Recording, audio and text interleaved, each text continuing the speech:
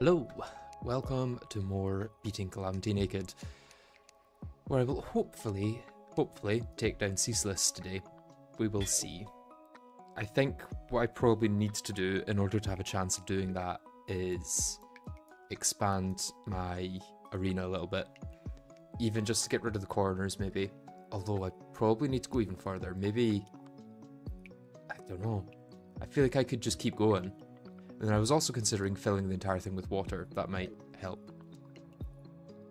I need a launcher to do that, though.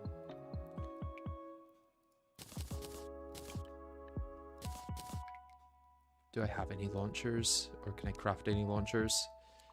That are fast, preferably. Do you have the grenade launcher? Average speed. Hive is slower.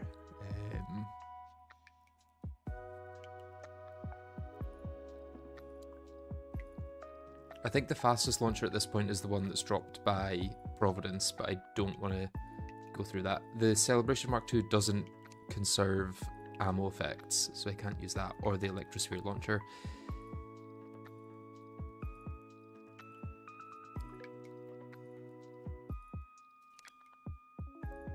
I think we'll go with the grenade launcher for now. It's not ideal, but it's better than nothing. And if I can get a really fast speed on it, that would be great.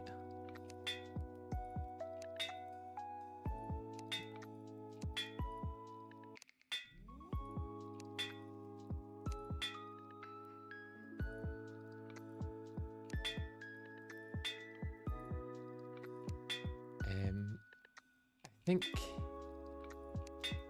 Unreal is still 10% speed, yeah, so we may as well just go Unreal. And then, does the... who is it that sells the wet grenade things? Is it you? No, do I need a certain thing in my inventory? Dry rocket, there we go. And then I can craft that into wet rockets.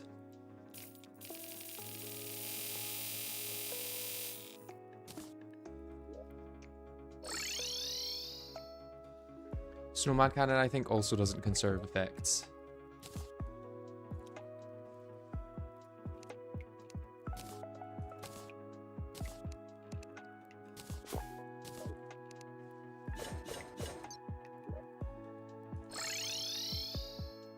What I also need to do is get this out of here, because it's causing issues with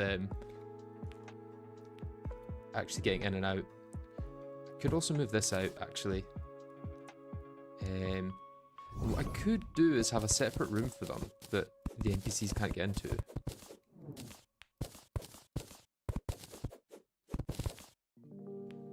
Because that's the main issue, is just NPCs coming back and forth. So if I have that there, and then pylon there.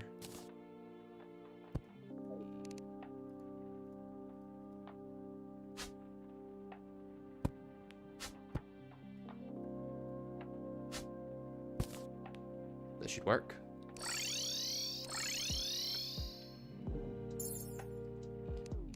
Right, and now it's time to get rid of all of this. I also need to get some torches that are going to work in here.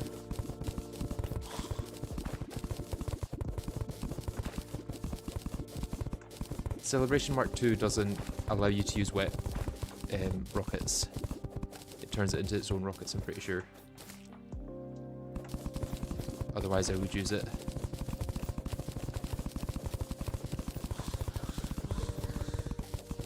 At least I'm pretty sure that's what it was doing in my testing. Either way, it didn't seem to work. Because I did do some testing last night to see if I was on the right track with Cygnus, or not Cygnus, Ceaseless, and I think I am. I think with a bit more practice and like perfect arena, it should be possible.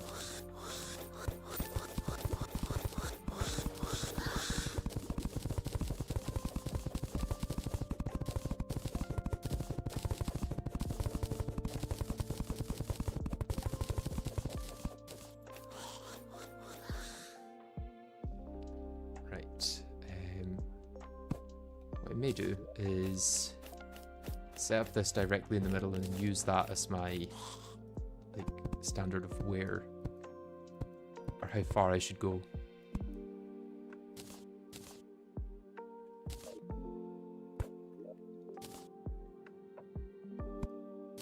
Because I want to get that buff throughout the whole arena. And okay, it's actually as high as it can go there, really. And I imagine this is about as wide as it can go. No, it can go slightly wider.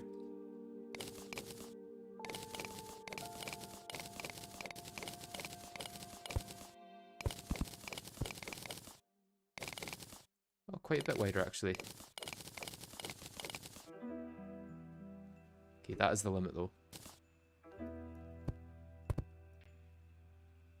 And I think if I hug that wall, I do lose it for just a split second. So let's go with that as the outer wall. Probably gonna need to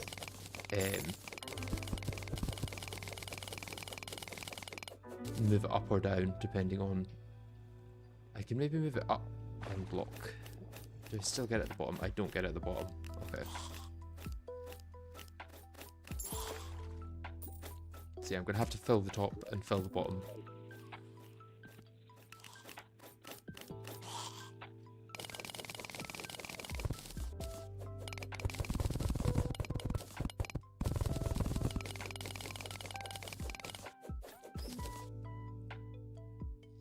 Liquid rockets still work with snowman cannon. Okay, I'll maybe use those then.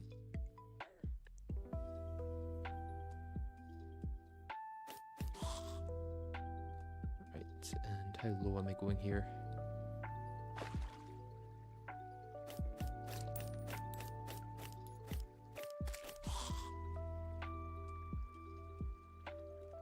Okay, it's just this level, right.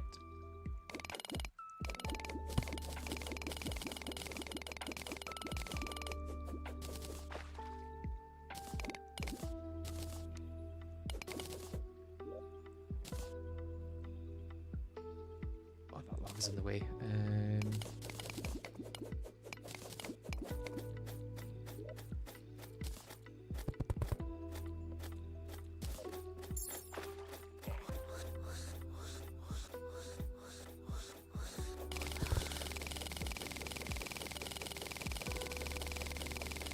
The mining might actually be good for this, not the whatchamacallit.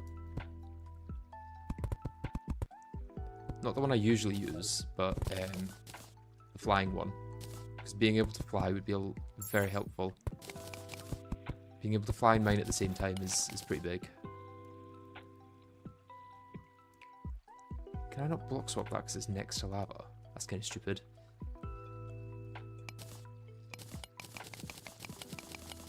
Drill containment unit, yes, that's the one.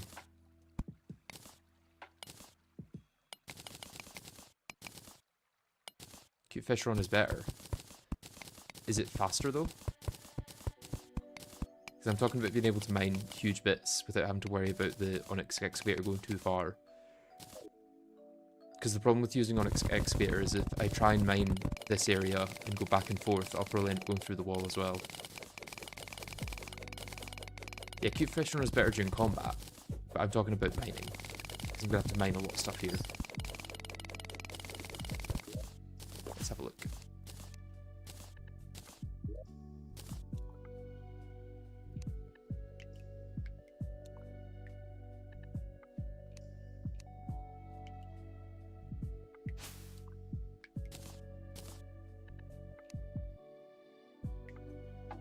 Yeah, and you said Snowman Cannon also works with wet bombs. Is it faster though? Yeah, it's slightly faster.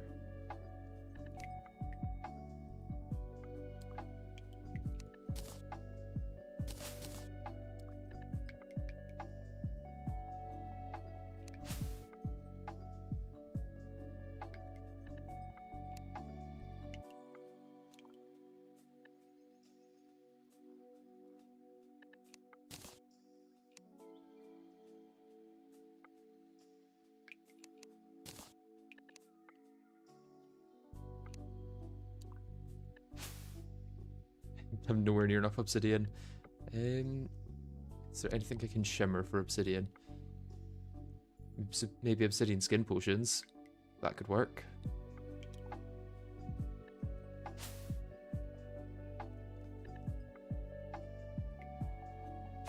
Although, I don't think I have too many extras of those. You've got 3 extras of those. I think I just need to go mining obsidian. Nothing shimmers into obsidian, does it?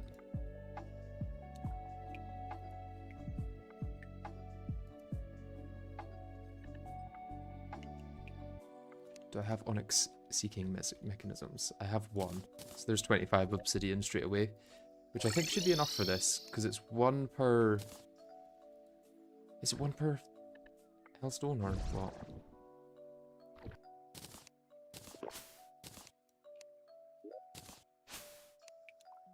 Yep, I'm good.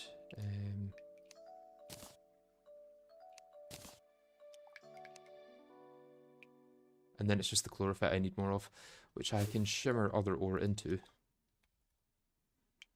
Most likely perennial. Yeah.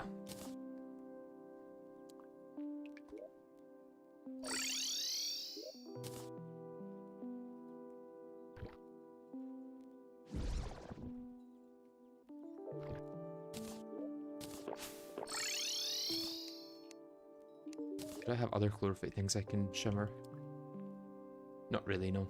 Other than some bullets, which I kind of want to keep as options.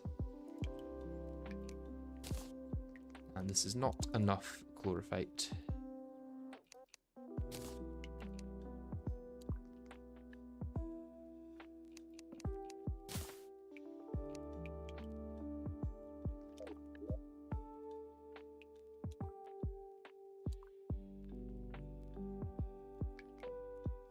In fact, let's use Exodium clusters because they're not used for much.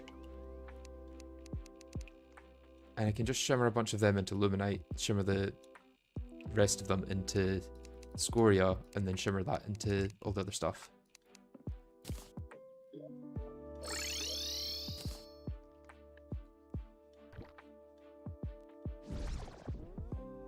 Although I could have just used Scoria over this directly, I guess. Keep my ores at a higher tier. But I'm here now, and this also works. Why don't you make a shimmer interface? I don't like that it changes... Oh, that's the wrong one. Yeah, I feel like having to go to a certain place for shimmer is right. I suppose now I could also make a pool of shimmer with the unlimited shimmer bucket, but I would have to go then collect that, which is also a pain.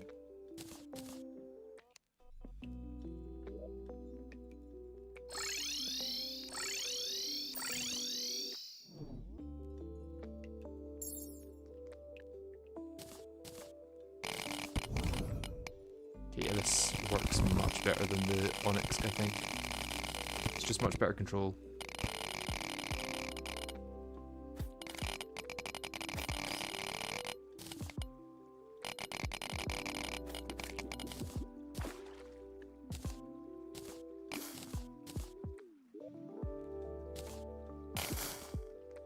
Oh, yeah, I shouldn't click on things while using it though.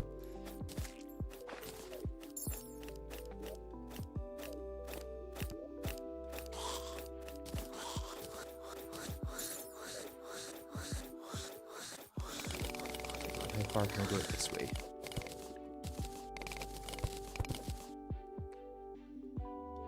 But here.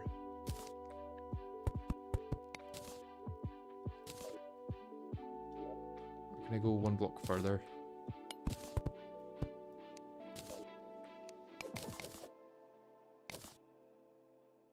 Okay, I do lose it if I hug the wall, so let's just be safe.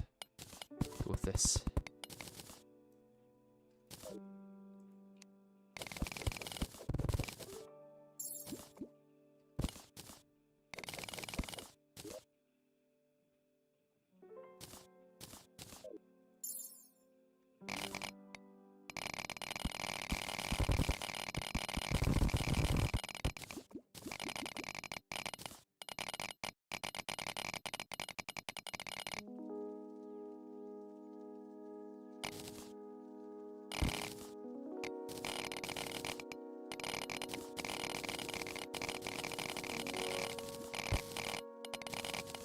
I think I really need to make a border out of a good block, and then I can mine it. I'm probably going to need to make the border out of bricks, I guess, because that's what's going to make it a dungeon.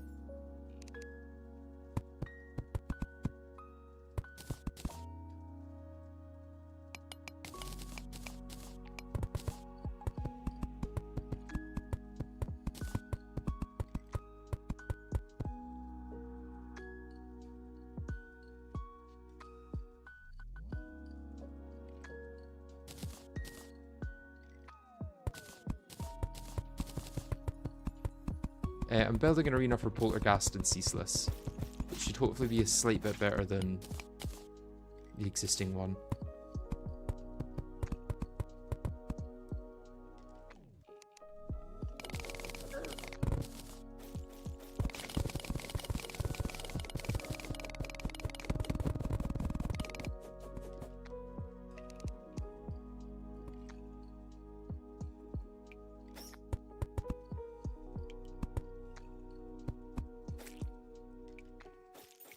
Oh, this is another one where I'm like a slight bit out.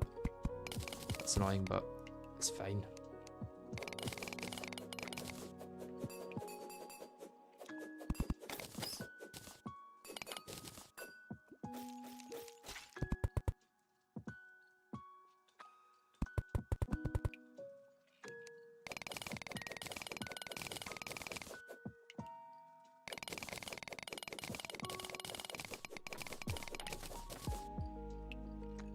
Get to Ratomir. I don't think it's going to be better than Super Radiant Slaughterer. I don't think anything is, to be honest.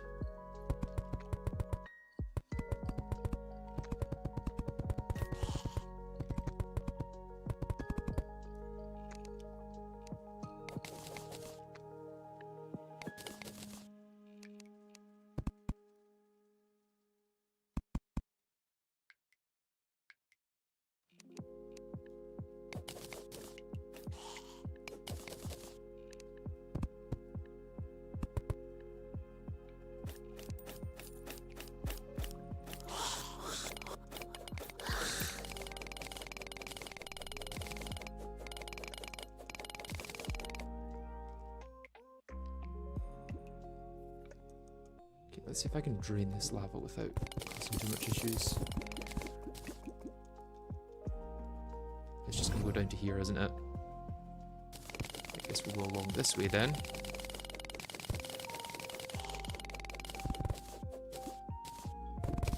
And down into there.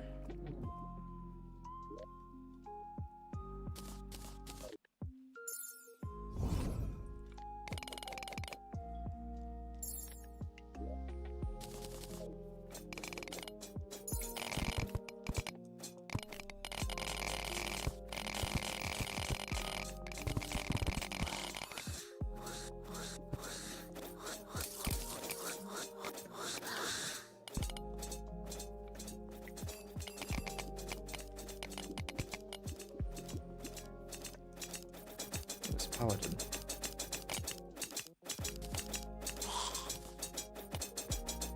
I keep clicking as if I've not got the drill containment unit on, and it's really annoying to use when you're not meaning to use it in that way.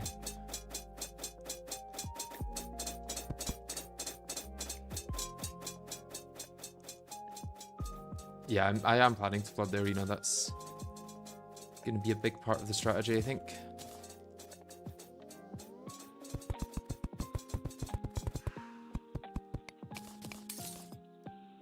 Question is, will I have to do an extra layer of dungeon brick on the side, or is one layer going to be enough?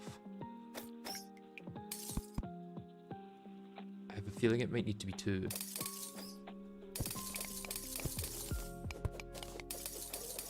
Or even three, to be honest.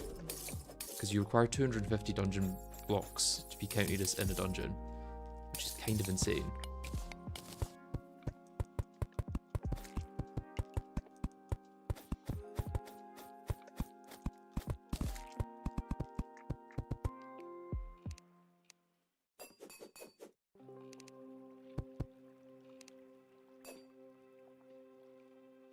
You need dungeon walls and dungeon brick, yeah.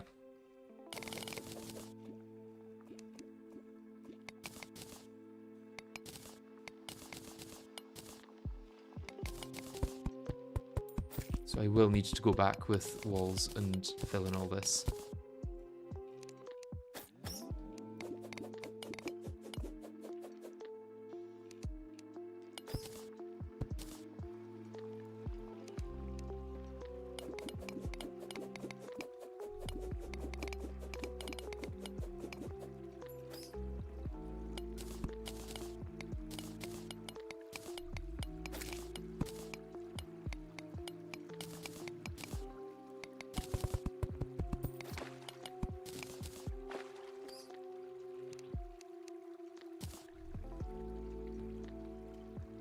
Yeah, I'm not going to fill that bit because that's going to be so difficult to fill since I can't place that block there.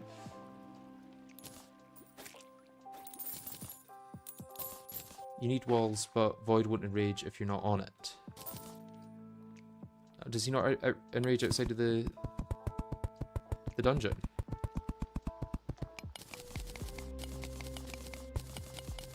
Either way, I'm probably still going to add them just because it looks better. Gotta go for the aesthetic over... Gotta go for form over function sometimes.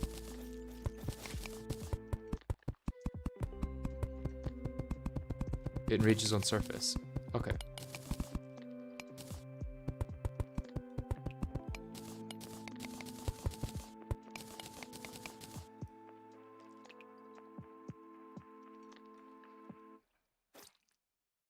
I guess we're just gonna have to take a hit on losing some water here. Or I could drain out there. Yeah, that works. And then the bottom was this level, right?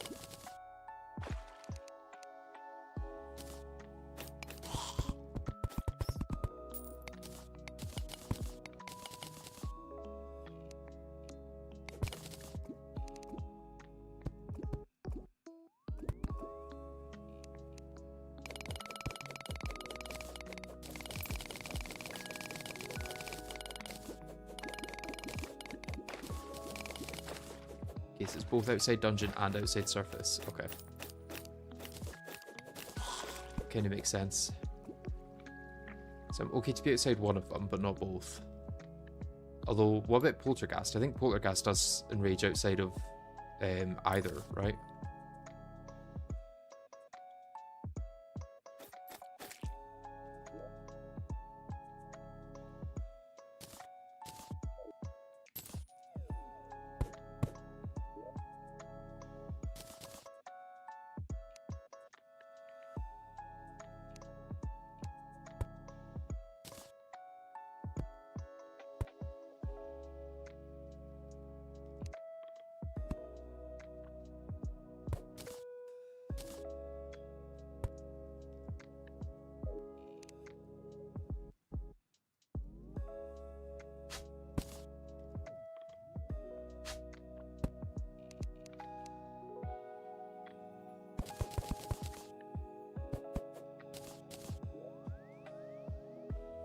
Please destroy the graves. Yeah, I'm gonna. Before I fill them with more.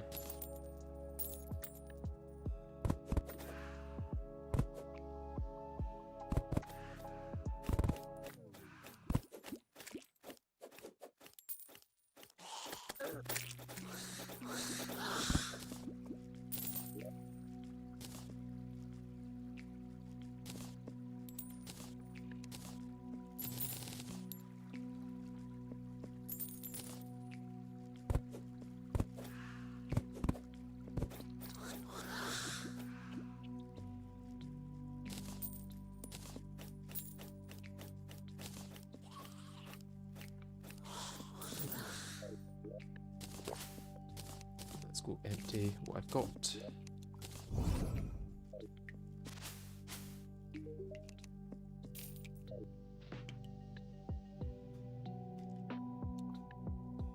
Void has not yet taken Prime's spot at the top, but it probably will soon.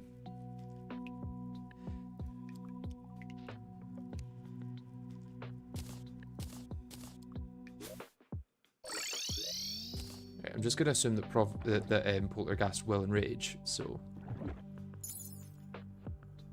I'm going to preemptively fill everything with dungeon brick.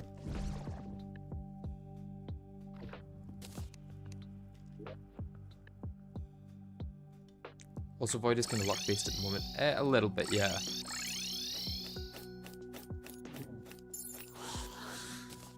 Does feel that way.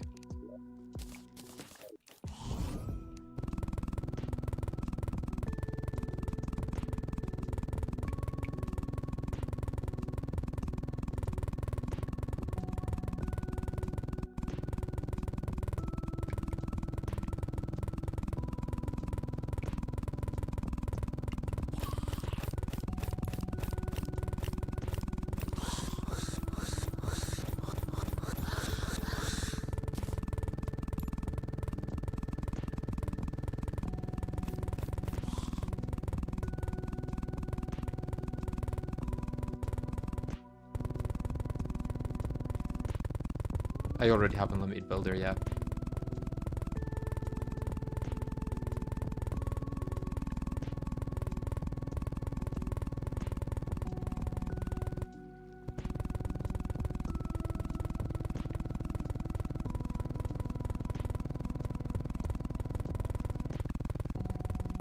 Maybe Ceaseless bad idea. Well, I want to do everything roughly in order, so he's kind of essential to that. Even if he's very difficult for this challenge.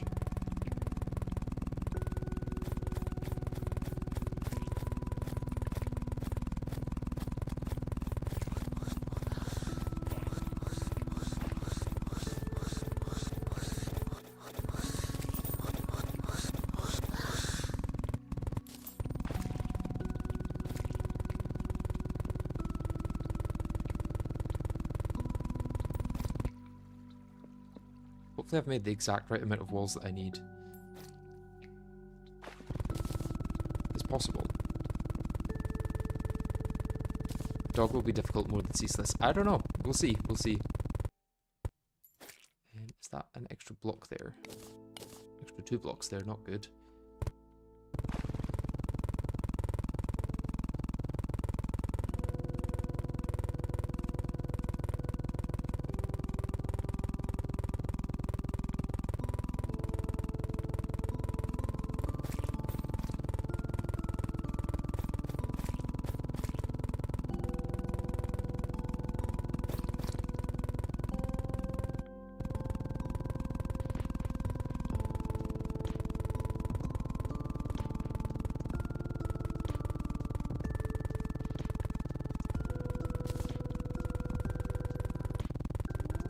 What's the brightest torch that you can place underwater? Is it abyssal torches? It'll be whatever's closest to a white color, which I think might be abyssal torches.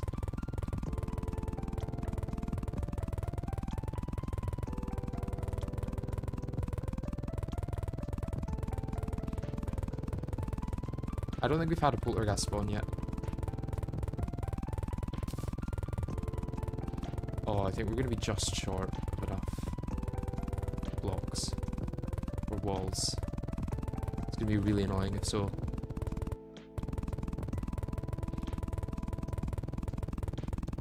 It's gonna be really unsatisfying. Yep.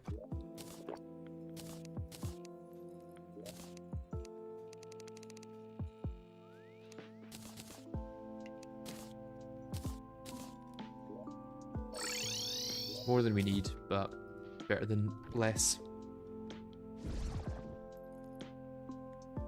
If you use a lot of laser-like weapons, then Ceaseless will be easy. I wouldn't say he's ever going to be easy, no matter what I do.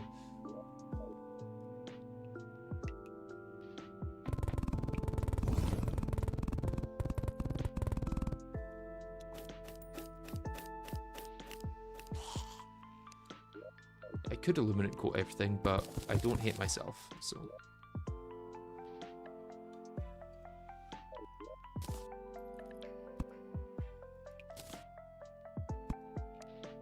Will this extend all the way to the middle? I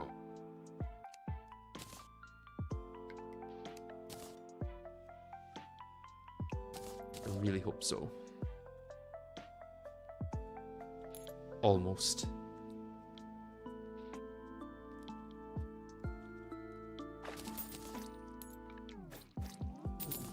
This challenge isn't bad. I don't know why people think it's like a masochist thing. It's really not. The challenge has been fun so far.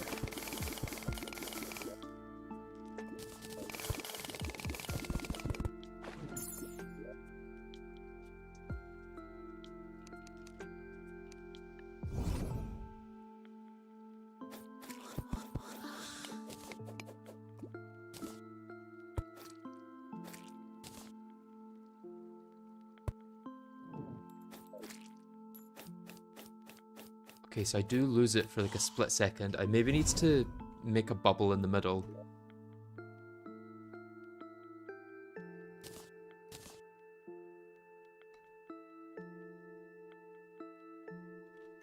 Or do it at the sides. I mean, I'm probably going to need to fill the sides anyway. I do lose the buffs as I get too far to the side. Let's add this.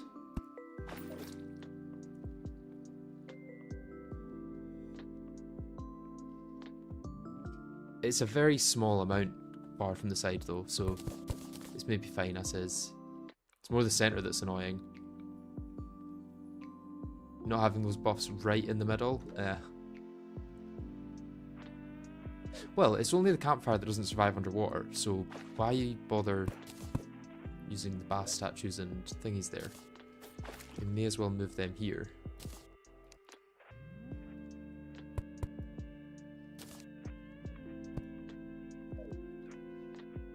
Either abyssal torches or ichor torches. Okay.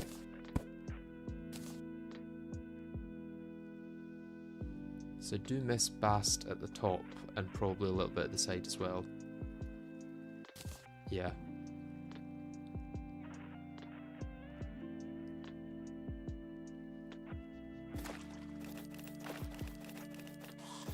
Just make an underwater campfire. That is true, I forget that those exist.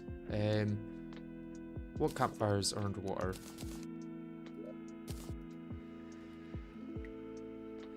I think Crimson Campfire can be placed underwater, right?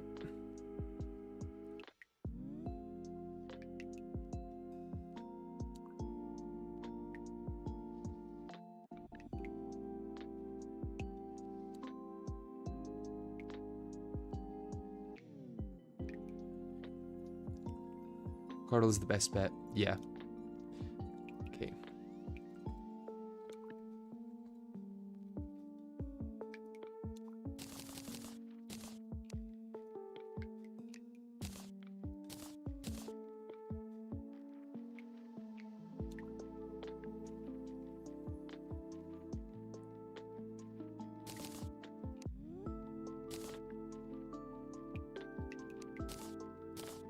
We'll go for 4 stations.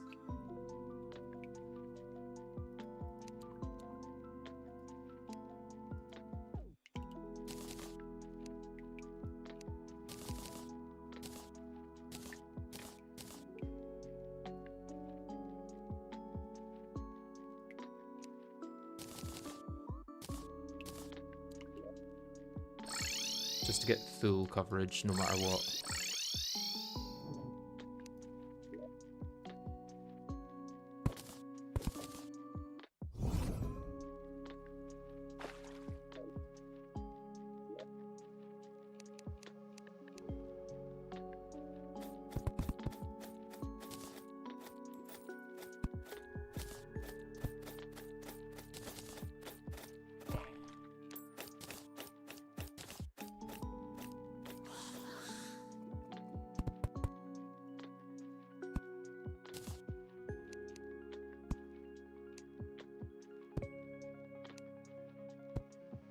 I really hope those are aligned.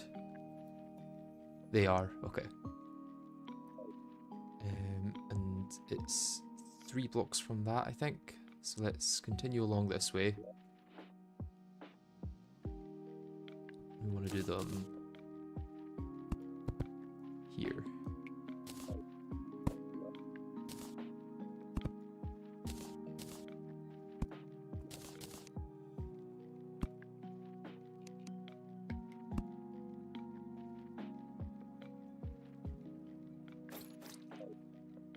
Oh no, this one's 2 blocks. No. It's fine. We will adjust.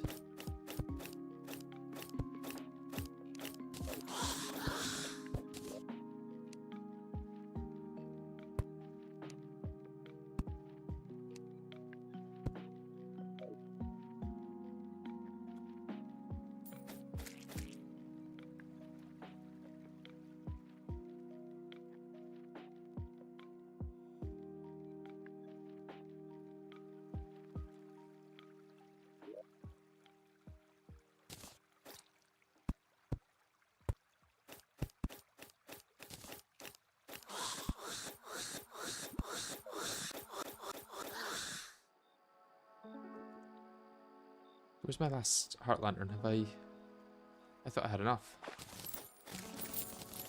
I guess I made one too few. Because I thought I still had one here. Okay, let's hope I've got rubies. I do. In that case, can I make life crystals? Oh, using that recipe, yes, but I don't want to use that recipe. Because that's a Fargo's thing. Hive? No. Life.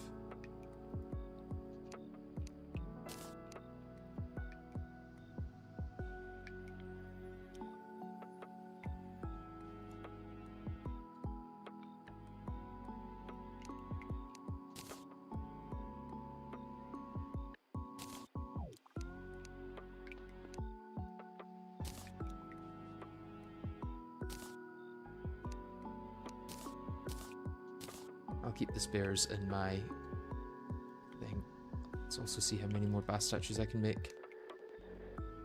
Well, I guess it's going to be 1.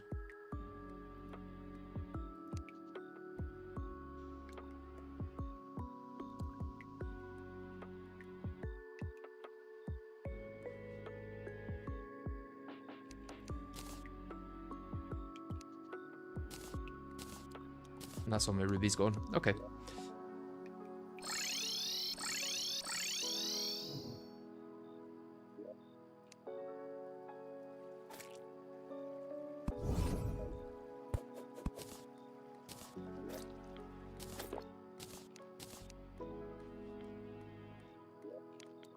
They were in there the whole time. Of course, of course.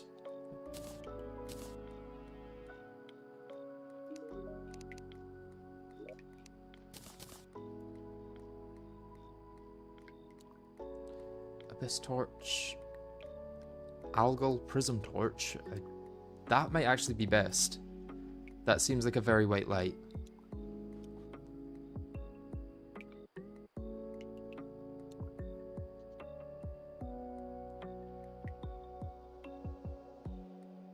Why the bass statues?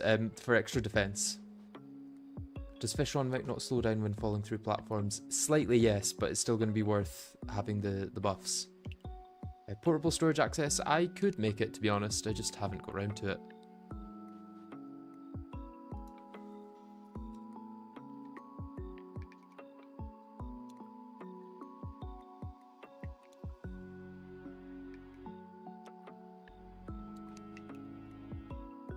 So cursed is the only one I can't make.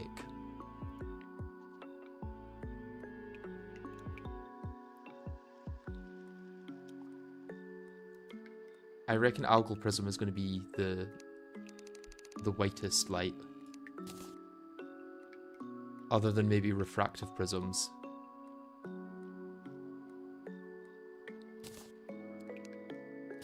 I don't know what the difference between those two is. Let's have a look. Already got some of his torches I can test. And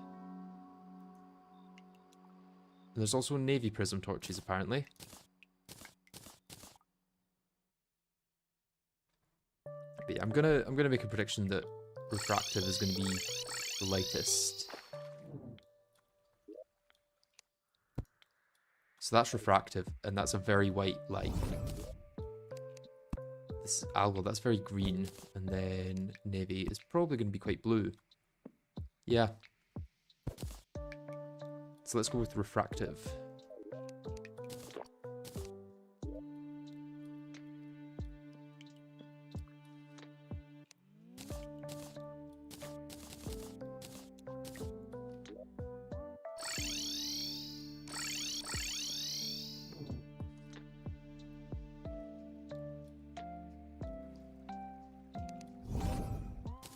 First though, let's cover this with water. Because that'll get rid of the existing ones.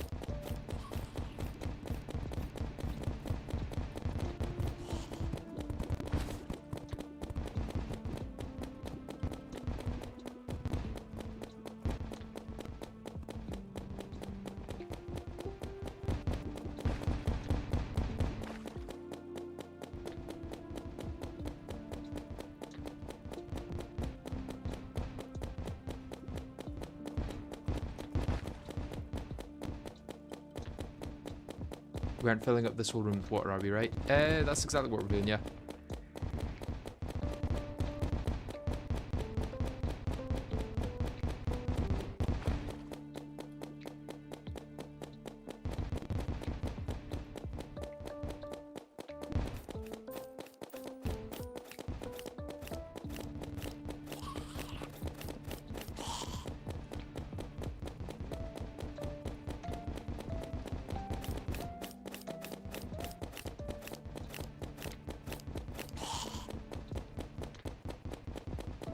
Fisher Mount is much faster underwater and gives 15% damage, and that 15% damage actually makes a lot of difference, because other than that I have like maybe 20 or 30% damage, so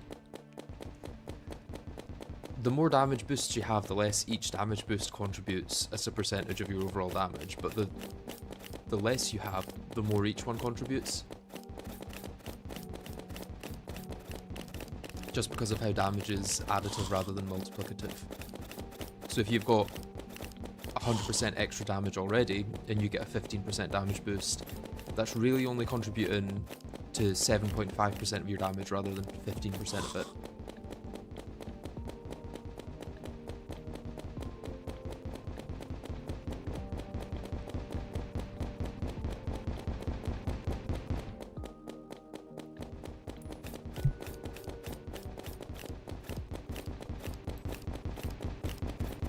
Celebration Mark II doesn't allow you to use water rockets with it, I don't think. At least from my testing.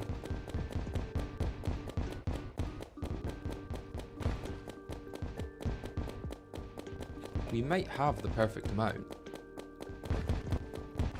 Because that's also about halfway there, and I've used about half of my cannons.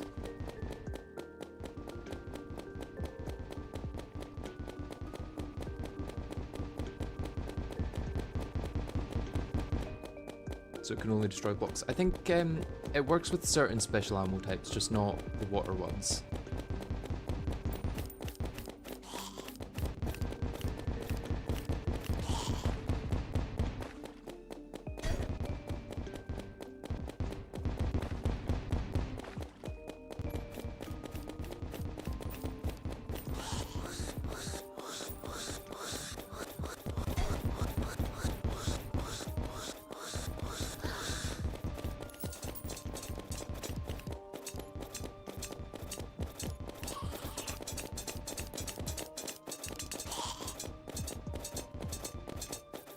Does that mean that Polterghast is going to spawn soon? That status message.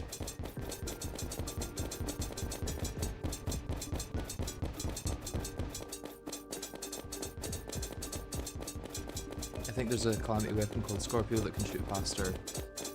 Maybe. What's Scorpio?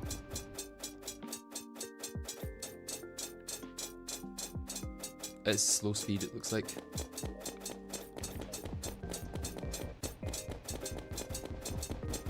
That means Polter count reached 10. I thought I'd killed way more than 10.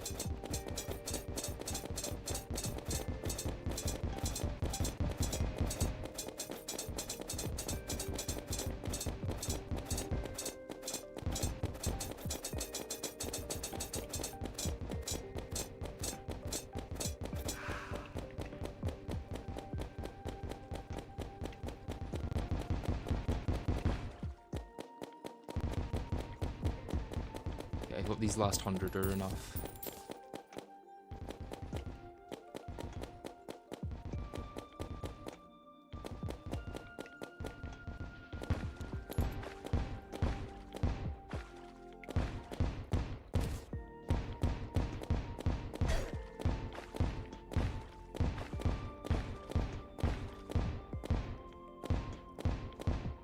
I may have to mine up a layer just to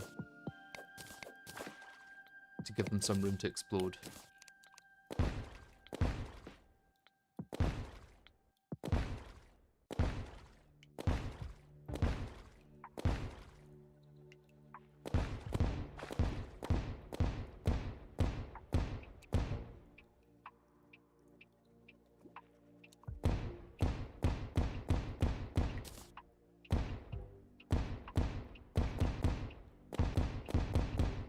Yeah, that should be enough. Right, and then these.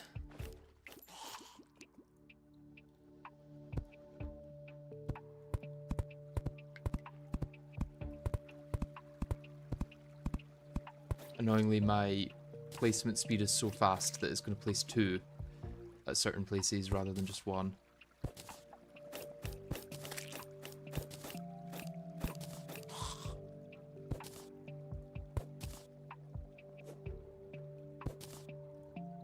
This is the disadvantage of Calamity's faster placement speed, I guess.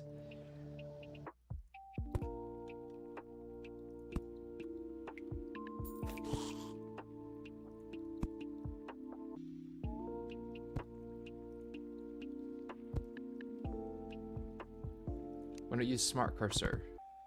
Because then it's random. I don't want it to be random.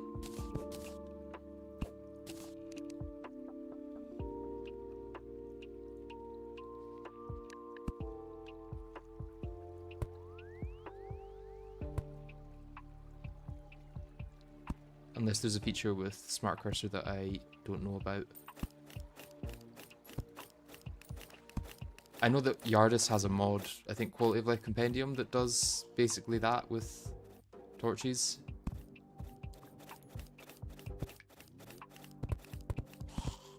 But if I do it, it's just kind of random.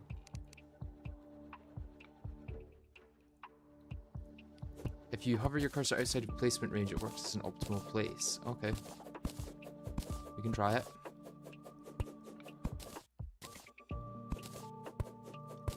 So we've got one in the middle. This is outside of placement range for sure. I didn't have Smart Cursor on.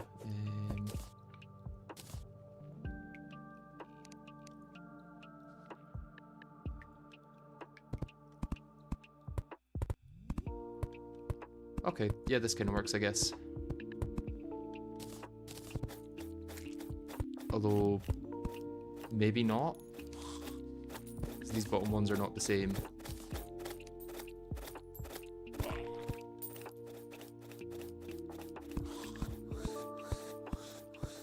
Okay, I guess it works enough.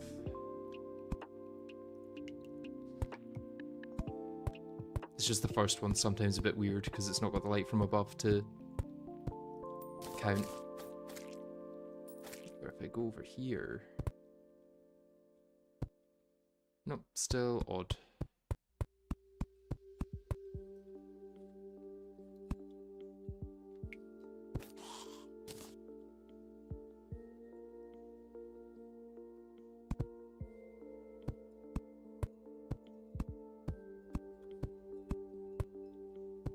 Get your cursor to the upper left corner. Okay.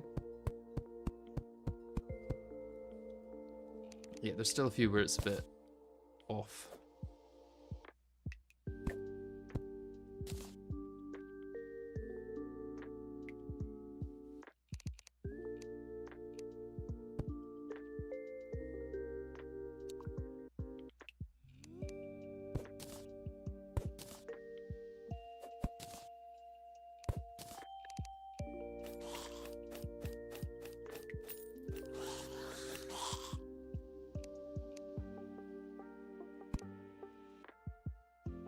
I don't know why it's suddenly choosing to do it there. Maybe because of the campfire, I guess.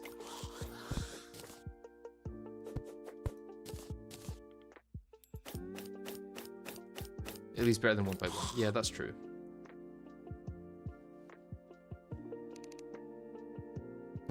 Although I am going to have to do some of them 1 by 1 to fix this.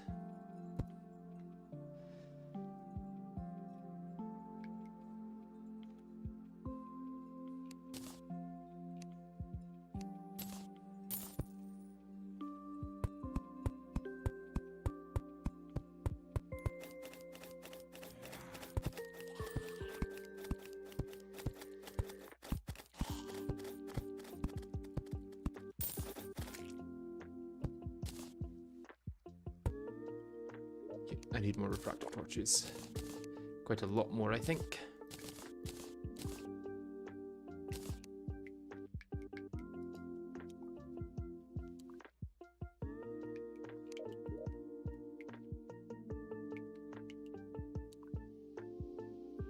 Okay, those are decraftable. Nice.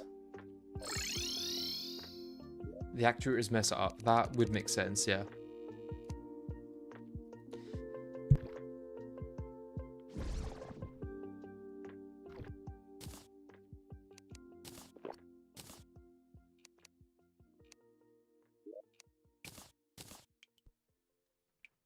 Okay, that's way more than I need. Go for 900.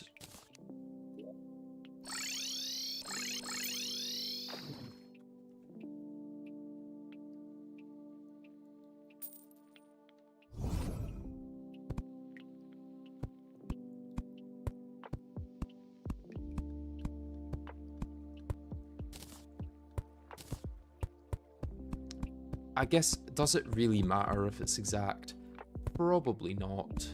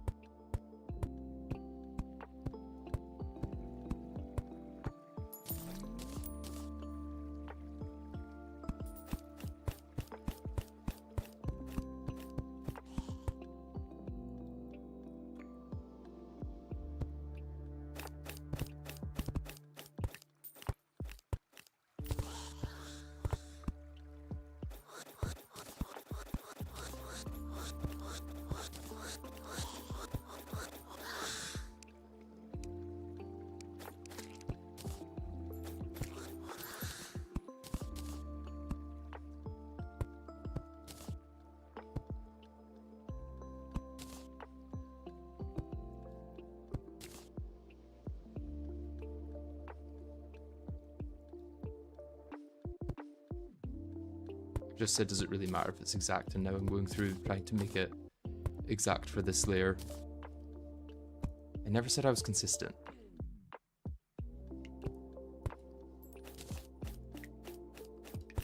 There. Yeah.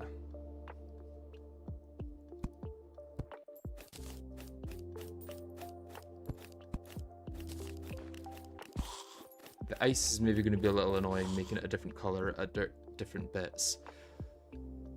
So do I want to also get rid of the ice biome up here? Perhaps. Perhaps I do.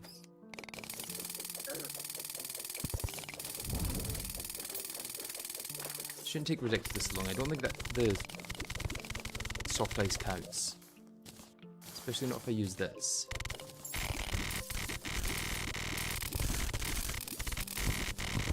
Just use a fountain. No, that's not something I want to do.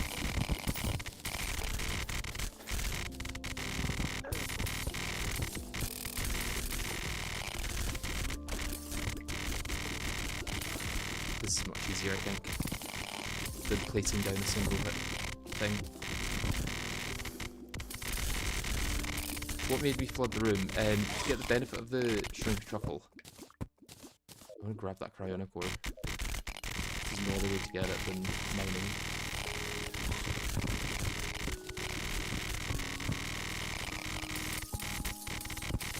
There is Ravager, I guess.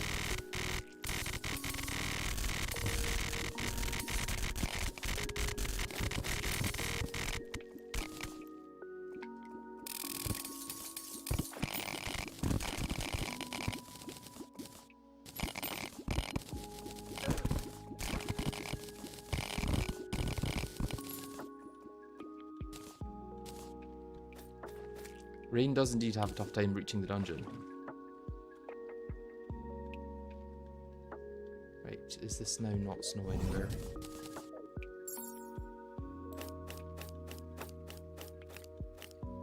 God, the movement speed downwards is still really slow. Is it slower in water than it is on land?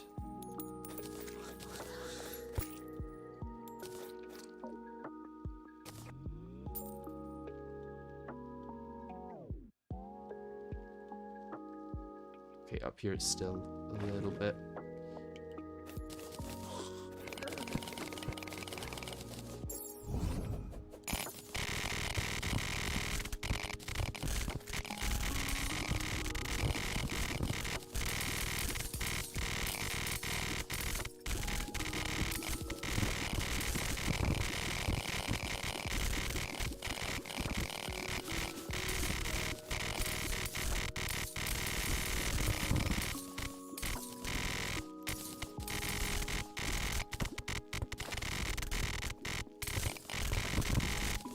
Let's say that's enough. I can't use that if I've that amount on, it seems. Right.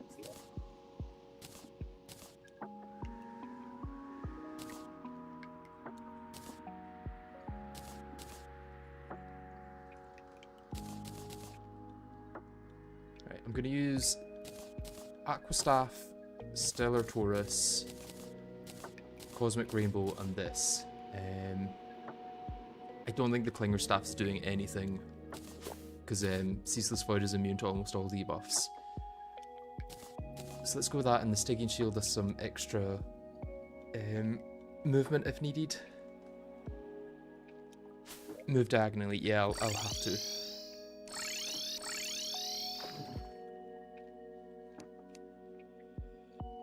Let's turn this on.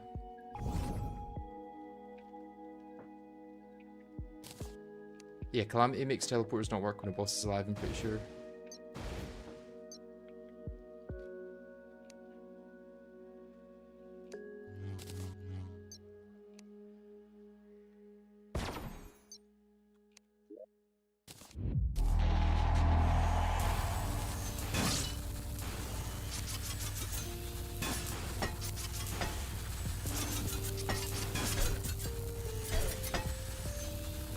Oh yeah, I also run out of potions. Oh, the visibility of those is pretty bad in the water.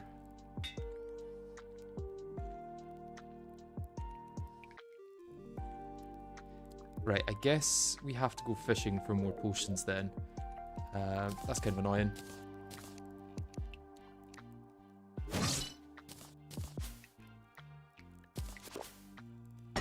Omniscience potion, I don't know if that helps. I've been told it makes things worse, but we can try it.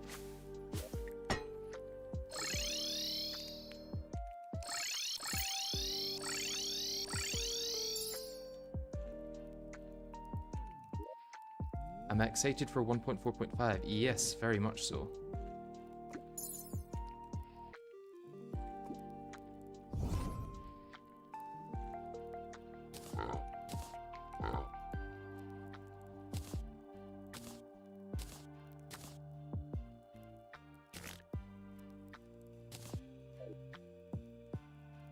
Okay, it is a full moon, so I get the boost from that, but let's make it raining and also the morning. I guess the next morning rather than this one.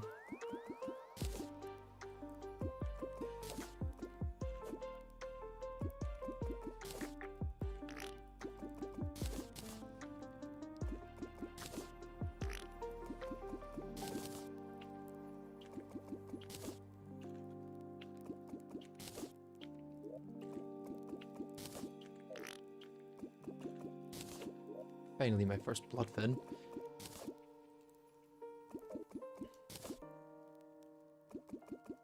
Kinda wish bloodfins were a bit more common or easier to get. They feel a little rare for how useful they are.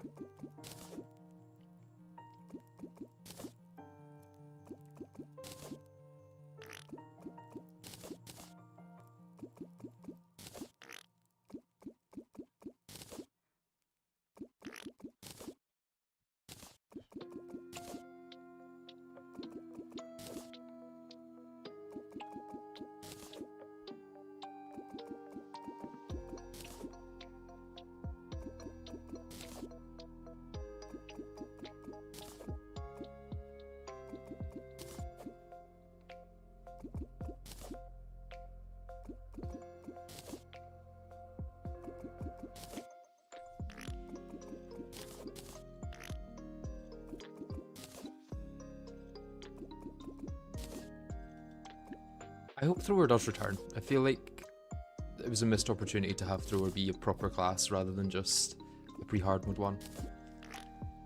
If I were in charge of Terraria, I would probably make throwing... well, I would give throwing all the yo-yos and boomerangs, and that would be a good start to the class, I think, because melee already has enough. It has like the most subclasses, the most weapons in general, the most powerful weapons. Like, I think you could remove yo-yos and boomerangs and still have a really good class. And they feel more thrown than melee anyway.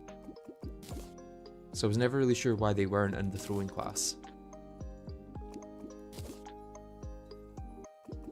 And Daybreak. Yeah, but I don't know, Daybreak is such an iconic melee weapon that it would feel weird if that wasn't melee anymore.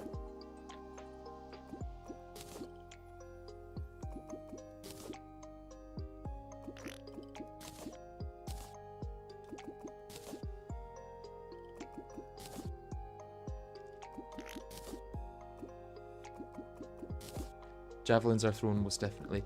Yeah, I know they are, and I know Daybreak fits more as a thrown weapon, but it's just whether they can change it at this point. I think if you were to add a weapon that works like Daybreak now, it would make sense for it to be thrown, if you were adding the throwing class back anyway.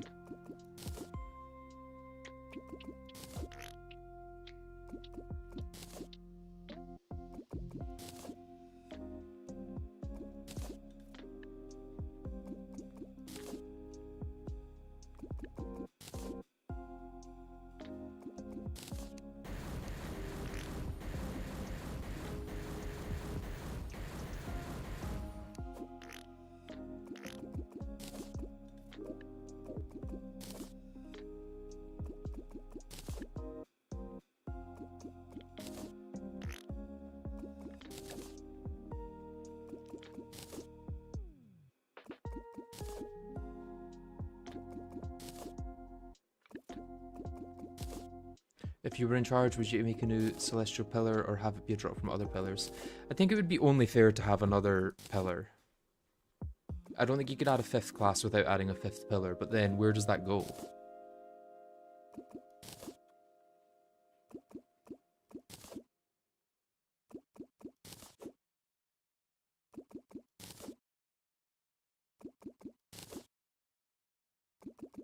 I mean, a pillar overhaul is needed anyway, I guess.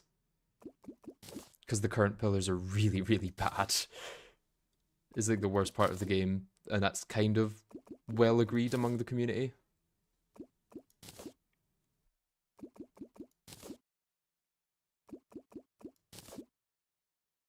I think the music has stopped. Yes, it has.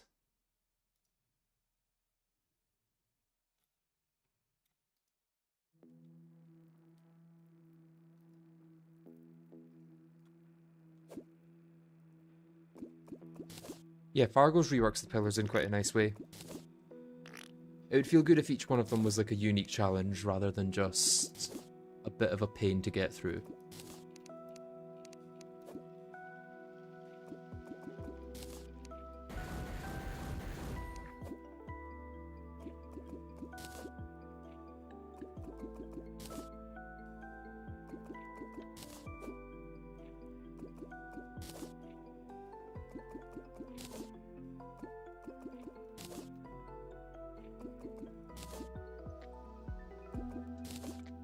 Can't believe we're an hour and 10 minutes into the stream and I fought the boss once. This is really a prep heavy stream, it seems.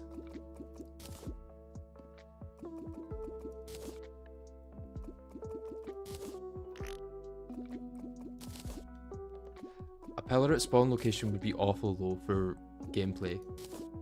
Having nowhere in your world be safe, and the place you respawn is like constantly getting attacked by like end game monsters. Especially if you were playing on medium core. Can you imagine getting swarmed on medium core with it by a pillar at spawn?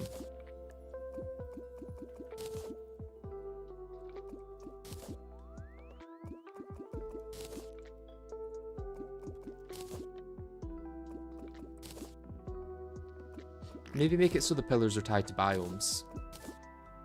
Like, have melee be like a hell pillar. Ranged would be jungle because it's all like hornet related things. Summons could maybe be ocean, I don't know. And then Nebula would probably have to be, I don't know, where would Nebula fit in? Crimson or Corruption, I guess, because it's got like brain scramblers and those feel very Crimson Corruption-y. Summons could be space, yeah. If you had a pillar at space, I think that would be fair. As long as the player spawned low enough below it that they don't get hit by it.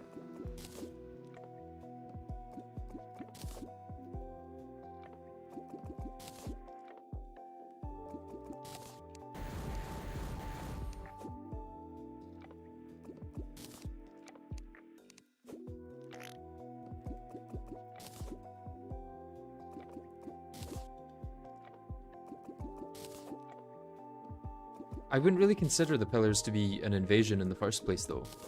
So I think it's fine that they don't spawn near the player. I know it's called like the lunar invasion or whatever it's called, but like I don't think anyone thinks of it in the same way they think of pirates or goblins.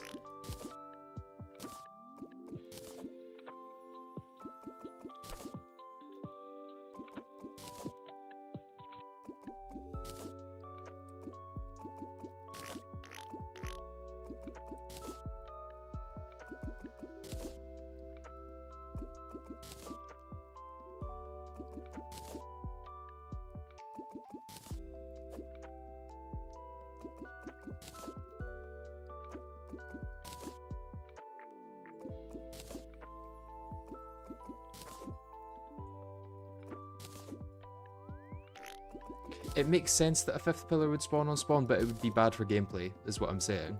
Like, thematically, sure, it would make it feel more like an invasion, but it would also be awful for medium core characters to have to lose their items and then come back to spawn and get instantly mobbed by a bunch of enemies that are really strong. And then they die again. Like, it's just a loop of death. I don't know how you would combat that.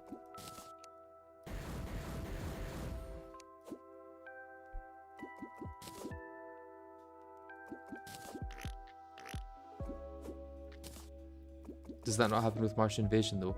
Yeah, but I think Martian Invasion's a bit easier to get through than a pillar.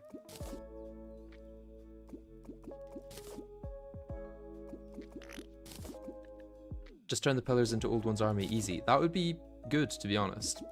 Old One's army is the best invasion or like event in the game.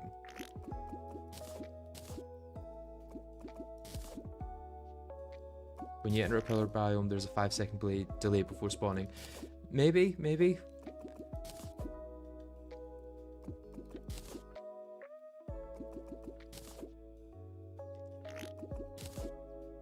I still think having them tied to biomes would make a lot of sense.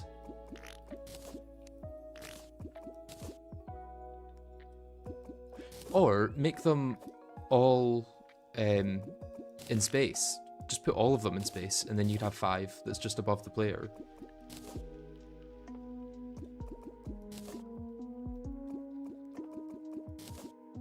Yeah, if you had to right-click the pillar to like activate it, that would make a lot of sense.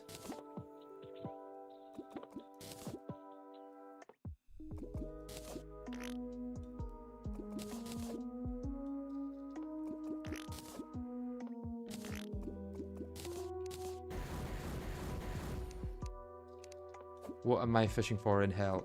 Blood fins for a better healing potion.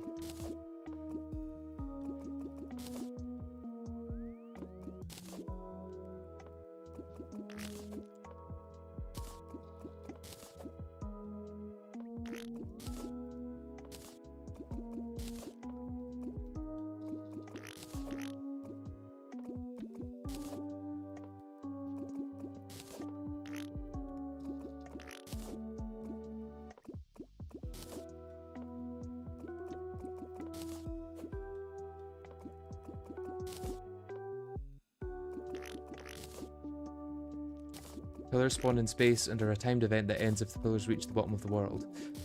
I mean, having to fight them through the caverns though, that would be quite annoying. Half the enemies are just inside blocks all the time.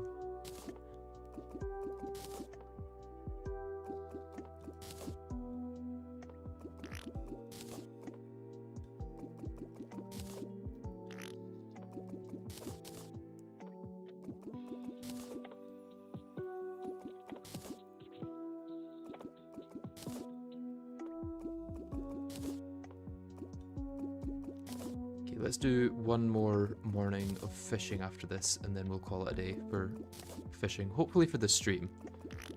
Hopefully I've just front-loaded all of the grind, and then I can get into different kind of grind of bosses.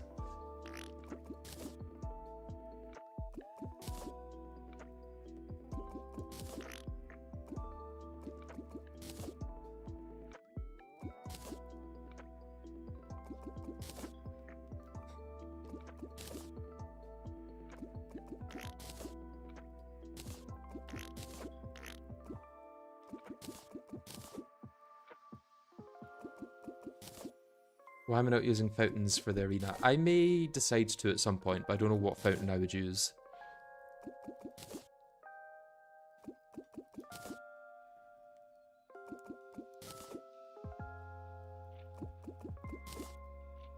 What colour for the throwing pillar? Maybe red? Or yellow? I don't know. We've already got kind of like a blue, a teal, a purple. So those are like all kind of the cold colours I would go for. So it would kind of have to be a warm colour, and we've already got orange, so I think red would make sense. Green pillar maybe. I mean, I feel like Nebula, not Nebula, Vortex is already close enough to green.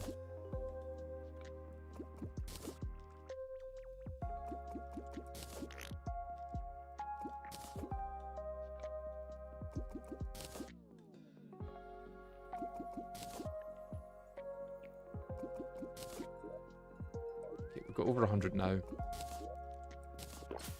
That is a good amount, I think.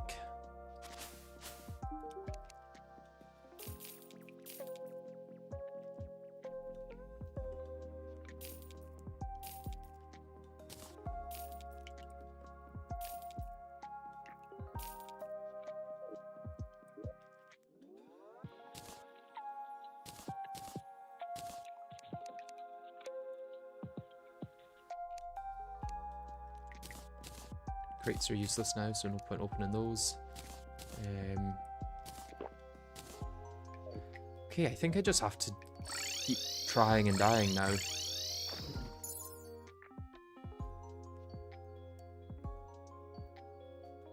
The green screen with torches was for getting a thumbnail picture.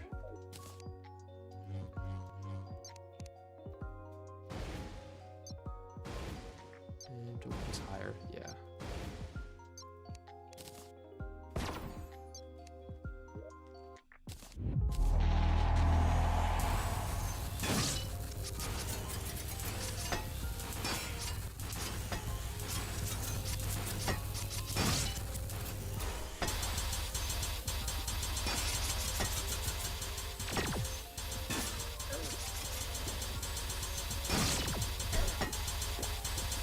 Okay, I'm probably dead here.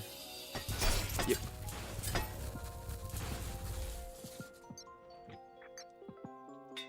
Is this attempt 1? No, this is attempt...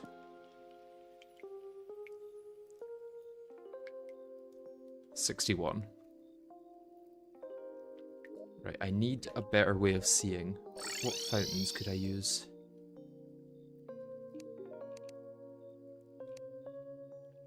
Nope, can't search fountain. It's just there. Maybe icy water was the way.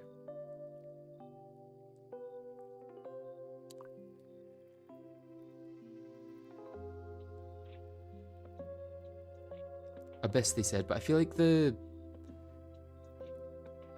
abyss is going to be quite dark, and we need something bright because the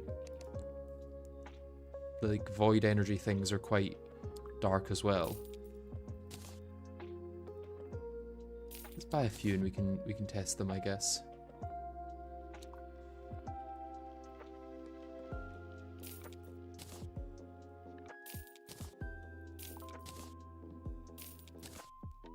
Let's just buy one of each. Why not?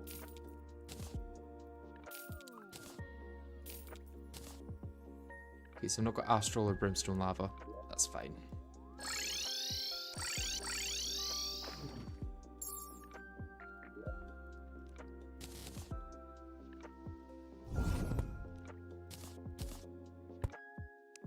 Okay, so icy water makes everything very bright. How does that do for visibility? It's still hard to see them. Maybe better.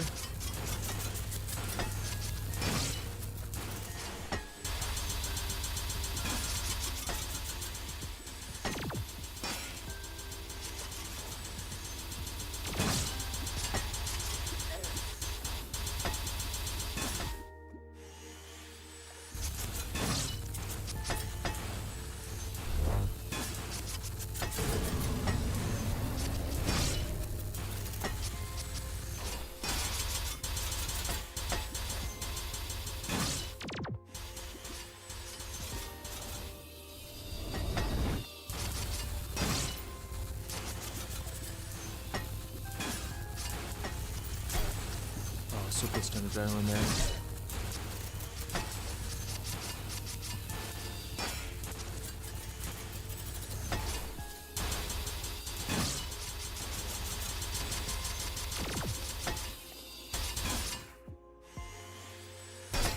Oh, I didn't see him teleport over to me. You can apply echo coating to the torches, makes them invisible but not their light.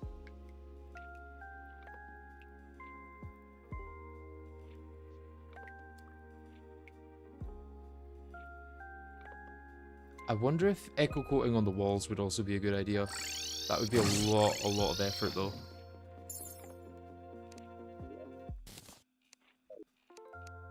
I feel like icy was going quite well there. That's probably going to be awful. Oasis or whatever that was. Desert.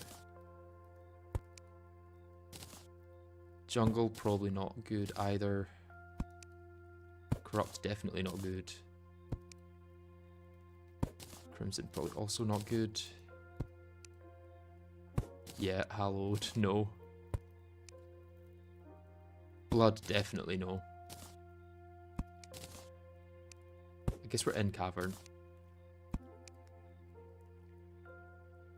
Oasis, I don't think will help. Oh, Sunken Sea clears everything up quite a lot. Except it makes these projectiles really weird. Although no, that's just weird in general. Okay, the underwater ones are maybe quite good. Yeah, I think the underwater ones are good.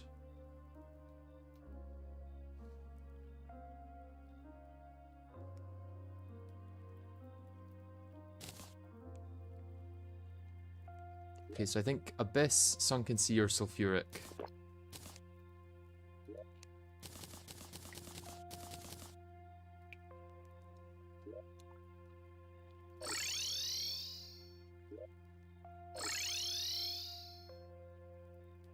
What other options were there?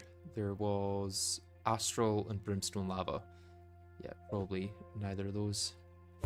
Let's go to the Painter, get some Echo Coating. Or Shadow Paint, is it?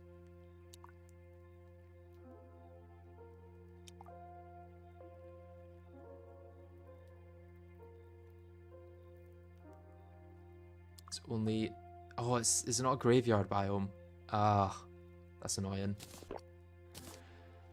Let's get a bunch of graves then.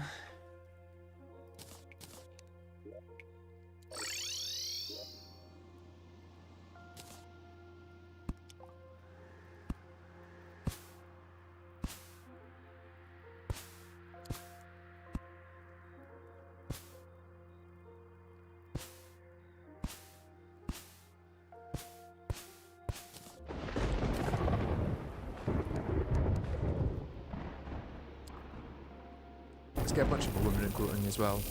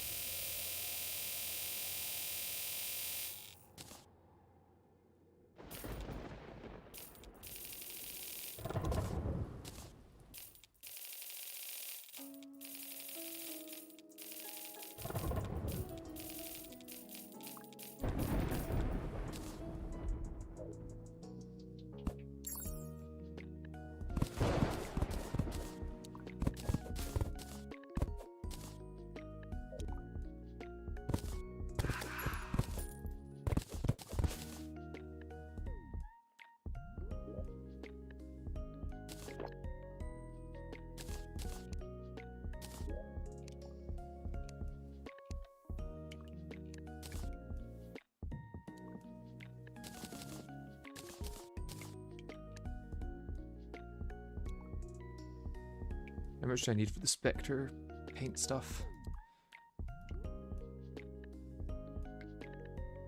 8.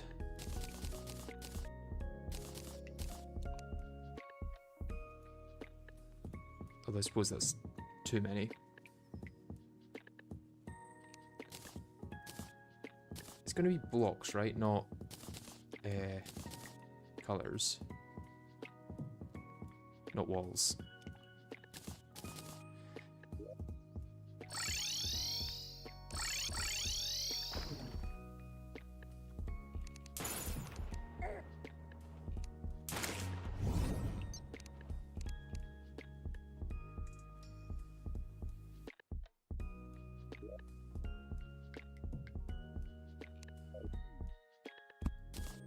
Why did that not work?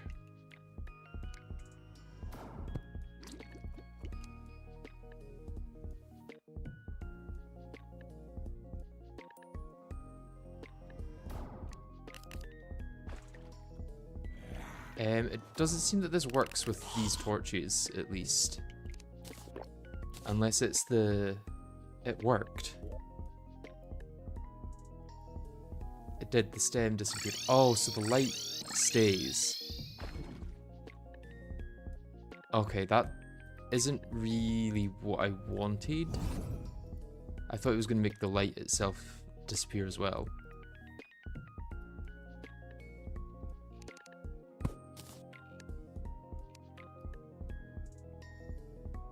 I guess it's a slight improvement.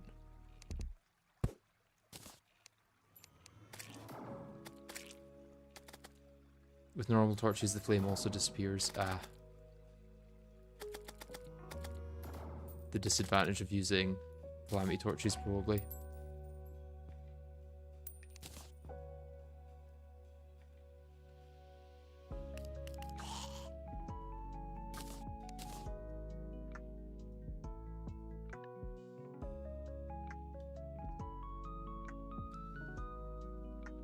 Could apply it to the walls. That would take absolutely ages to do. Which this also is, I guess. And I don't think this is worth it. Realistically, I'm not getting thrown off by the things there.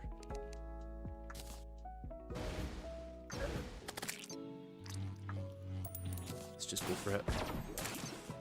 Also, let's get this in my inventory instead. In my hotbar.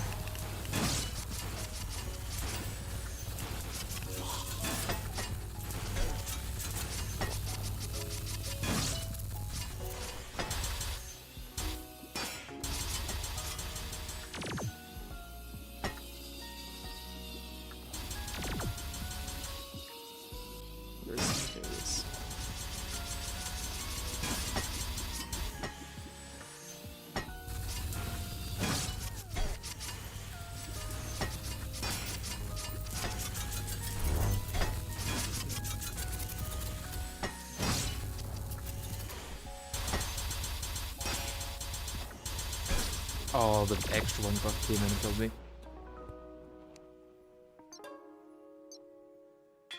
Okay, this is doable though. I can see what I'm doing now. I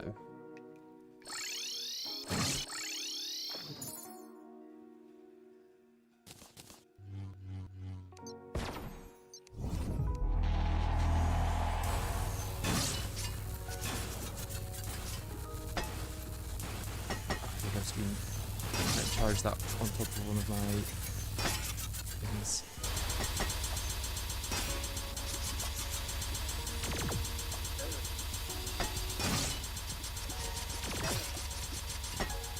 It's just so hard when he's trying to pull you in to not, you know, like moving from side to side is so impossible. Moving up and down is fairly easy, I will say, but side to side just doesn't seem to work.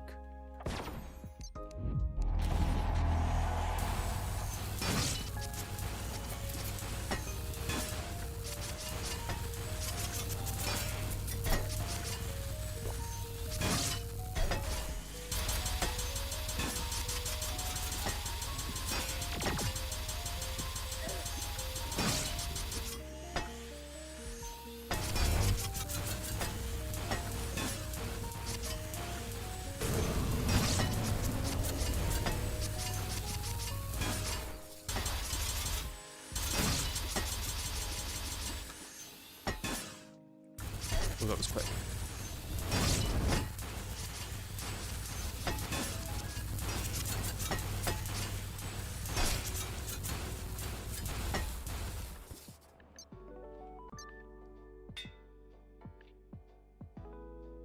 Also better to start void damaging phase on the left, since orbs will shoot exactly when you fly straight up and will not hit you. Hard to time that without constantly looking at his health, which probably means I'm not looking at dodging.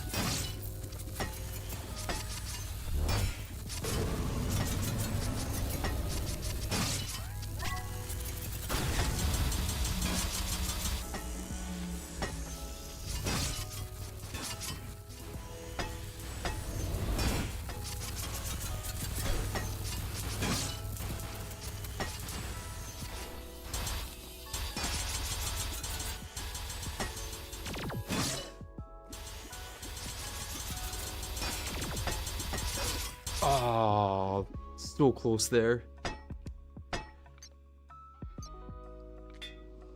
That proves that it's doable, I think. We still had the final phase to go, but that was the closest I think I've got.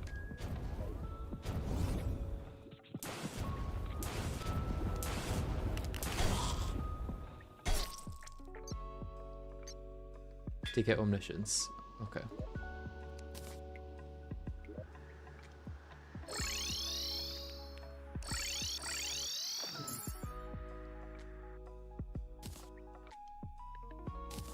The thing is, I don't need Ceaseless's rewards, to be honest. It's not going to do much. Oh, Bloodstone.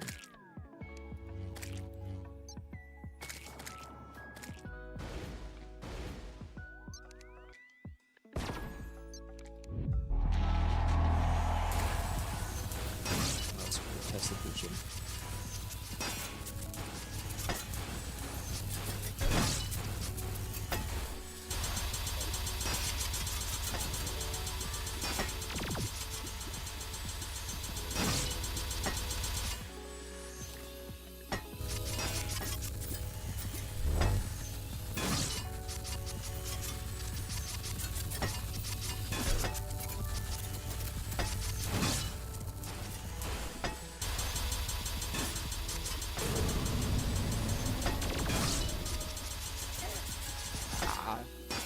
Pulling me into him.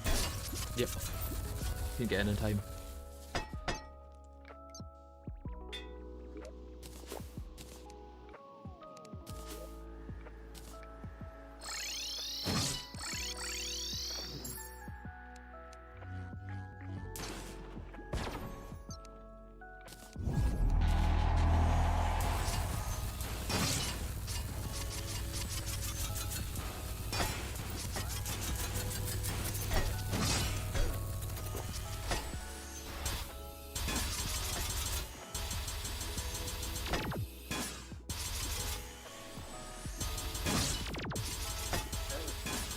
Here.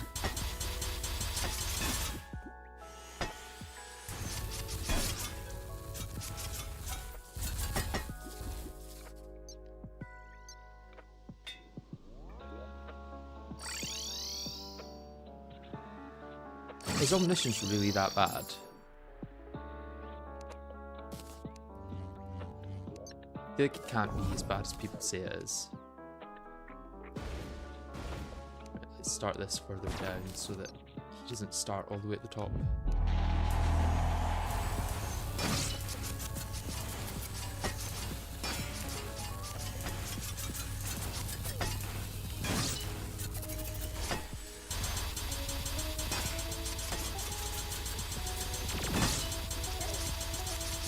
Oh, let me move, please.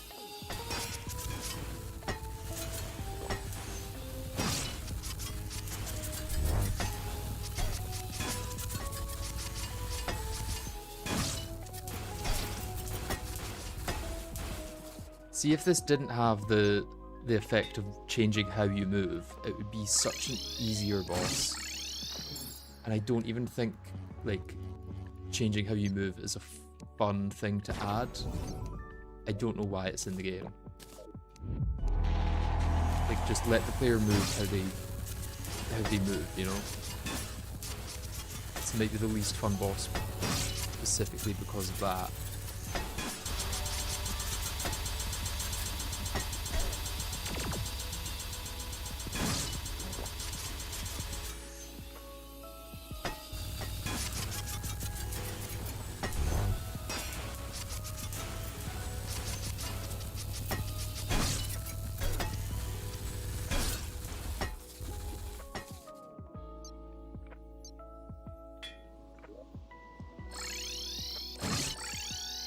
I think it now might be beating Skeleton Prime, yeah.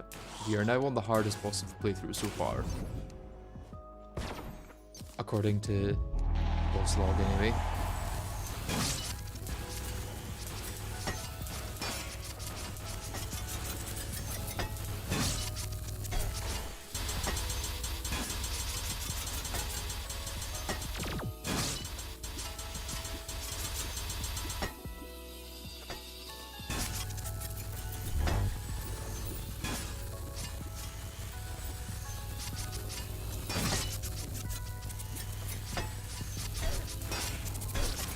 Okay, just, yeah, move into me. That's fine.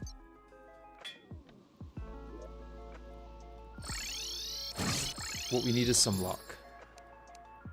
A nice bit of luck.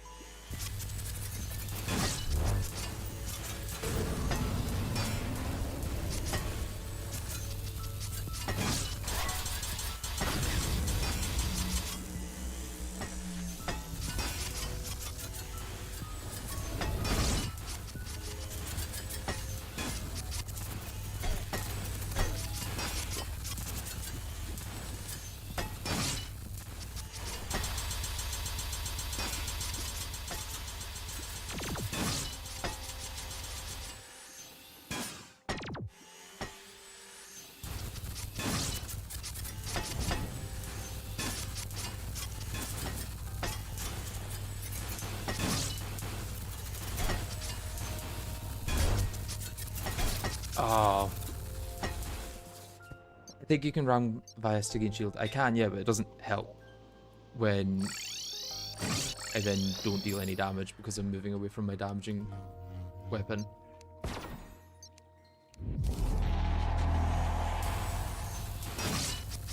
That was going really well for a while, so I just need another run like that and then to not die at the end of it.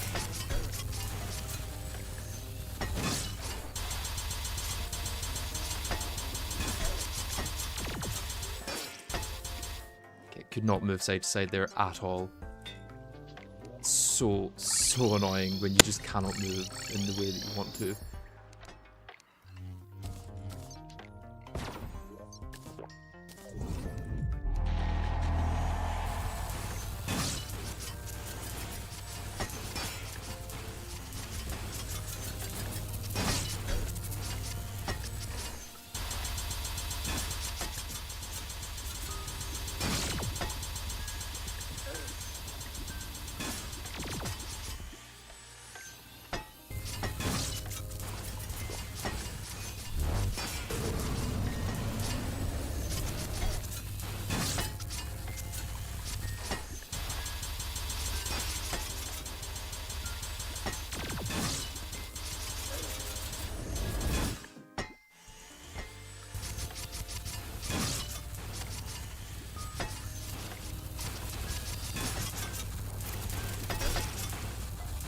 It's so hard to see. This boss fight is easy, just don't lose and you'll win. Yeah. That is the strategy. Problem is I'm not very good at that strategy.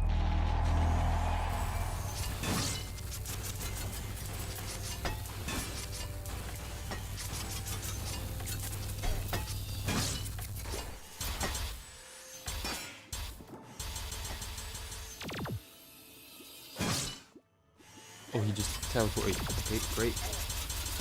Kinda wish there was a bit of a telegraph if he's gonna teleport, but...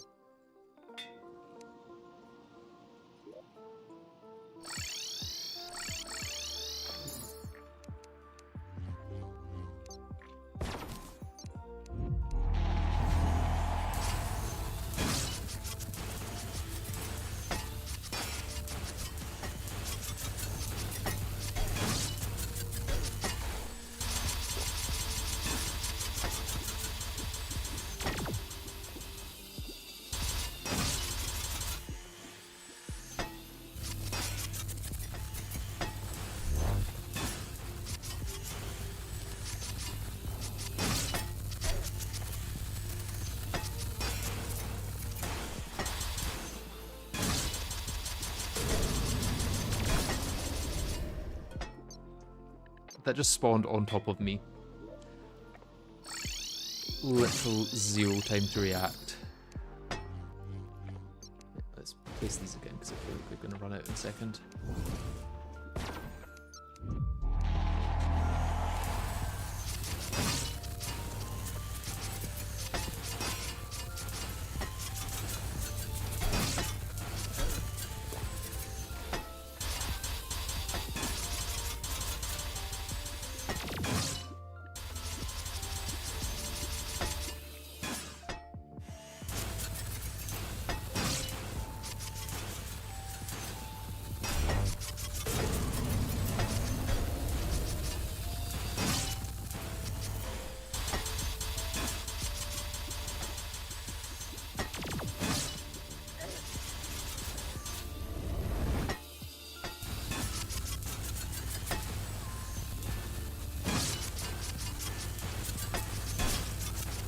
Should have teleported out.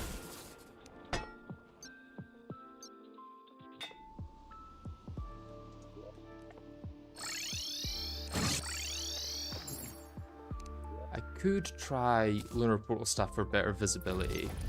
I don't think the damage is that much worse. But the visibility might be better enough that it makes it worth it. Bad shoot of that. That's a good shoot of that.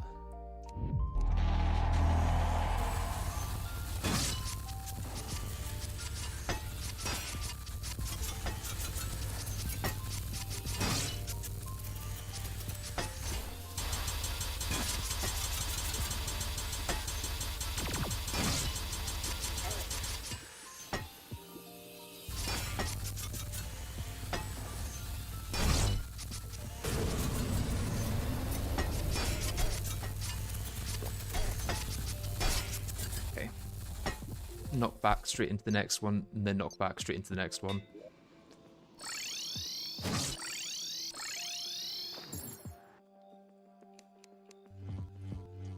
This is the last sentinel, yes.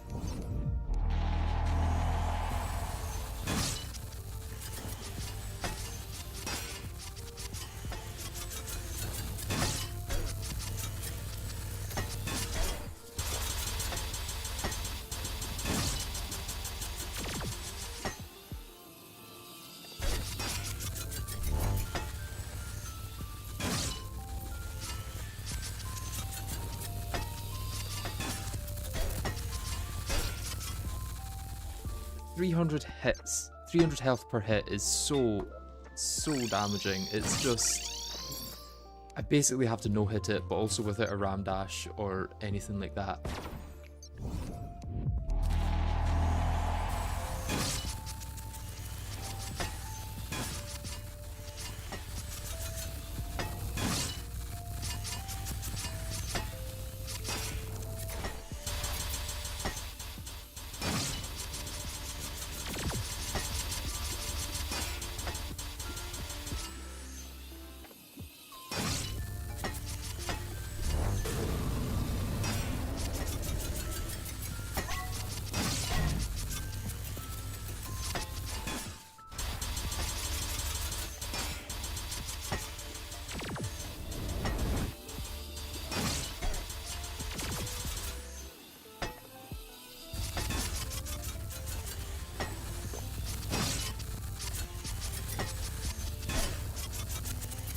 I didn't get it there.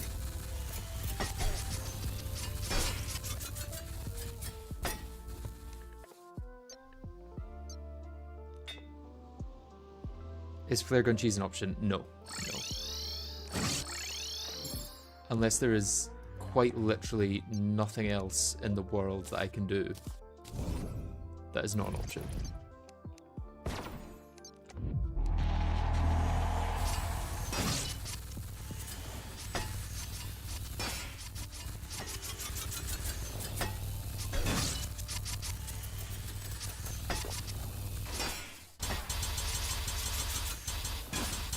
Move. Okay, just move into those, that's great.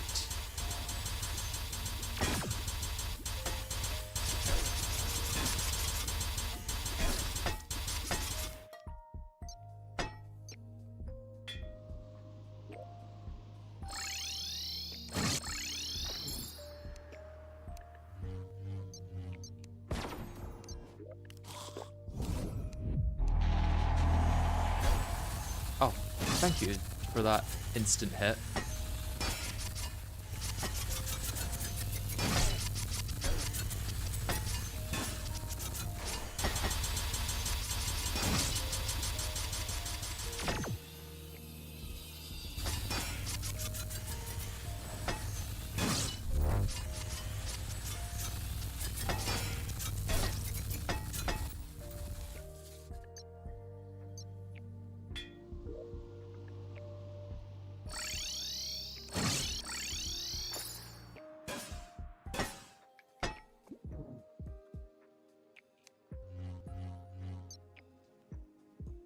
Okay, I think I need to collect these hearts down here, otherwise more won't spawn.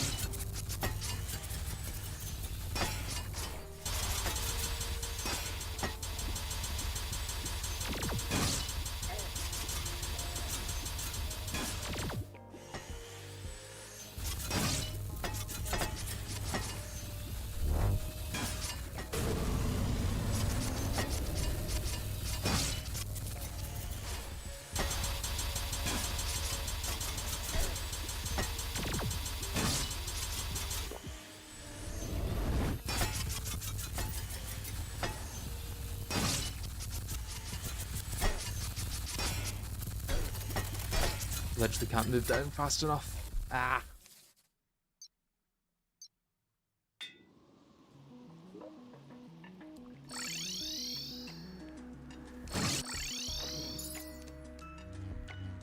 I know this is possible. It's just a case of going through enough awful, awful attempts to get it done.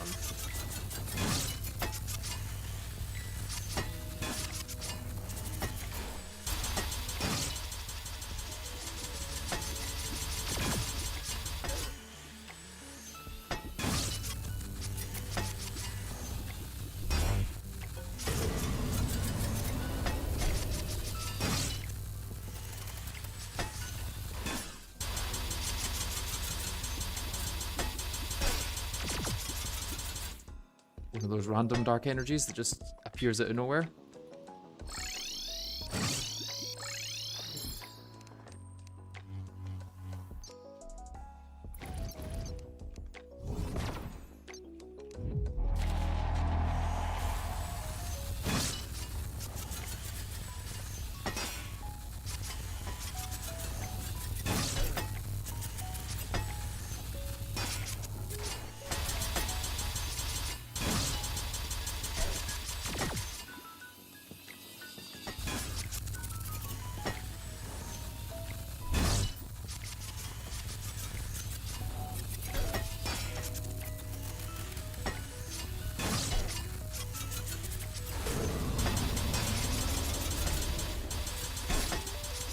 That was my own fault. I think Calamity is too easy after this run. Well, that's why I'm doing it, to be honest, is because I was doing other playthroughs in the past and I was like, okay, this is getting a bit too easy. Time to do some shit like this.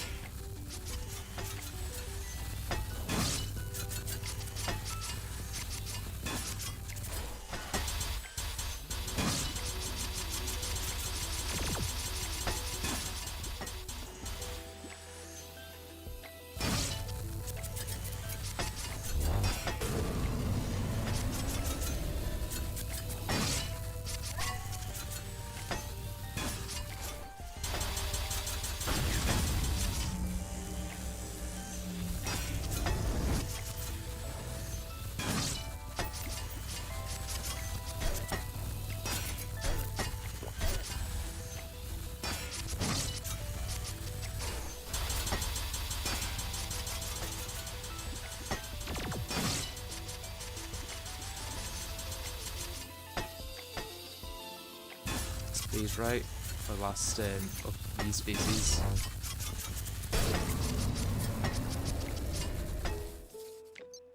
Does rain speed buff work if you're in the cavern there? That's why the whole arena is water, to get the rain speed buff. Because it's just when you're wet, never mind if you're in rain. I wonder if I shoot that out and then spawn it. So I get like an extra one of them essentially.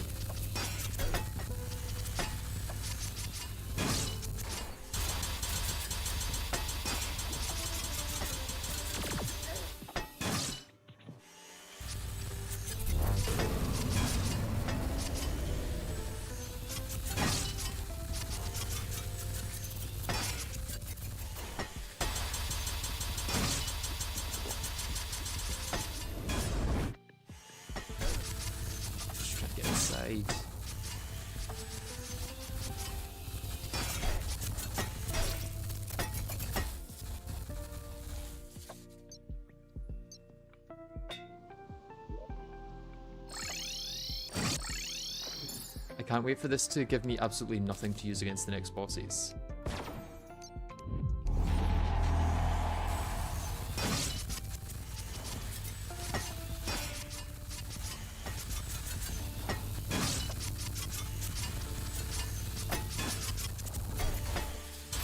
Oh, if that phase had ended like a slight second earlier, that would have been so much better. Would have got my adrenaline, would have hit that extra time. Yeah, this one's over, I think.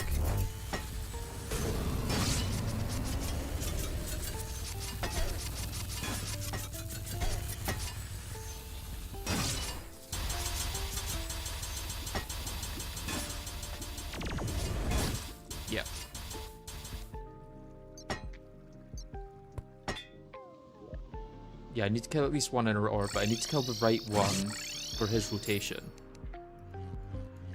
Which is pretty difficult to do because they move around somewhat erratically.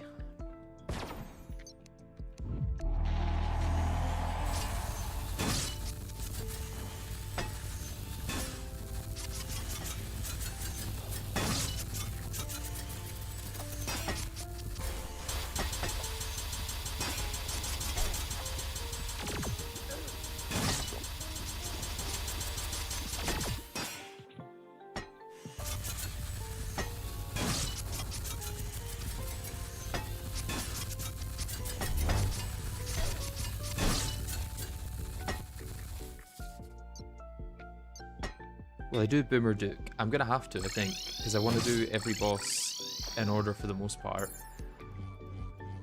And that includes Boomer Duke.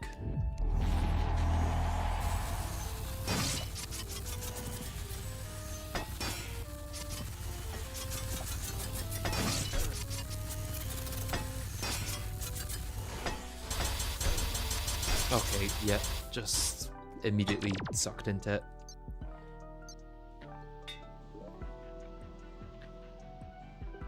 Try to stand in a boss when doing dark energy phases. What do you mean?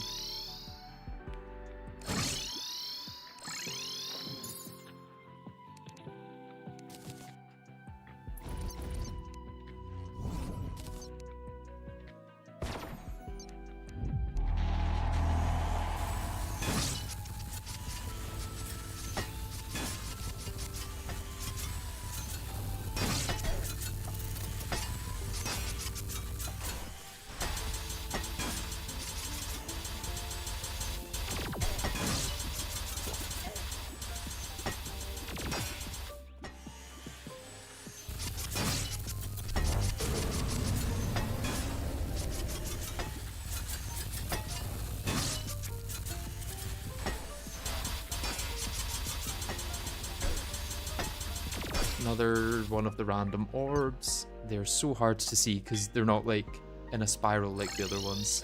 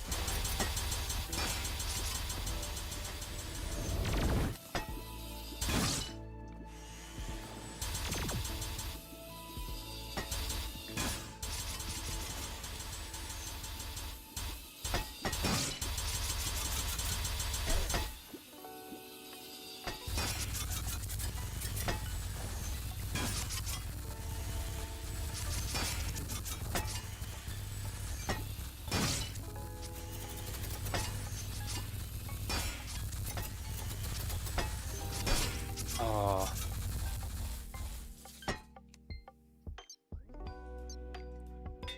This is normal Calamity. It's expert death mode, to be exact.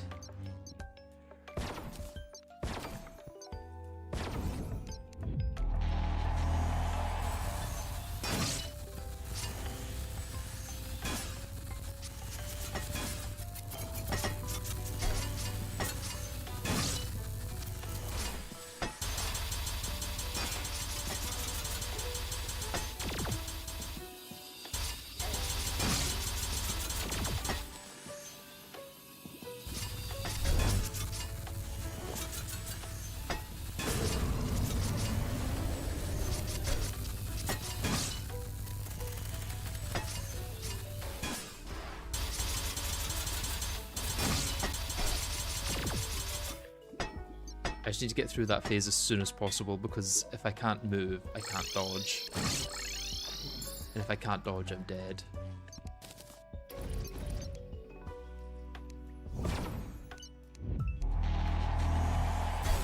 Oh, Brilliant. Yeah, that's fair.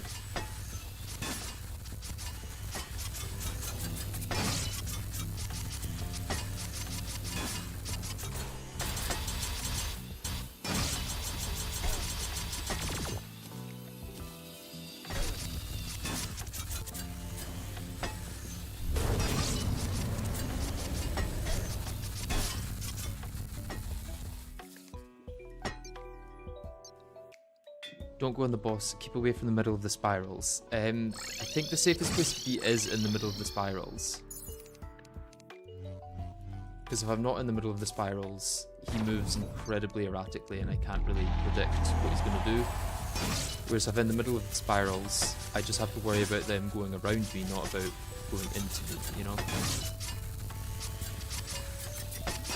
So I just need to create an exit for myself.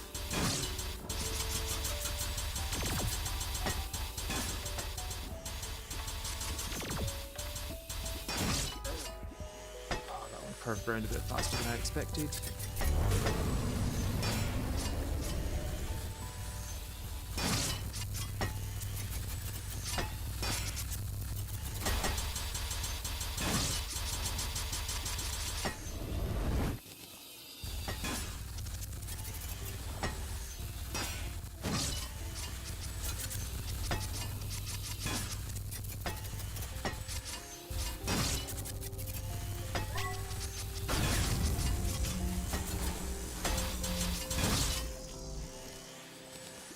One.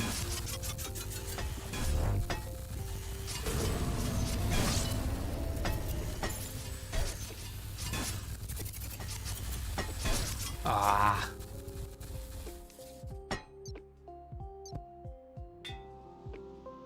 I used Corinth Prime to obliterate the orbs and SRS for everything else. What's Corinth Prime?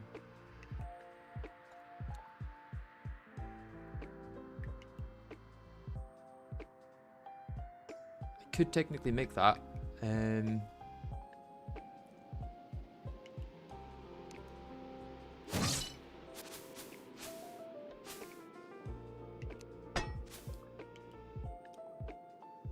Although I've used my armored shells. I've used too many of them at least. And I think I've used them for things that I'm currently using for the most part. Like Aquaceptor and Stellar Taurus. See, I think stick with what I've got and I'll get there eventually. I just need to get a good couple of adrenalines throughout the fight and it's done. It's becoming a just don't get hit boss.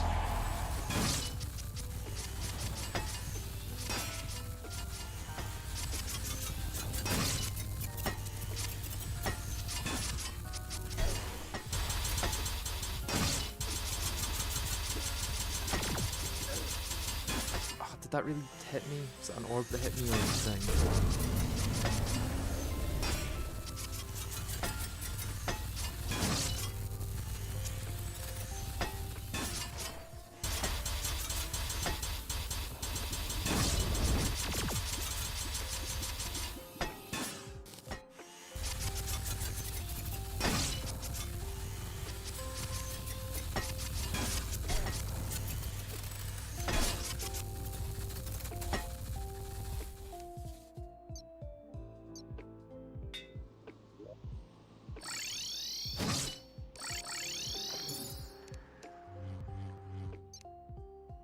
Maybe if I go all the way over here, I get a bigger thing.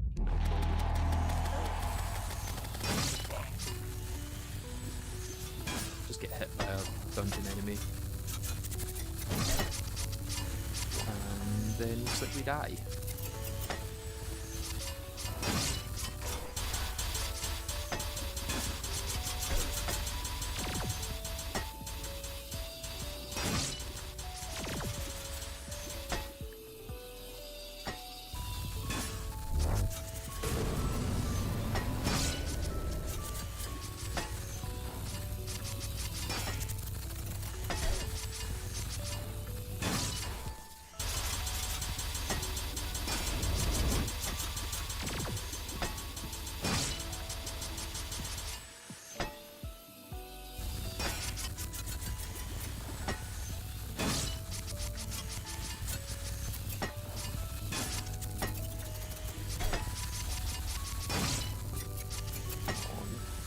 Freeze. And sucked straight into it. Rainbow Crystal Staff is not better because it doesn't pierce as much. It just hits really quickly. This gets through all of the things really quick. I could try Aqua Scepter right in the middle.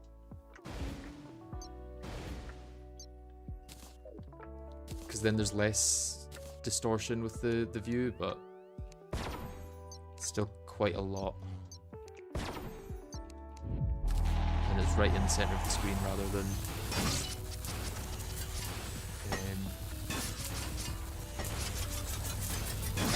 being anywhere. It's helpful.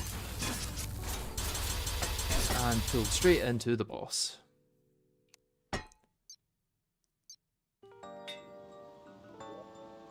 What is adding the 2 extra out of face rainbows? That's just the cosmic rainbow itself.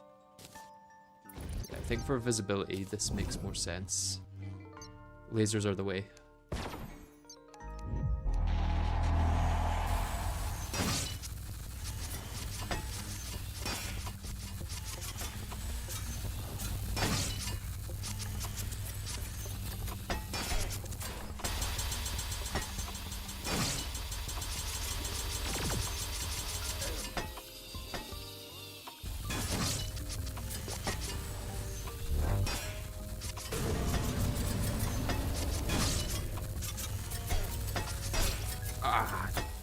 Unlocked. I think Aqua Scepter does a ton of damage if resummoned inside Ceaseless Void during the suck phase. Maybe. Question is, am I able to do that without getting hit though? And the answer is probably no.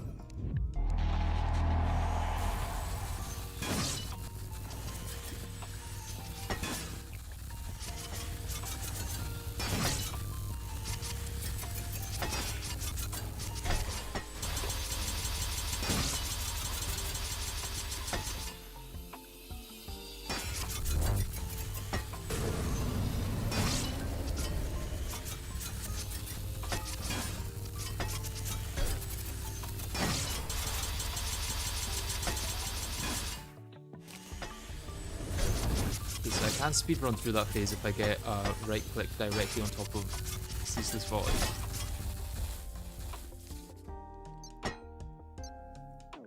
If I get a right click and a left click on top of Ceaseless, that phase is over like instantly. So I just need to make sure I can do that.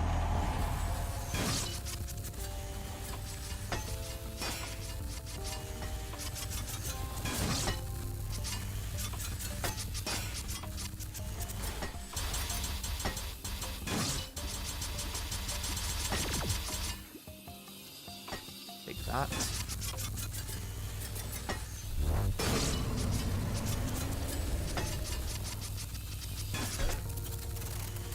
Just so close to the adrenaline there.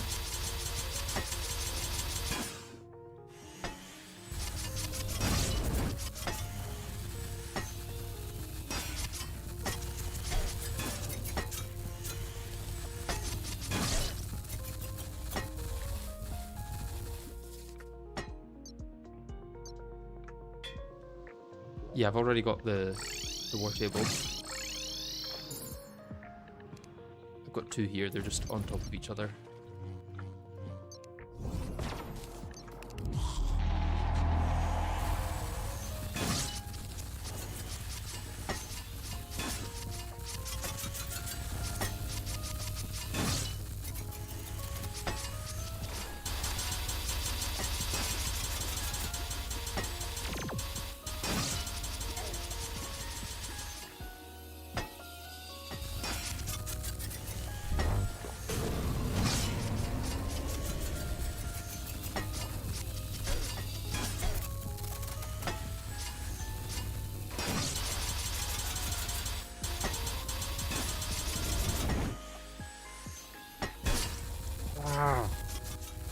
I just can't get to the inside sometimes quick enough after his phase changes. If there was like a 1 second extra phase change, I feel like I would have had a lot less deaths.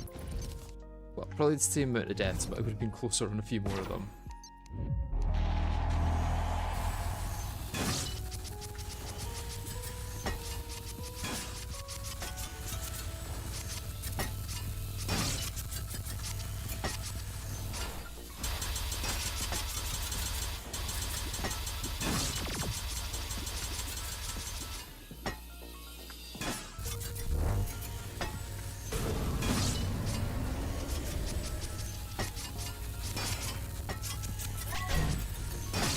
Hey, at least I got the damage reduction from it.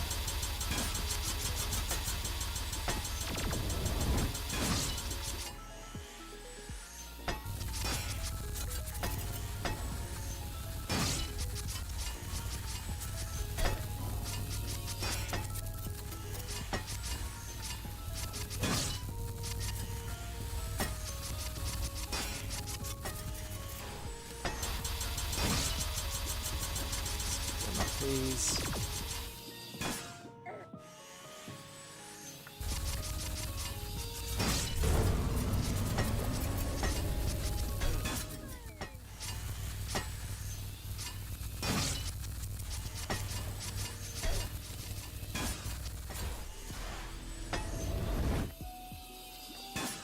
Oh, it was the final phase. I was trying to attack him. I should have just been using Stygian Shield.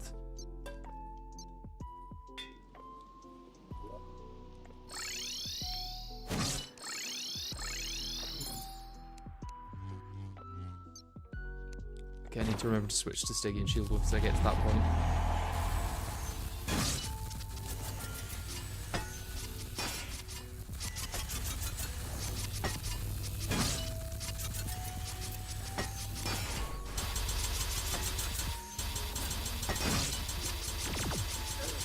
Oh, did that really hit me? I feel like it didn't. I feel like that's a lie. That big Ceaseless.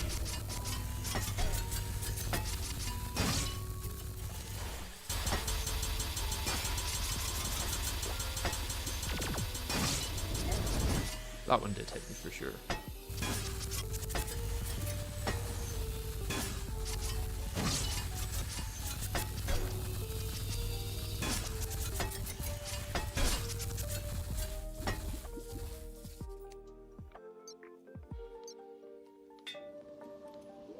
Portal Gun is a completely different setup to what I have, and when I'm already so close with this setup, I think I'm better not changing it. Maybe get rid of some of these graves at the bottom though, just so I don't have the background change.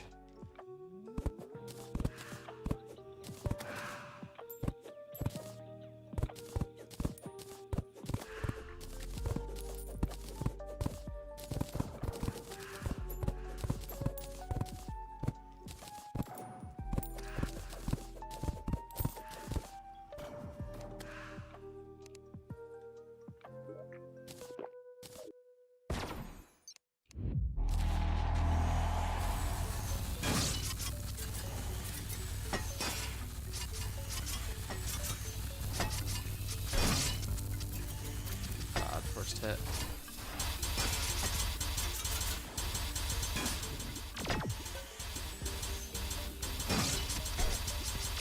Hopefully not letting me move to the right.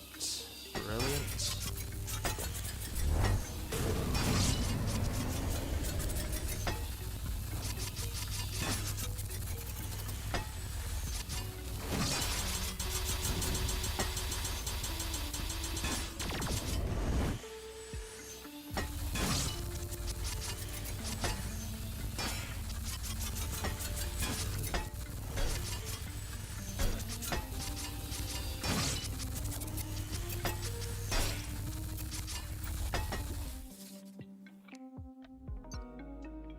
Is auto pause forbidden? I feel like pausing at certain moments could help you think about your actions better. Yeah, that's kind of like an extra type of cheese. I wouldn't be in favour of that.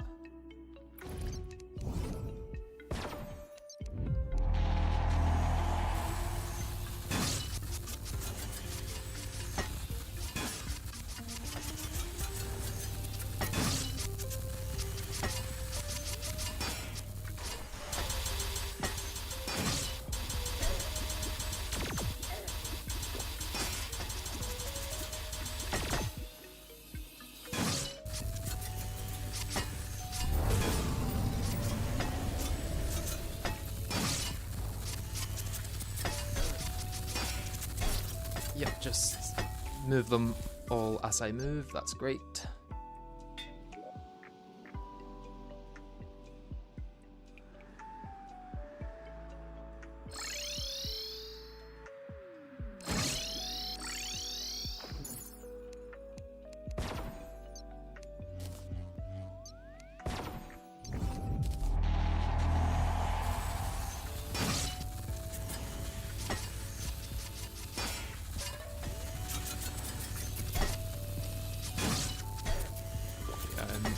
Losing this one almost certainly.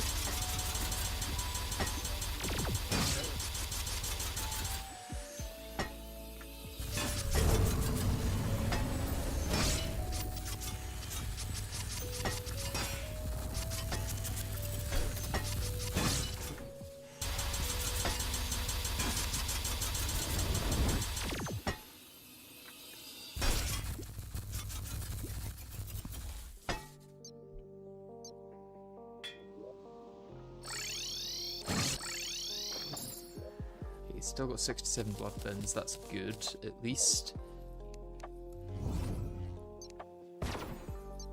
Another 67 attempts of this, probably.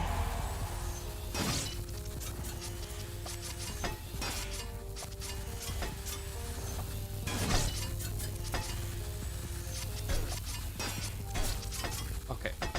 Especially if the attempts go like that.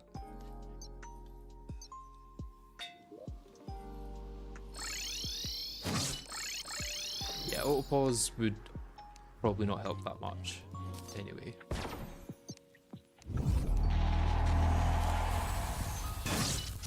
Realistically, what am I going to do during that time?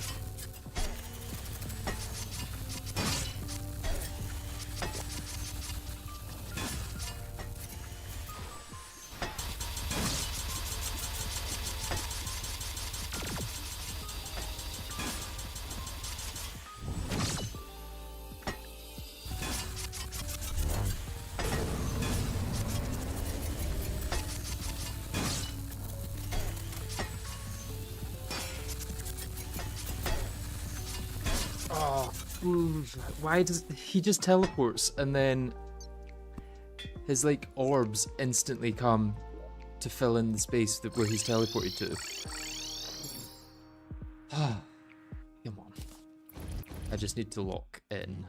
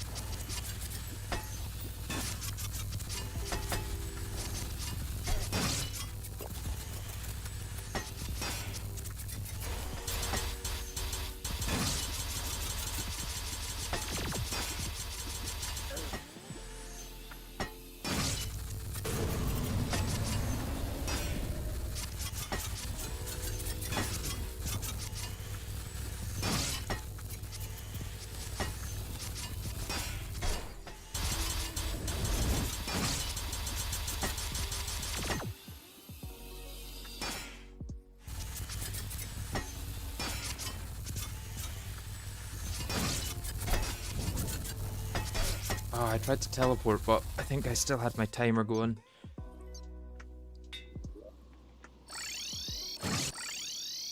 I think if I'd got that first adrenaline off just before it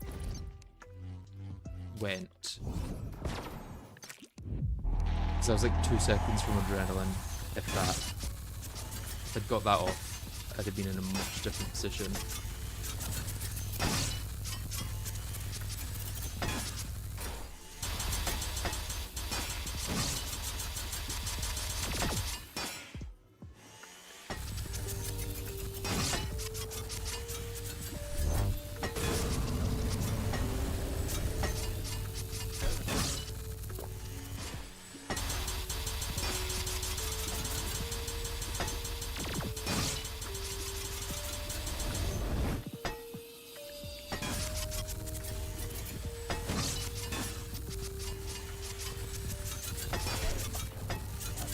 That.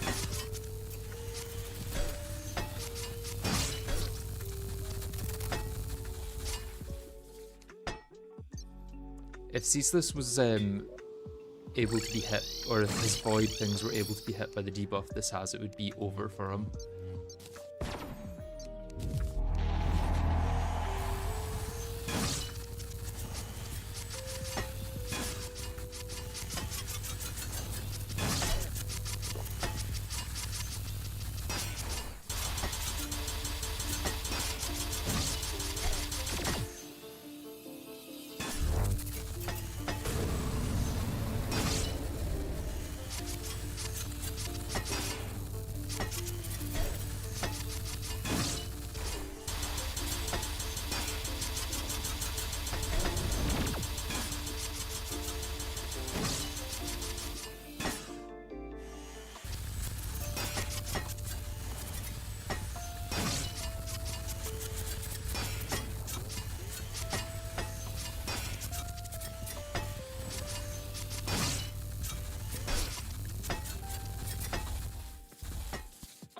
You've been locked in for the past 30 minutes. I just need to lock in for another 3 hours and I'll probably have it done.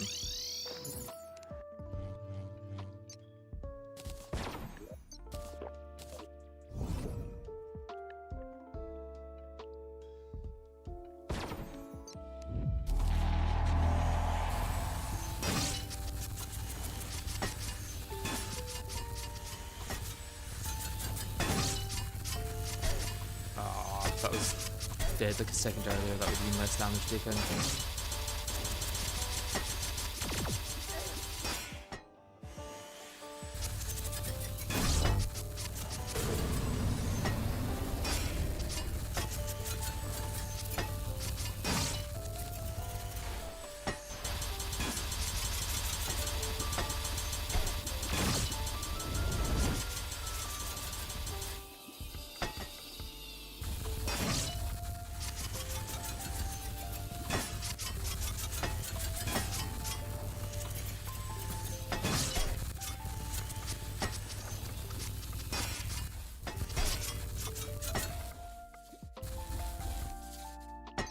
When was the last time I drank water? I will drink some now.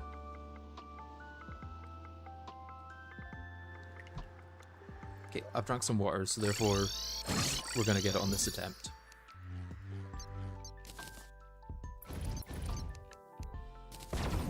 That is how it works, right?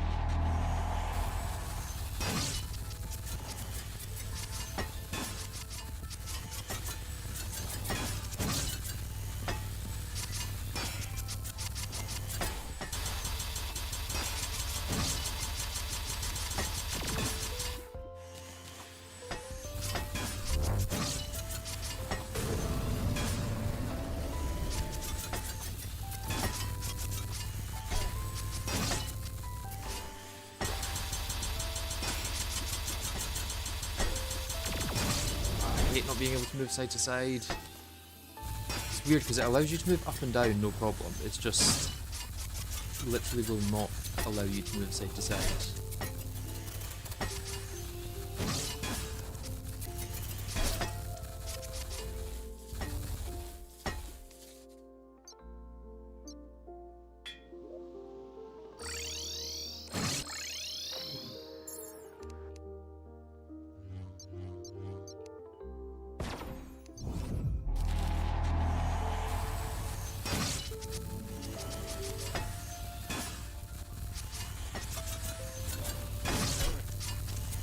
Didn't get the one I needed to get down quick enough, and then didn't get the other ones down either, so this attempt probably ruined. around.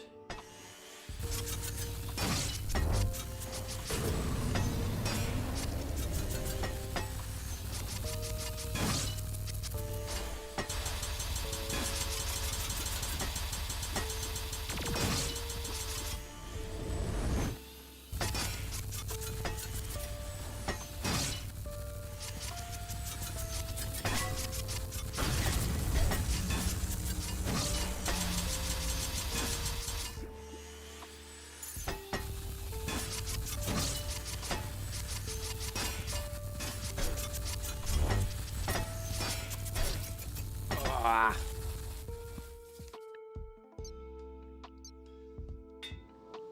Yeah, I probably should have some caffeine soon.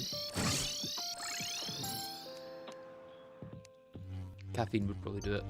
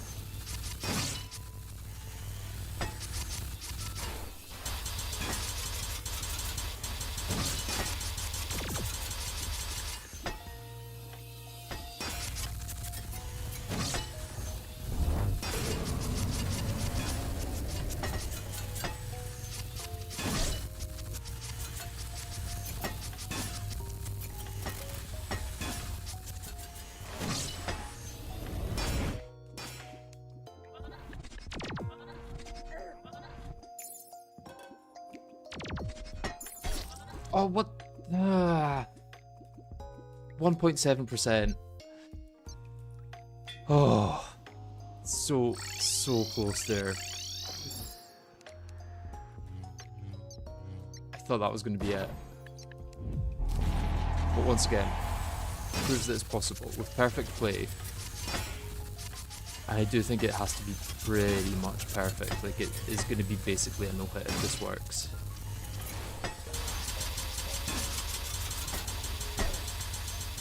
So that's already it. Probably not going to work.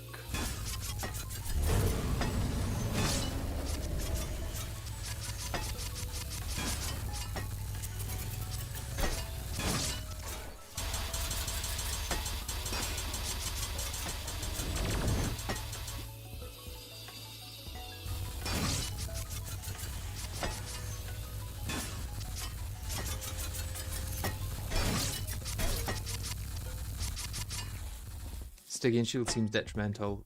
Maybe.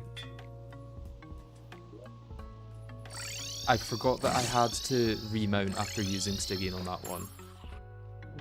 That was the issue, I think, there.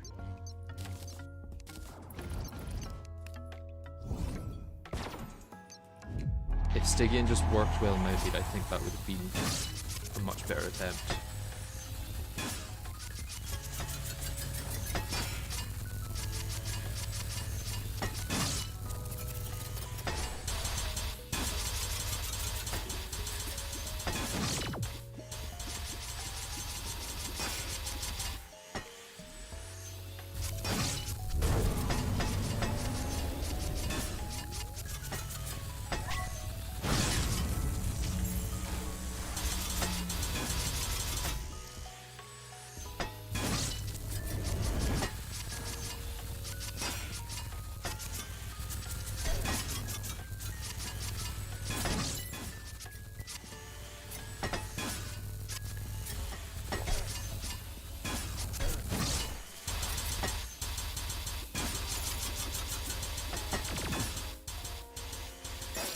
I keep now pressing the mount key by mistake, thinking that I'm dashing with Stygian Shield when I'm not.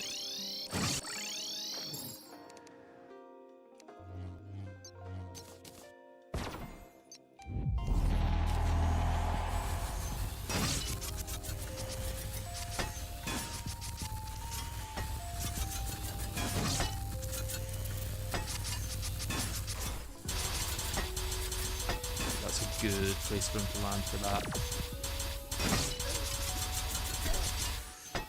Maybe not.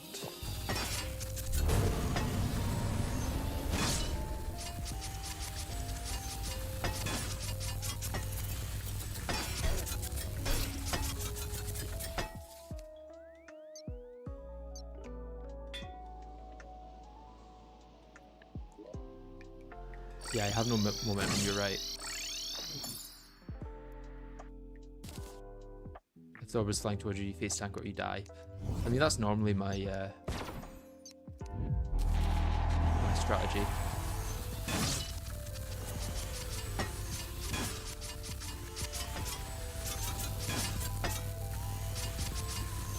I'm getting better at getting into the second bit without getting hit anyway. But it does seem that those lasers just have such a big hitbox compared to a lot of lasers in this game.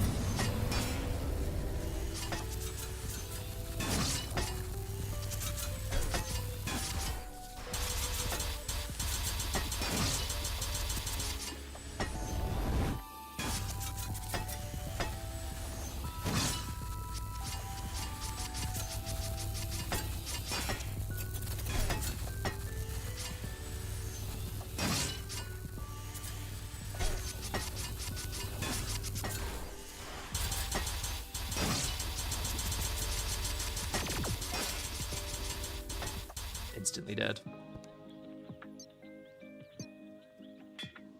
If you're having trouble mounting, would Old Lord Claymore be better? Probably not. Because the Stygian Shield dashes through projectiles as well. Which is what the orbs become in like the final phase.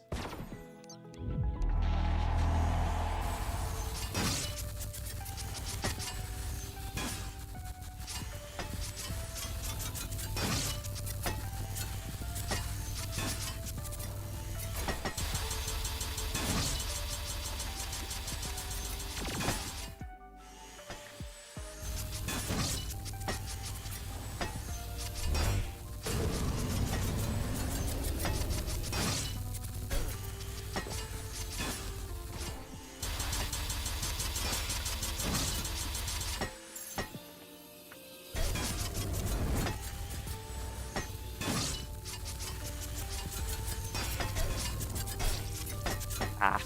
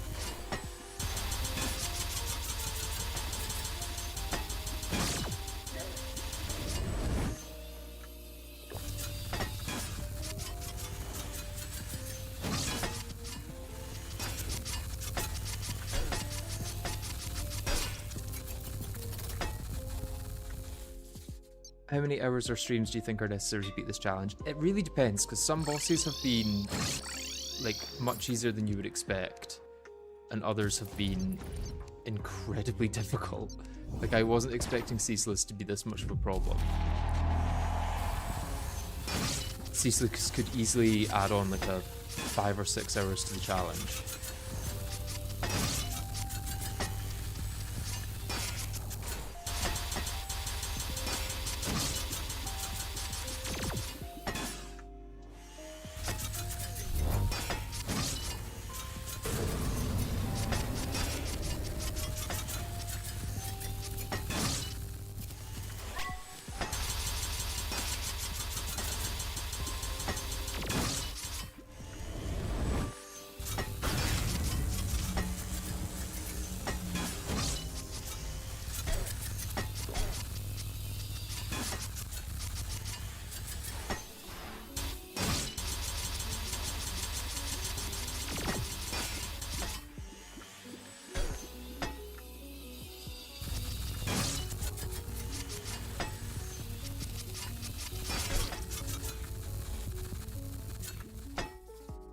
think Escal will probably be one of the easier ones, yeah.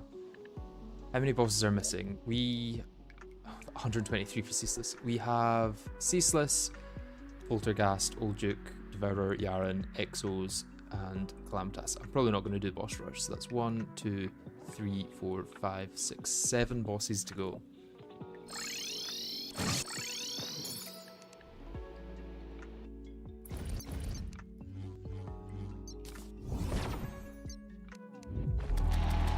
After this attempt, I'm going to go get some caffeine. I'm going to manifest that that's going to help somehow.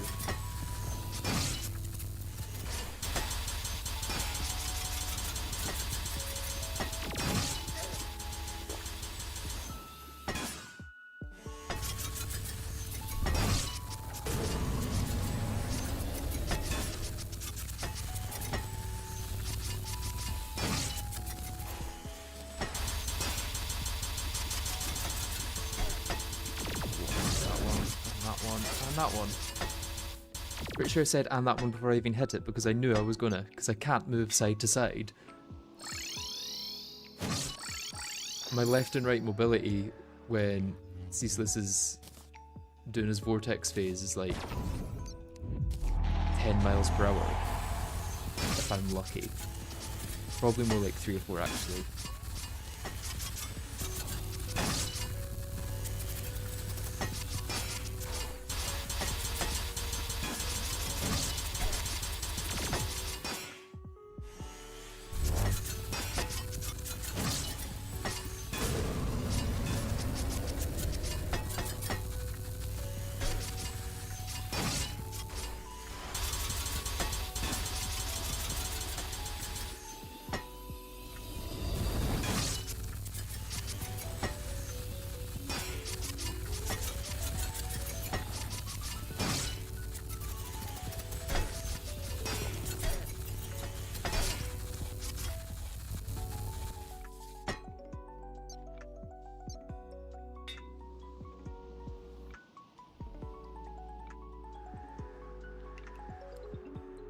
I'd say maybe be reliant on dash plus Maggie plus boots. Yeah, I don't know if you know what the challenge is, but we don't have access to those. Oh yeah, I said I was going to go get caffeine. I'll be back in a minute. See you in a few.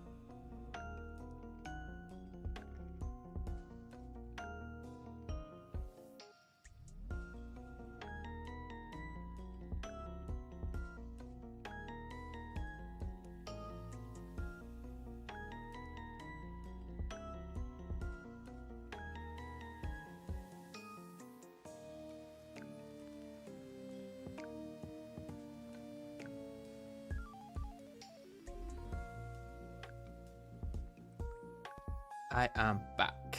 Yeah, let's hope we got this. I've got some G fuel now, so should in fact let's not use Tesla because I don't think it does much in this fight. Yeah, use code Chief Logan next time you're buying G fuel. This is not a meme, that is a real one. I just haven't advertised it anywhere because I've been doing the mousepad one.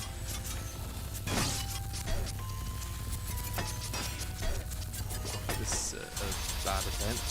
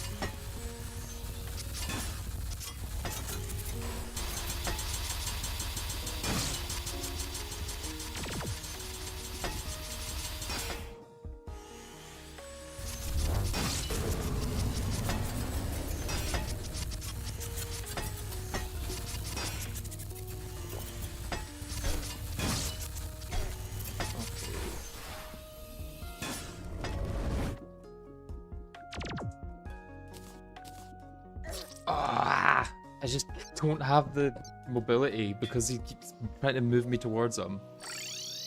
That was going really well though. Another couple like that and got it, I think.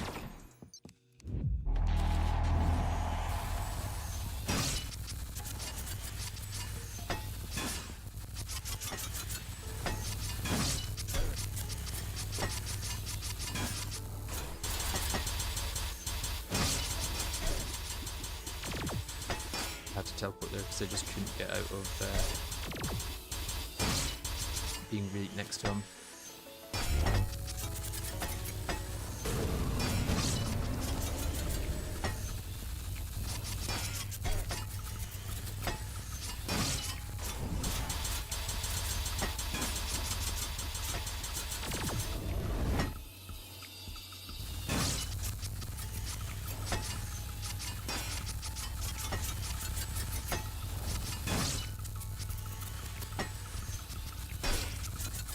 That orb had died like a second earlier.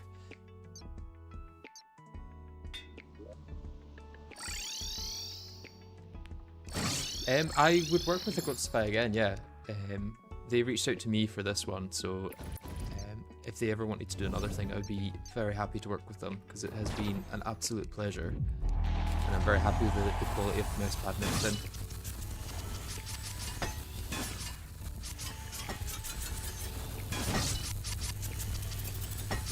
Although I also don't want to just sell too many things, so it would have to be very special runs or something like that.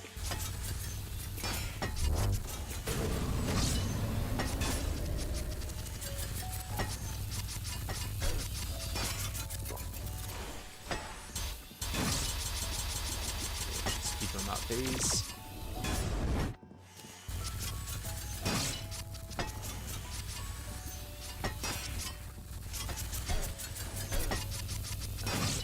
Dead. Somehow not.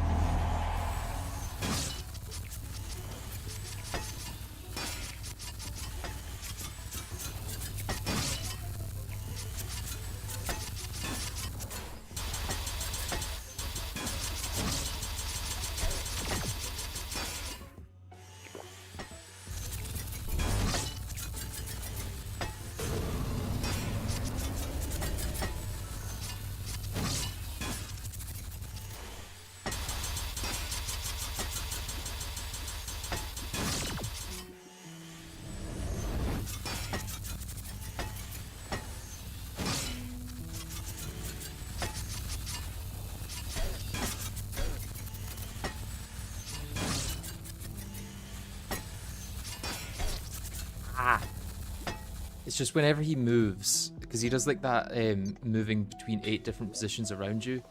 Whenever he moves and his orbs then try and move to get back to the center of him, it's so annoying.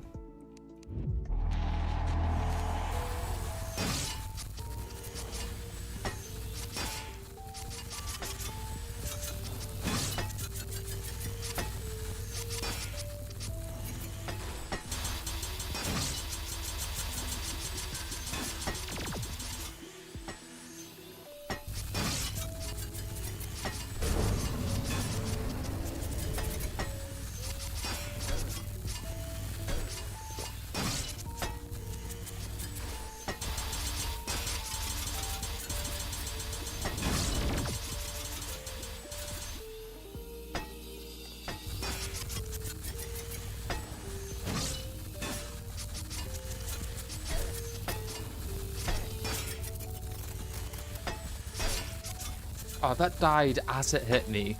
That's so annoying.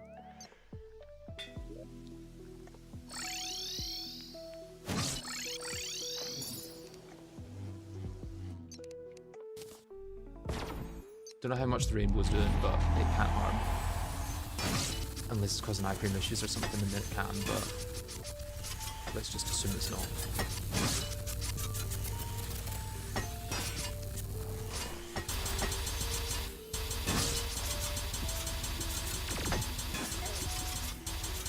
Actually could not move to the side. That's ceaseless.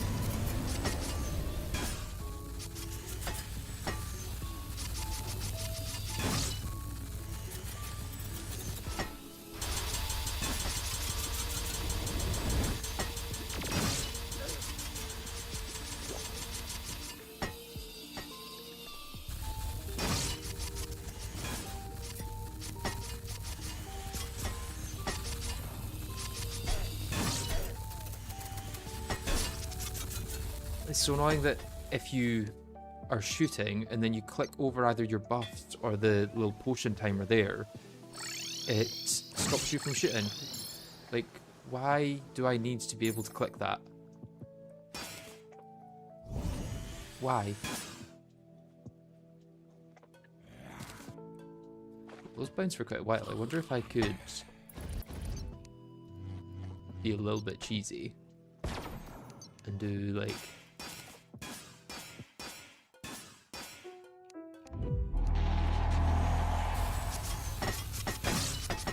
it works a little bit. Doesn't do too much though.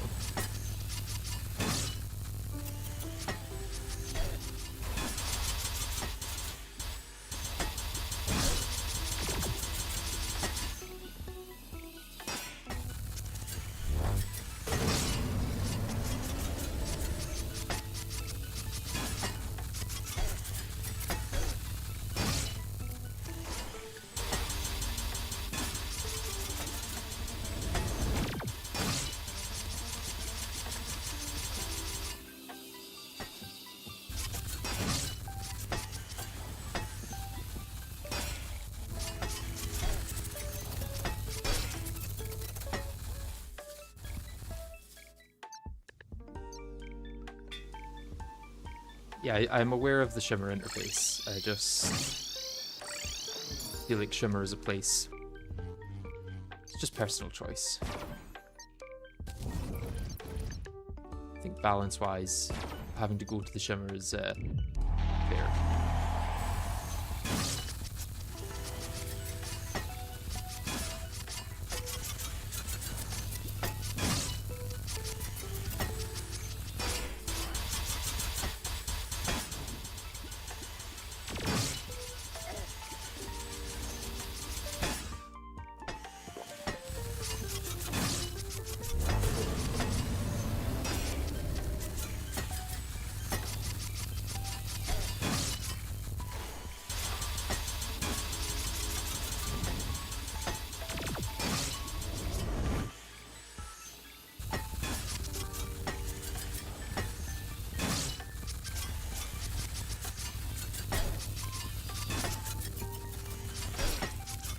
Once again, it just moves straight into me. Those potions are from Alchemist NPC that you're talking about, Amber, and I would consider them cheat potions because they're not effects that are available in either Vanilla or Calamity, and some of those effects are insanely overpowered for the fact that it's just a potion.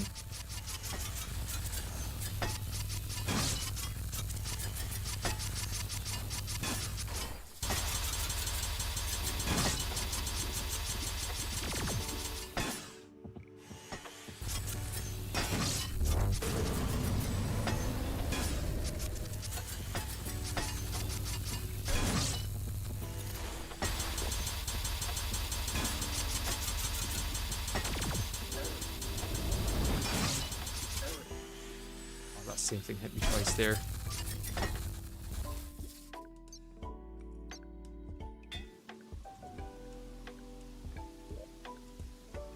Yeah, using potions that basically act as like an Act Charm, Ninja Gear, and probably like 10 different other accessories kind of ruins the point of a no accessories challenge, I think.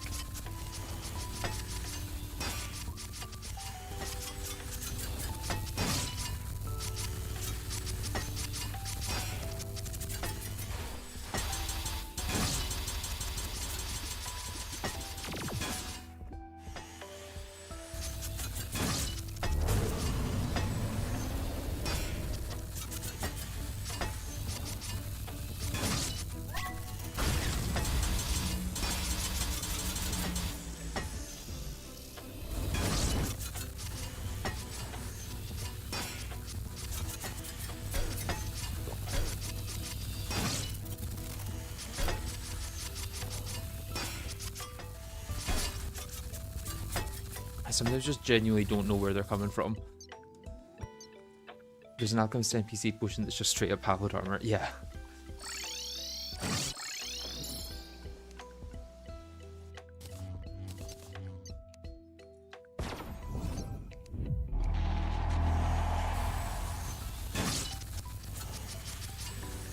You could say they're a little busted.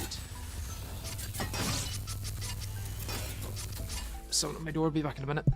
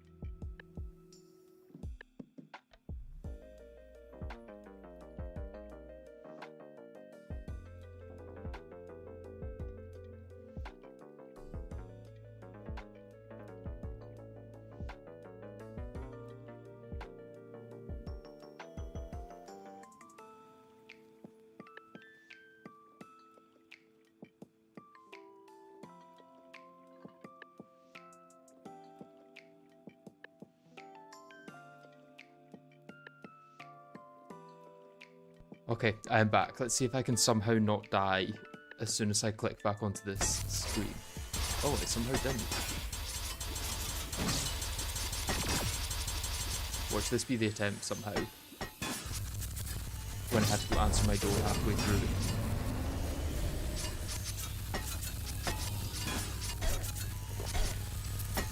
think it's going to be the attempt.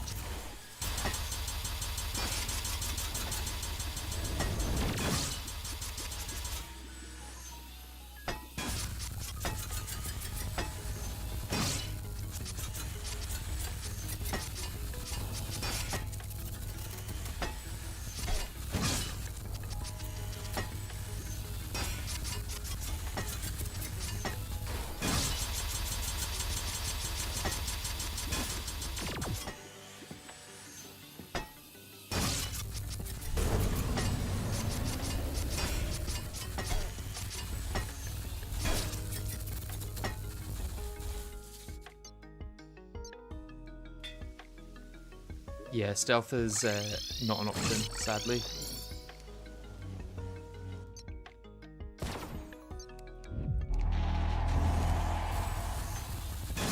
I'll clear off that graveyard, yeah, probably.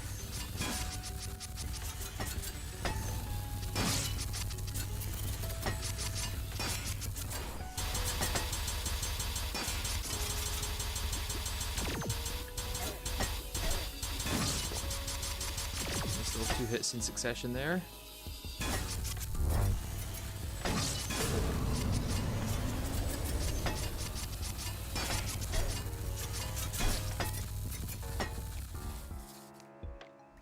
It's pretty hard to see these things when I'm using the Super Radiant Slaughterer, I'm not gonna lie.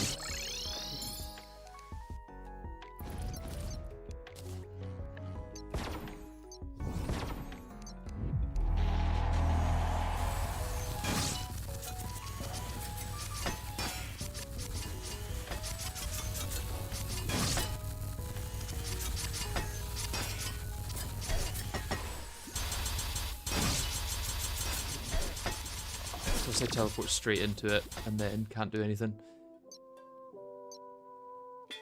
Yeah, Mirandel is an Infernum item.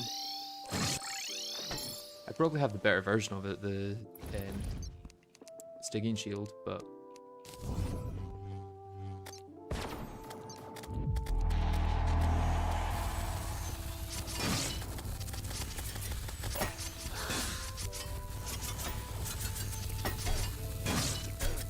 He wobbled a bit more there when he was coming at me, which is kind of annoying. I then couldn't move left or right.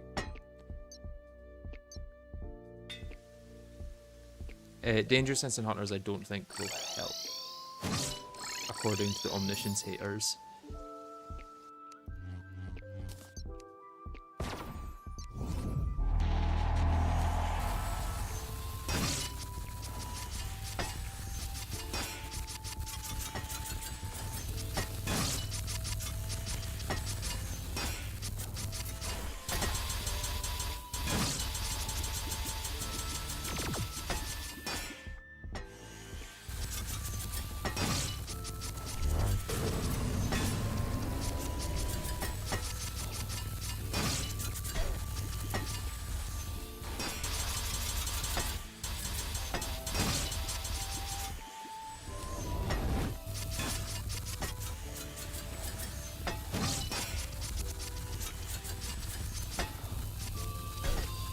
Yep, just teleport over to me, no problem.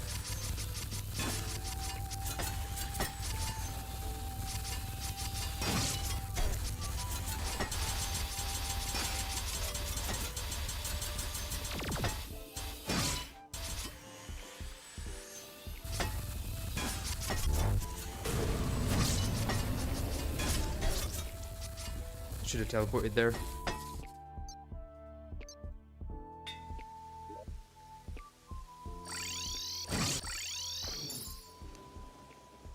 I wonder,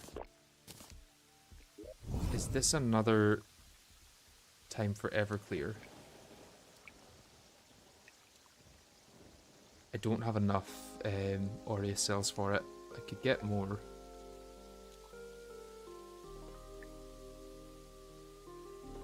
Because realistically, I'm only getting one potion off per fight, and I don't think I'm regenerating enough.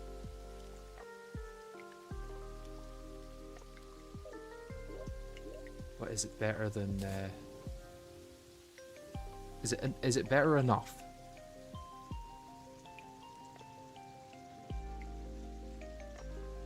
So I'm currently getting 6% from that and 8% from that. So I'm currently getting 14% damage. I would be getting an extra 11% damage from it.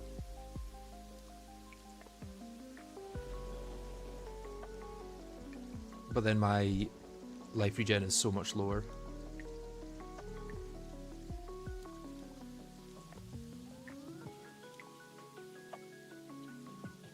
The regen let you tank an extra hit before. Yeah, if I can tank an extra hit, I think it's going to be worth more to not have Everclear. I'm going to keep trying. Because if I change my strategy now, I then have to, in the video, say that I'm changing my strategy, which is annoying.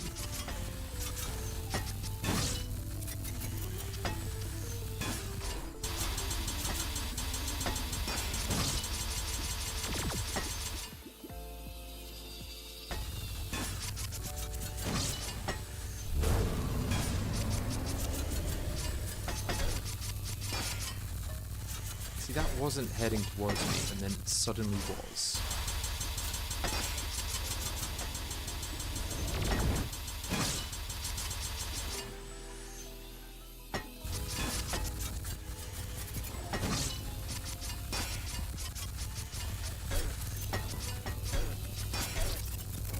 Literally can't do anything if I get knocked from one thing to the other. You can switch from to Tequila Sunrise. Oh yeah, the one that does extra damage during the day.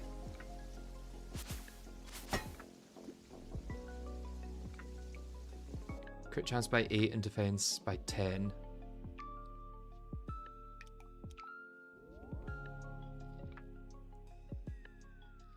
Okay, yeah, that would be better than whiskey at least.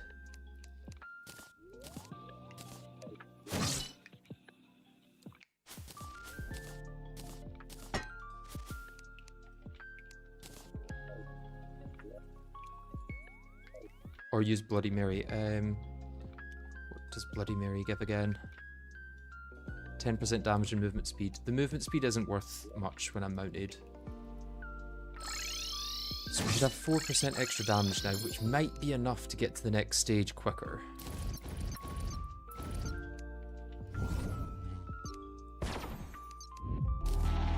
This is all about just getting to the next stage quicker, really.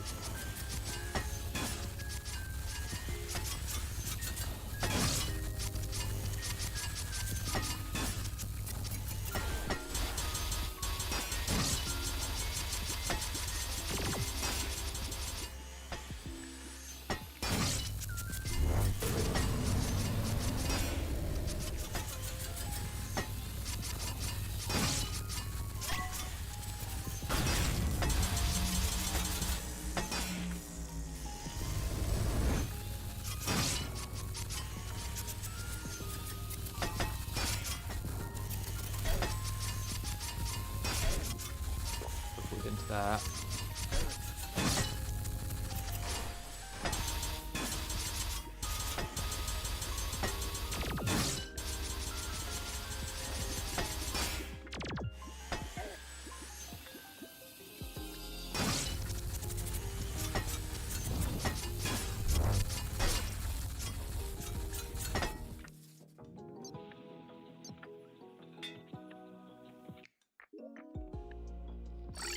Is Everclear much better though? Because what am I currently getting? I'm getting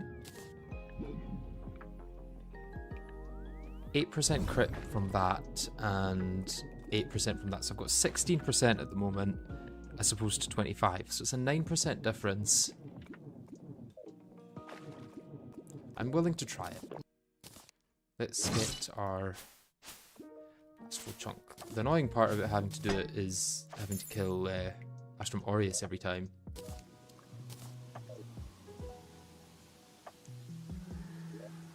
It's also Moscow Mule. I don't think Moscow Mule is as good.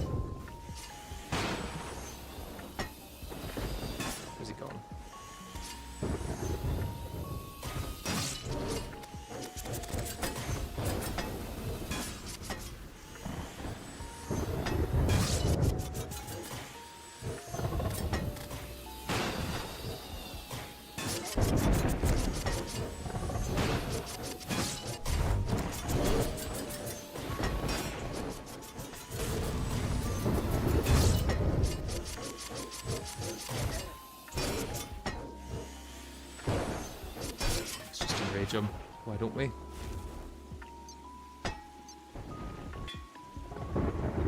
Although, actually, the fact that Everclear is damage rather than crit will also be helpful for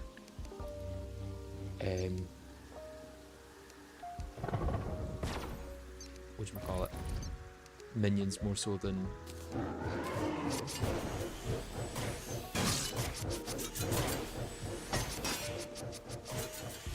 range stuff.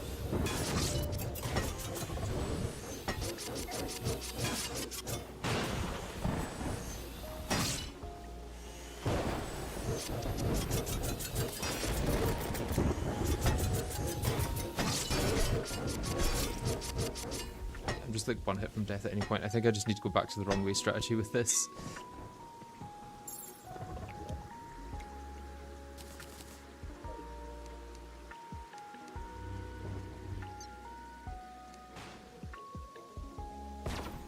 Do that for a little extra damage at the start.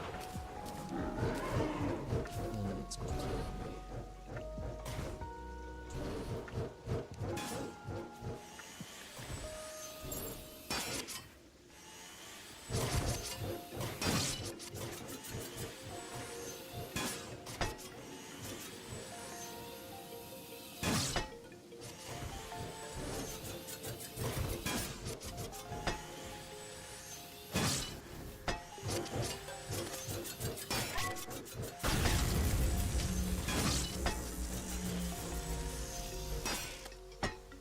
Yeah, that works much better.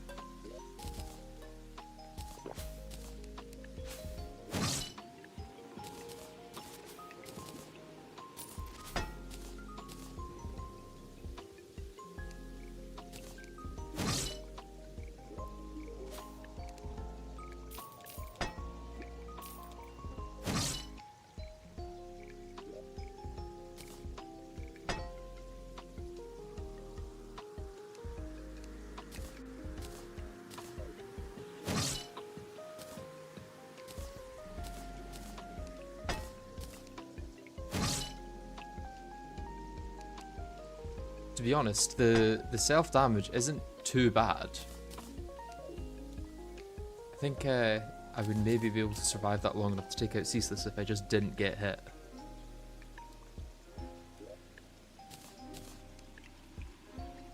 Okay, I don't actually have any guns in my inventory, so I don't need any of the ammo for guns.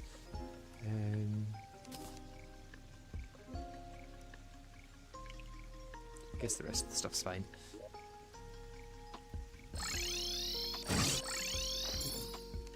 Watch it now happen first try.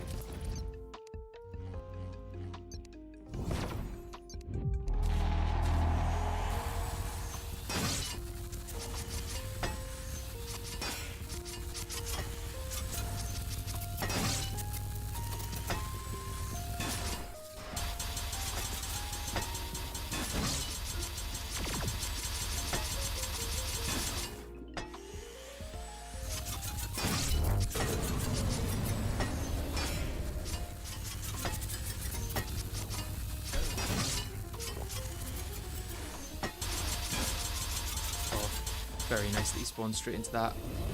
Got through that phase super quick.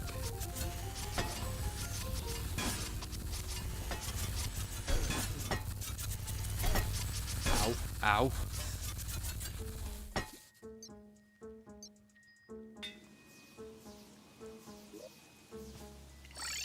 I basically have to no-hit it. Am I still taking self-damage?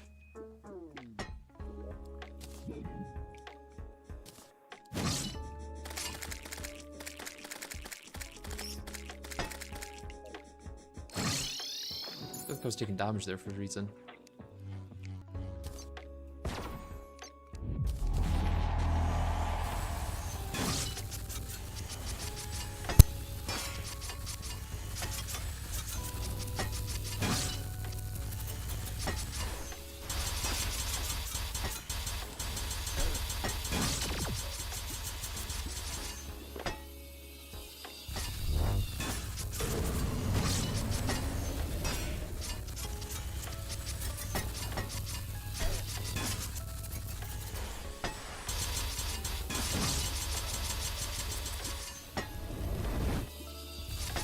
definitely faster to get through some of the phases.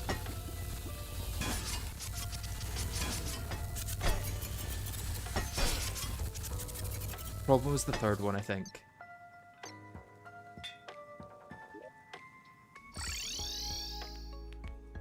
Yeah, at home I was taking a debuff there. Or did it just... is it surviving after the boss fight?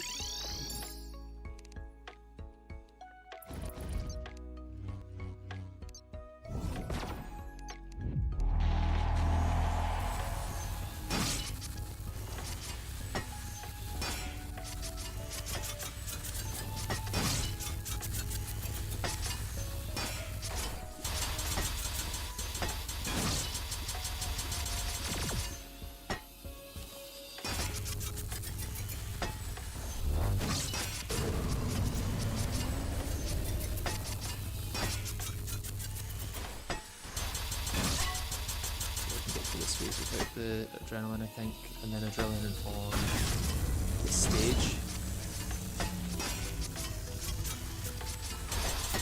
Yes.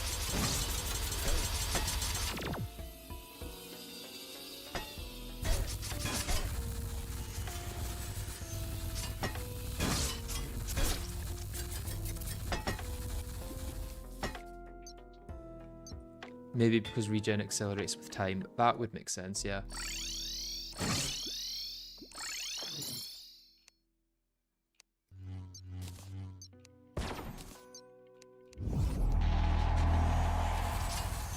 Or because I've not got enough regen if I'm not near my arena buffs.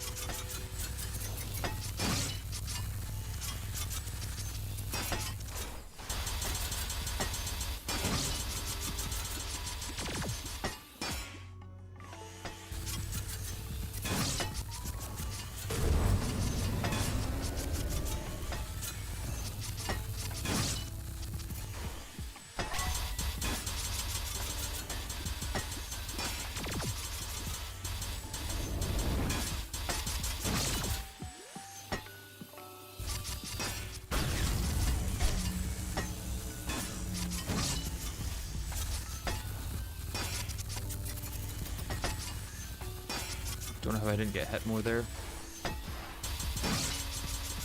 Maybe I definitely should have.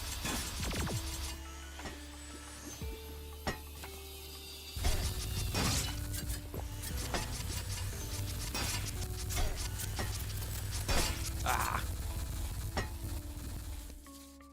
Yeah, I think I don't have enough regen when I've not got, like, heart statues and campfires nearby.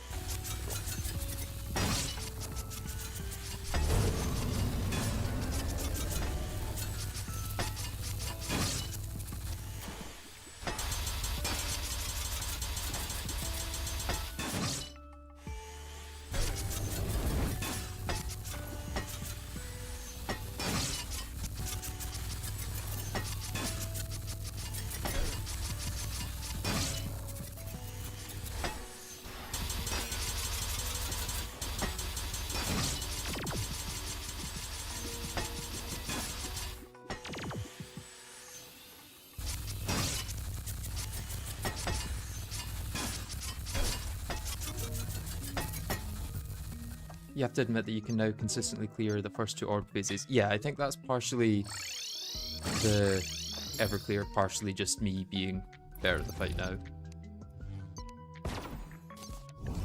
It's a little bit of both.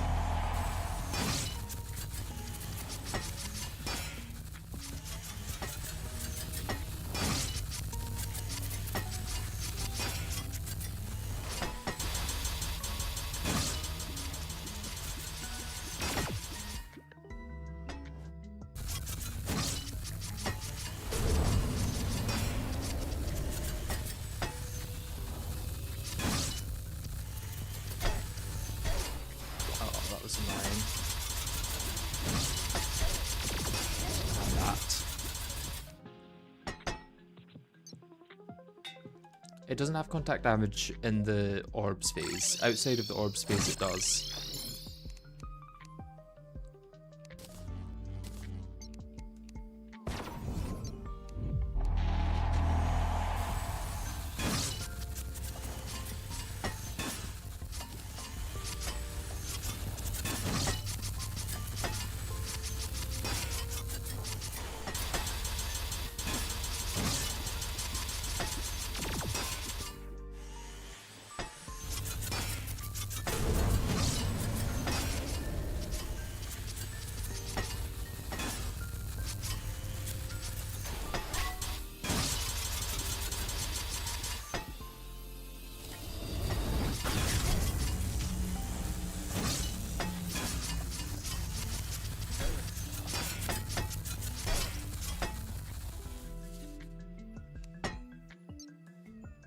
Yeah, that 1.7% on the death animation was painful, I have to say.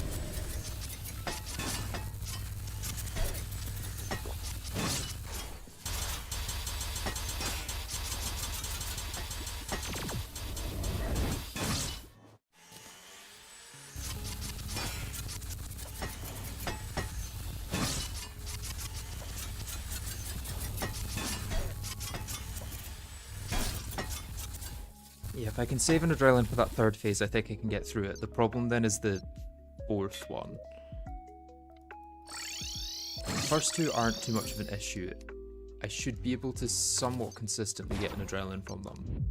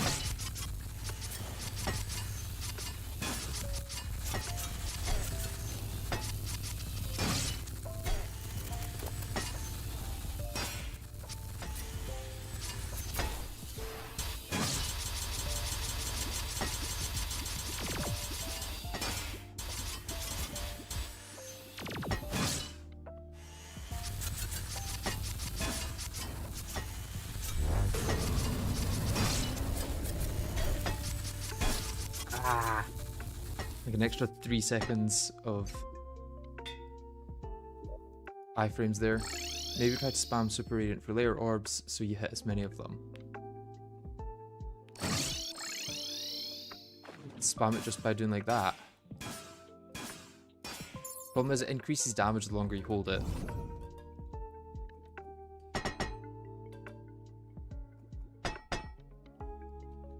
And it pierces longer. So I think it's going to be better to continue as I am.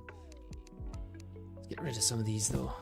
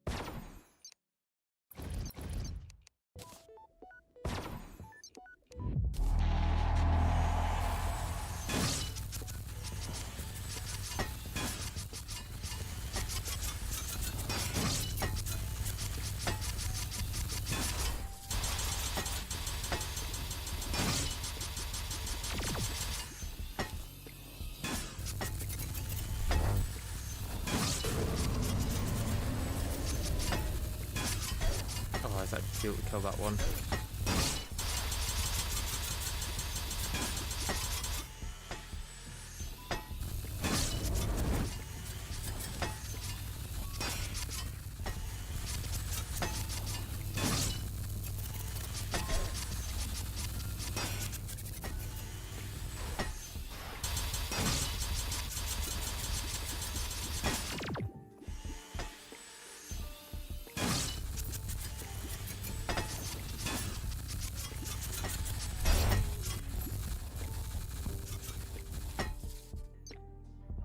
Yeah, the graves are mostly in the middle and the right because that's the way that I'm moving.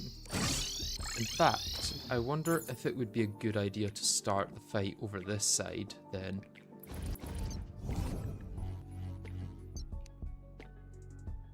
And then I could do it this way for the rainbow.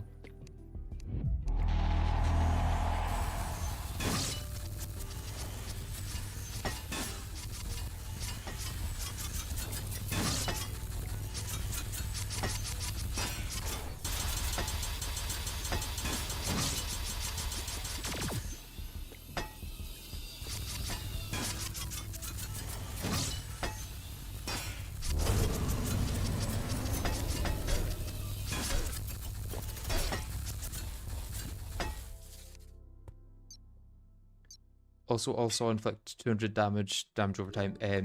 Not against Ceaseless Void though. He's immune to all debuffs other than like shellfish clamps or whatever they're called. So debuffs don't help against him.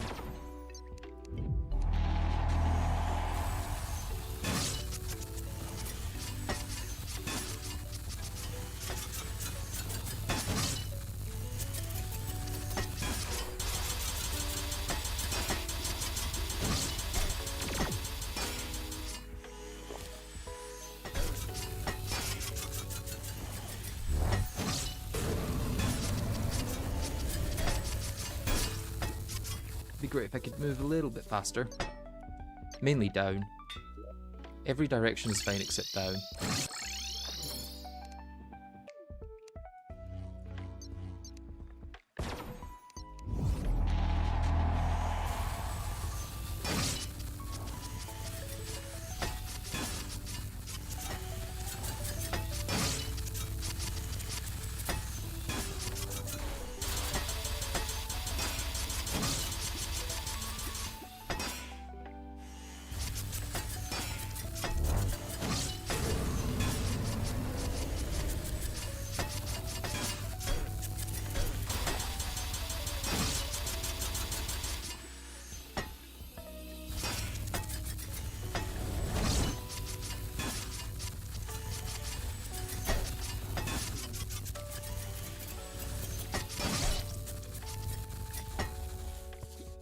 Ceaseless Void sucks. Yes, I believe he does. Both figuratively and literally.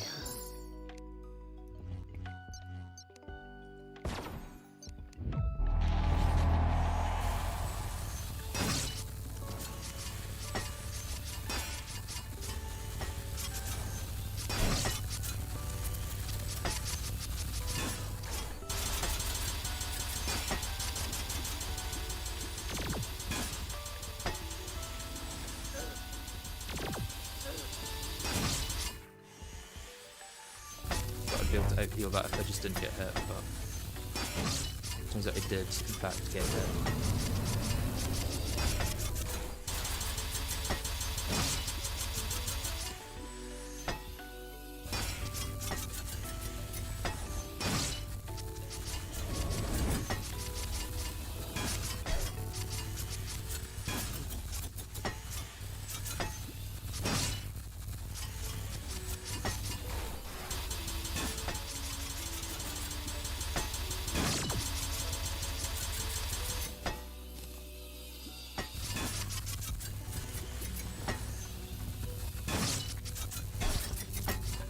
Didn't have a teleport. What about area candles? Have you placed any? Area candles, the only ones, well, you can only right click on them, they don't work in an area anymore.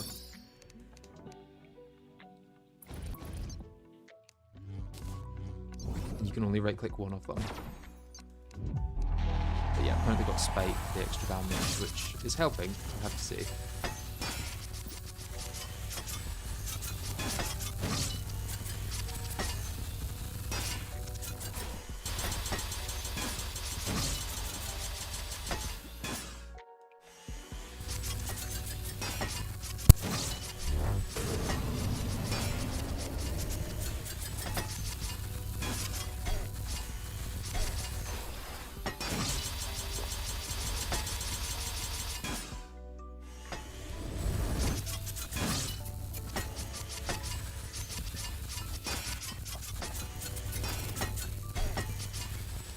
Once again, not able to fall fast enough.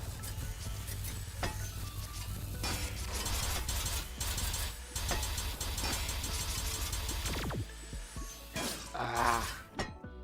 I just can't move fast at all.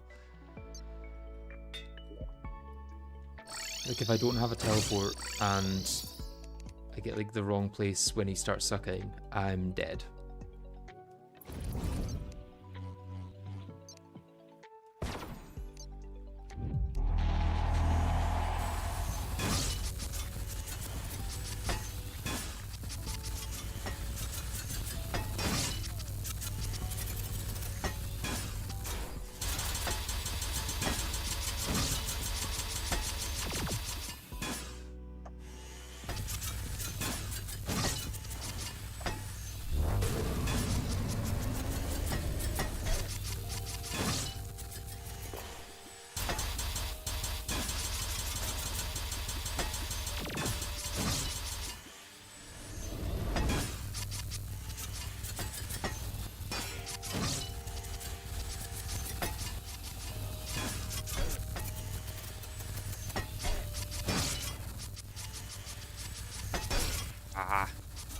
Sometimes the phases just seem to last longer.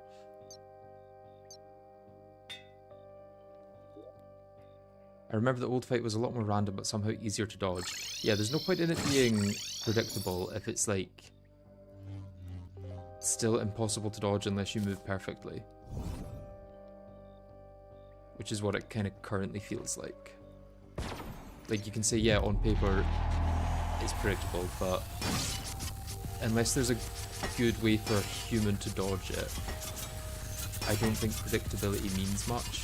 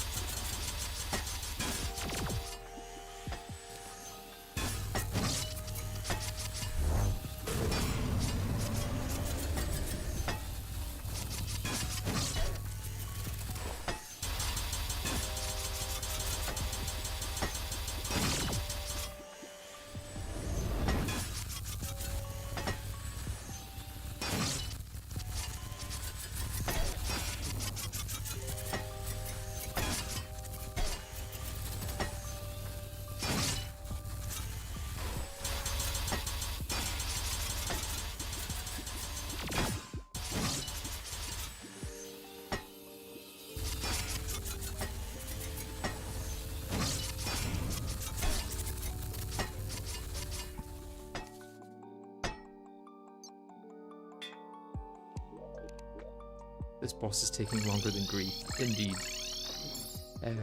16 attempts left probably, if we get one attempt per potion. Or one potion per attempt. Which I think is roughly what's been happening.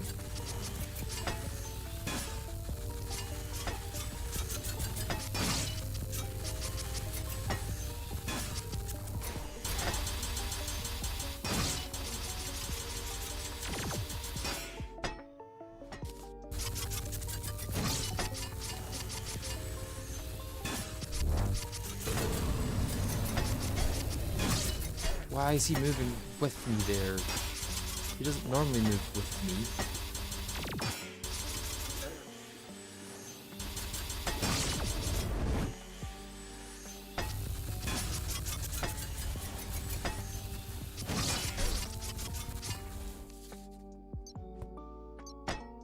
Have you tried Nuclear Fury on it yet? Could focus more on dodging. I don't think dodging longer is the answer. I think just killing him as quickly as possible is the answer.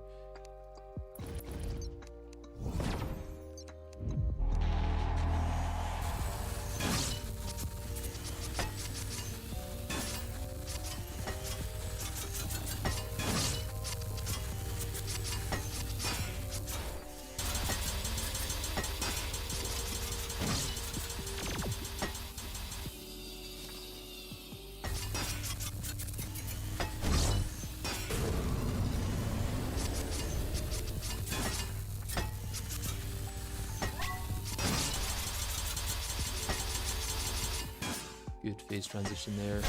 Ah! Sometimes just can't get to the middle of them quick enough.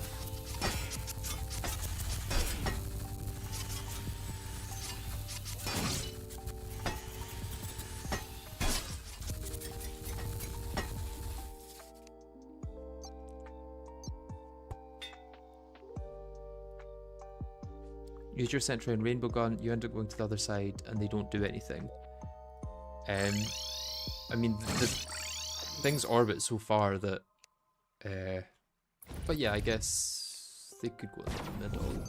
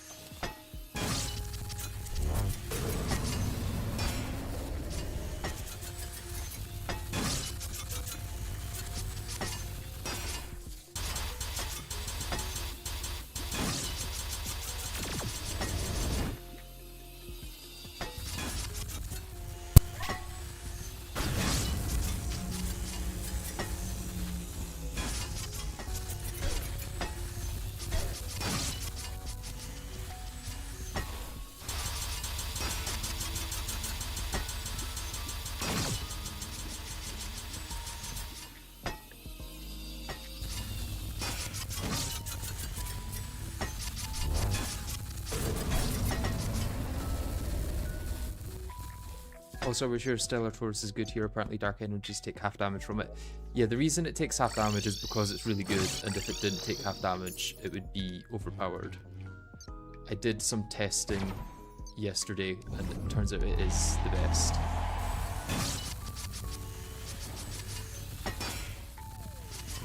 And that's why it takes half damage.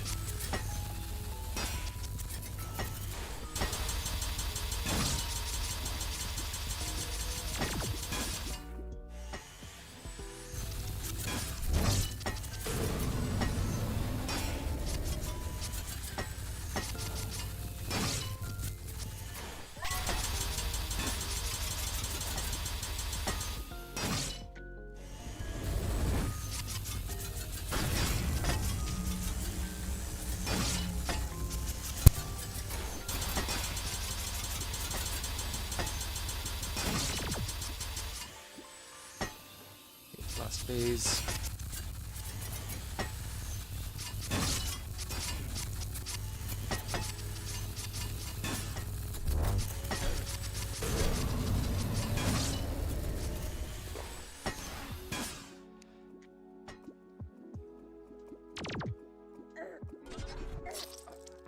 Why is he...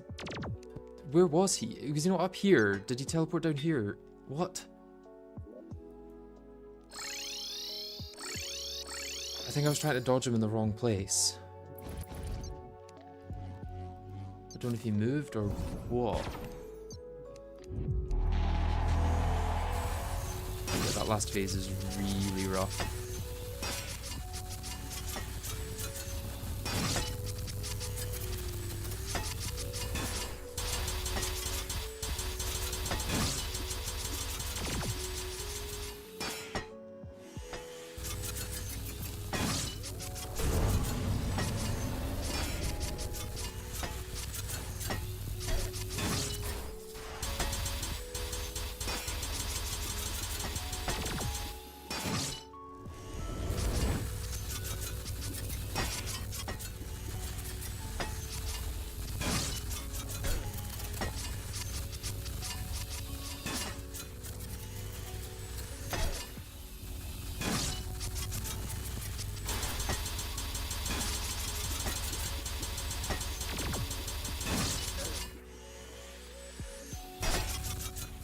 I knew that was going to happen. The name Ceaseless Void is a subtle reference to the fact that you're stuck here for eternity. Yeah, it feels like that. It's fine. This next attempt, we've got it.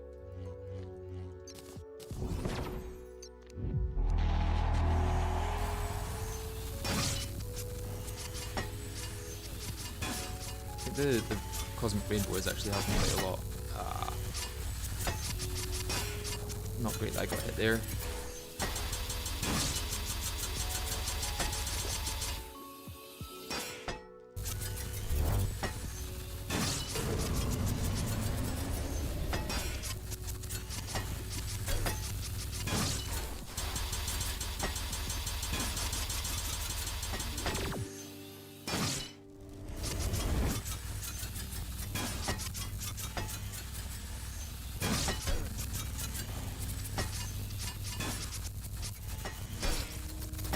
Yeah, I think the faster I move away from him, the faster he comes towards me.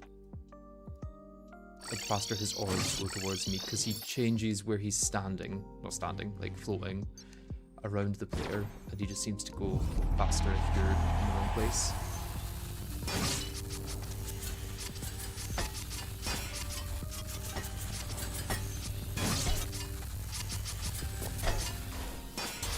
What's happening there?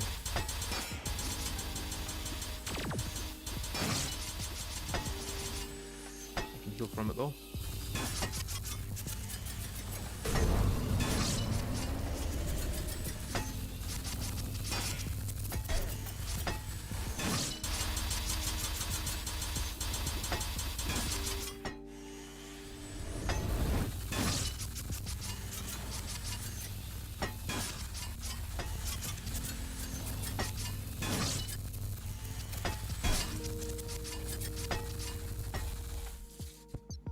It's going to do the Bone Port or the Bone Reaper teleport staircase from Cygnus 2. I don't think the arena is our issue. We don't seem to be running out of space often. It's more just that we run out of health. So I don't think that would help.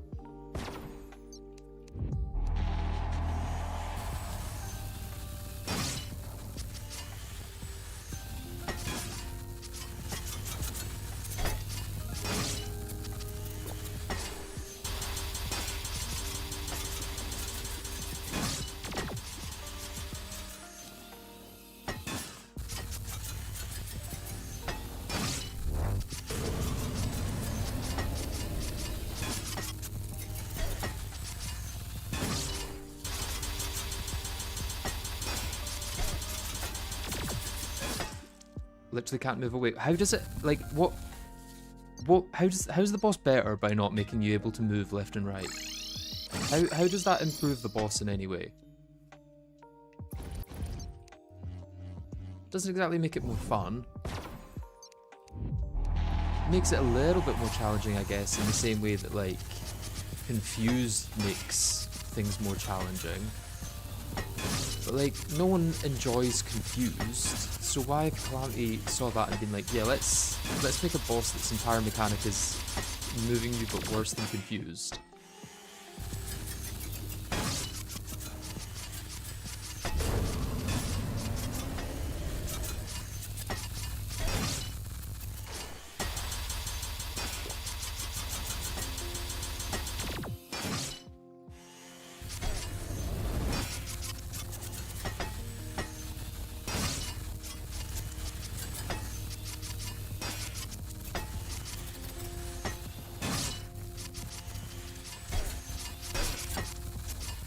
They're just so unpredictable sometimes.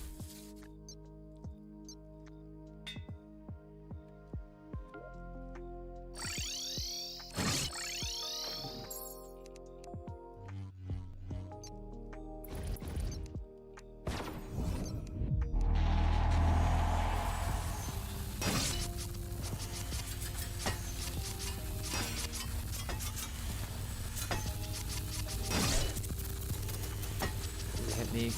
We're going with that.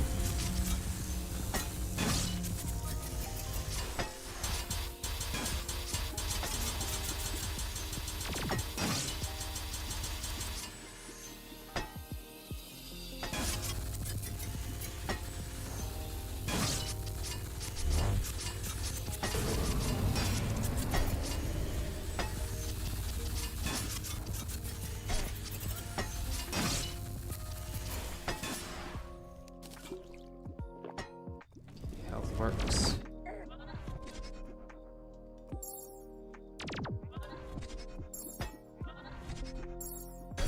Ah, 1.3. 1.3. We've had a 1.7 and now we've had a 1.3.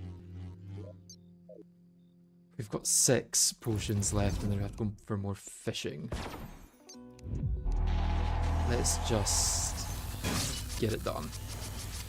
I don't want to have to fish again. Well, until after this boss is over, I'm going to have to fish for the next few, but...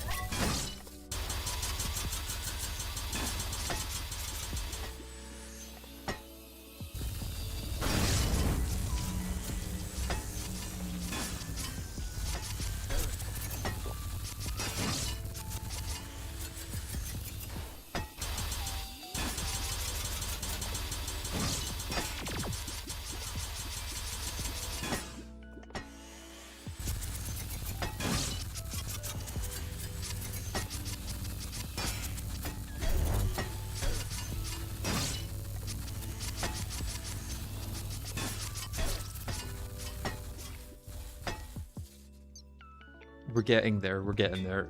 It's going to be one of those where after I get it, I'll be able to do it like 5 times in a row.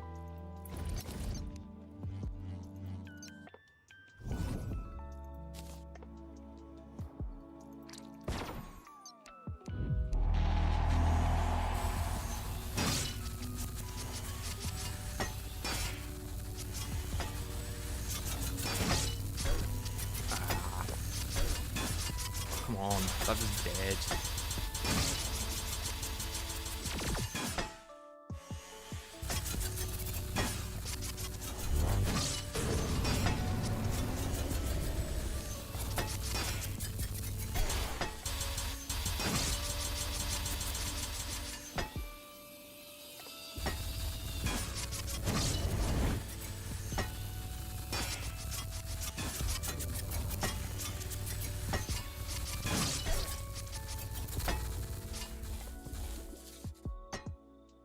Why would my mental fortitude fail? I'm not going to do this without mental fortitude.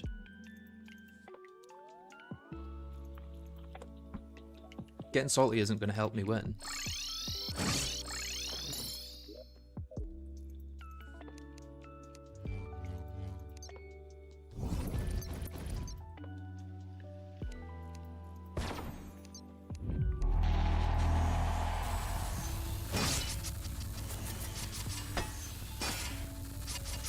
I could paint the background, yeah.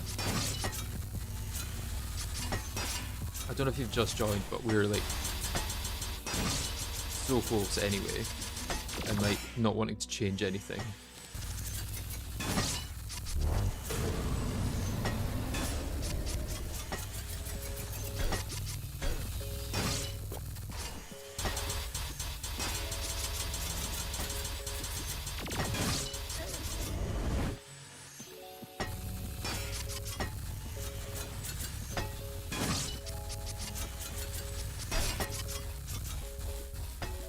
Ratamir is not going to out DPS the Super Radiant Slaughterer, I don't think. I would be incredibly surprised if it did.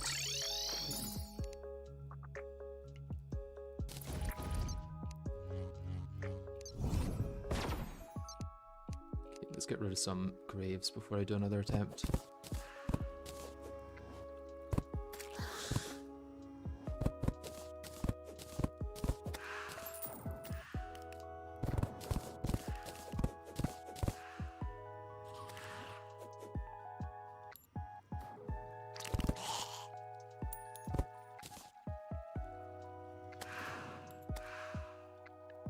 Actuator view set to classic.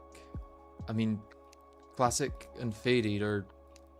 Faded is better than classic.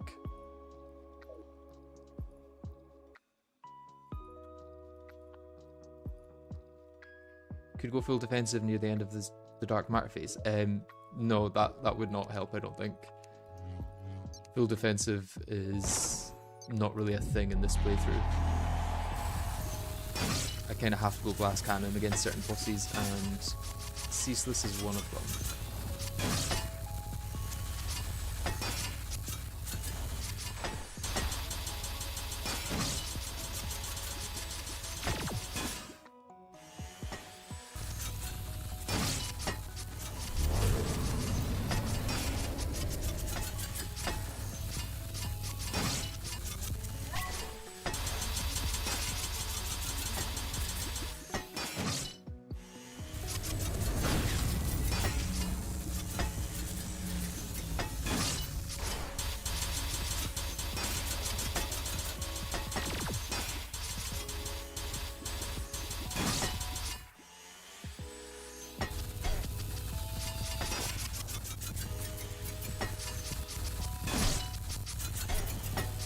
Oh, just instantly hit after being hit after being hit. The fact that I've got no knockback resistance is really, really painful. Right, this is going to be the last attempt before I have to fish for more health potions.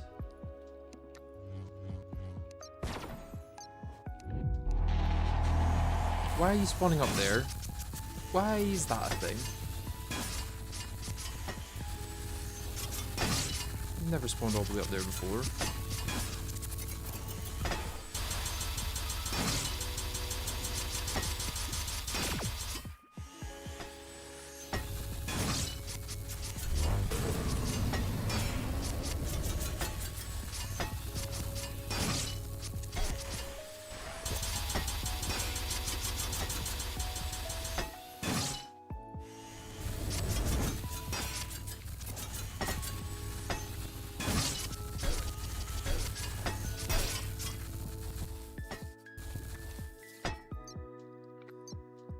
Did you get the storm from Stormweaver, the bow drop? I did not, no.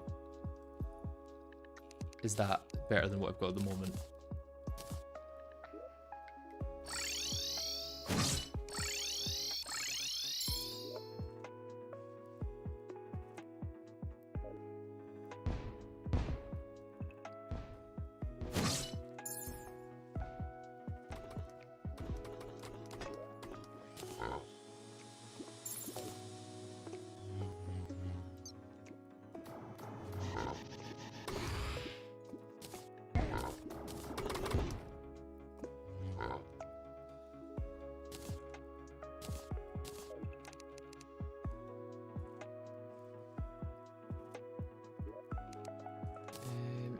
Let's use that. I could also get ale for the boost.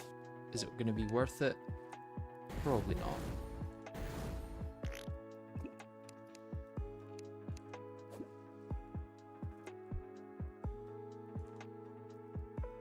Oh, I need right bait. That's why my fishing power is shown as so high, even though it's not that high.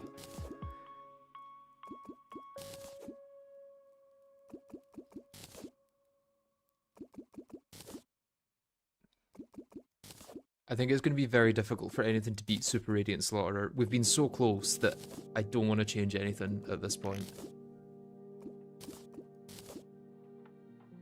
Shadow Paint would work, but considering I've got to 1.7% and 1.3%, was it? I don't think spending all the time using Shadow Paint would be worth it.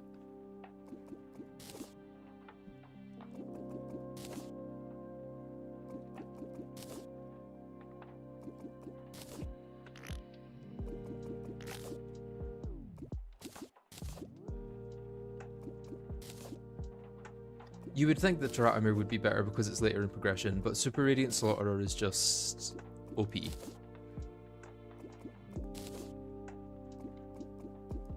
Difficult to use though.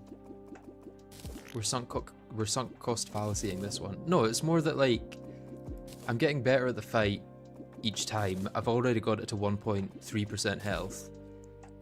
Chances are that within another 20 attempts I'll have it done, and it would probably take a lot longer than 20 attempts worth of time to get all of the background removed. You'll be using that arena for Polter as well, so I'd say it's worth it. Polter should be easier than Ceaseless, I think.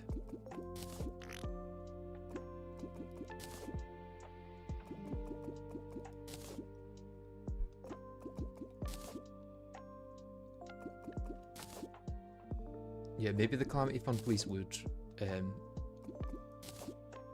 nerf Super Radiant Slaughterer, but I think they would be right too. Sometimes it is good for the game to be balanced. Unpopular opinion.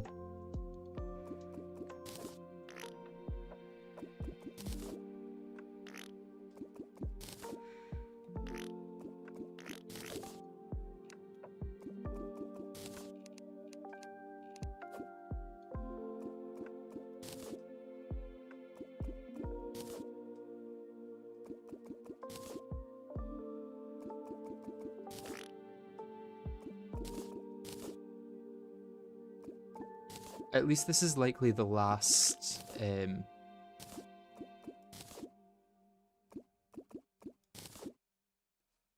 I'll need to fish in the playthrough, probably.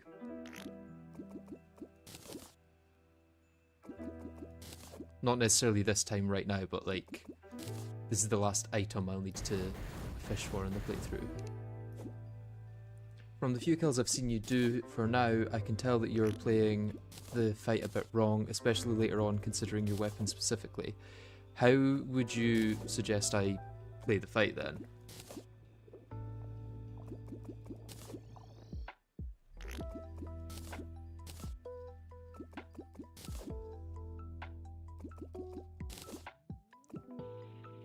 Let's actually go to the next time I've got good fishing power.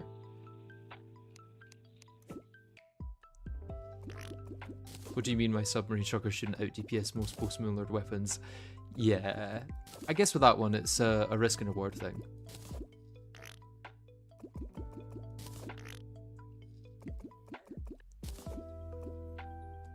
Super Radiant has mid DPS, has mid focus DPS, so with so many targets, so it's fully RNG if you can kill the dark energies before they close in on you. So you can just not stay too close to Ceaseless Void that long each phase. So be close at the start of a wave, then leave the wave as soon as they start closing in. The problem is, anytime I'm like outside of the inner ring of Ceaseless Void, he then, when he moves, all of the dark energies move with him and become quite hard to understand the movement of. So I think it's working well enough just now where I'm not getting hit very often. Like I've survived long enough to get I think 2 adrenalines on one of the attacks, and whether it's RNG or not, it's still probably the best strategy that I have.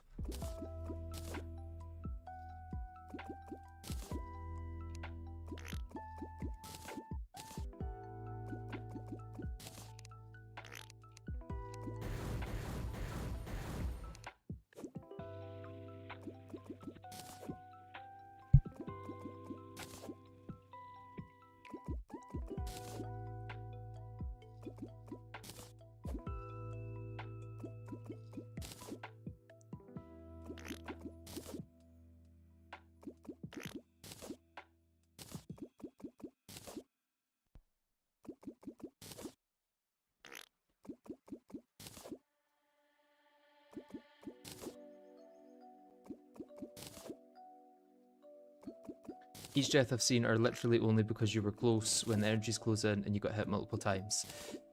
Yes, yes. So if I haven't killed enough of the energies by the time they close in, I will die, almost certainly. But if I try and escape early, I will die almost certainly as well, regardless of whether I've taken down enough of the energies or not. It's like one is RNG and one is certain death, so I'll go with the RNG one, you know?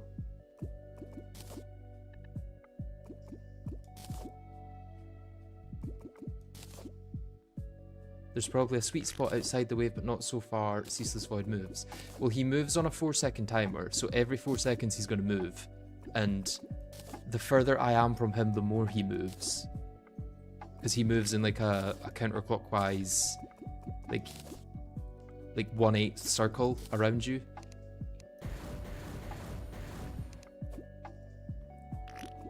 So when I'm really close to him, he moves maybe like 5 blocks every time he moves, whereas if I'm 50 blocks from him, he's going to move 1/8 of a 50 block circle, and then all of his dark energies are going to move that same amount to try and readjust to where he is.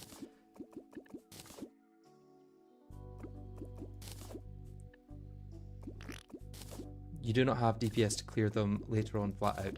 Yeah, I'm trying to move out of the way later on, but only at like the last possible second, I guess.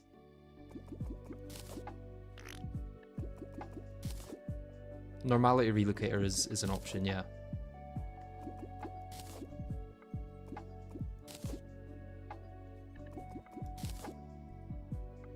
Have you tried using Glorious End at the final phase? I think that would be another thing to learn. And when I'm so close, I don't think it's worth trying to learn a new strategy for that.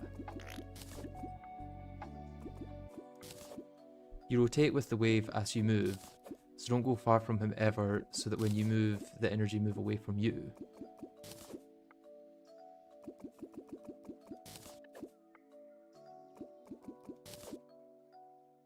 You could hold Stygian Shield when in need of knockback resistance. Well, unless I'm getting hit, I shouldn't need knockback resistance, and that's kind of my plan for the fight.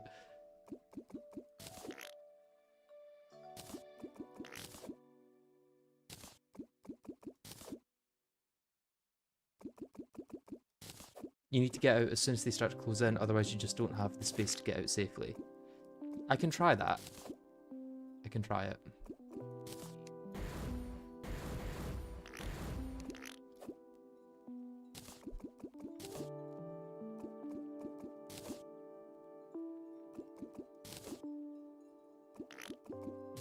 Are you having more difficulty in the late game as gear gets better, or is it compensated by mounts and stuff? It's more that certain bosses aren't as viable with mounts and hooks as others. Like, there's a few bosses where you can, not necessarily cheese, but like there's a strategy with mounts and hooks to get by them, whereas others just do not have an associated strategy.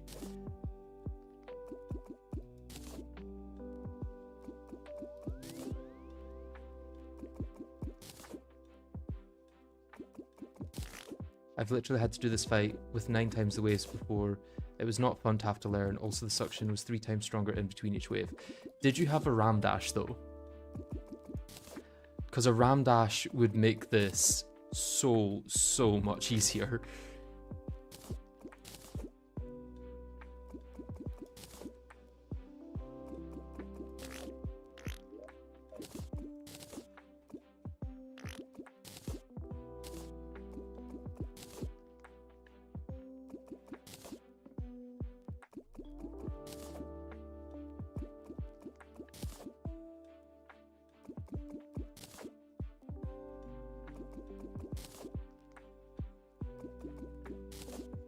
Also, I would suggest trying it with a mount before giving too much advice, because the movement is very different when mounted.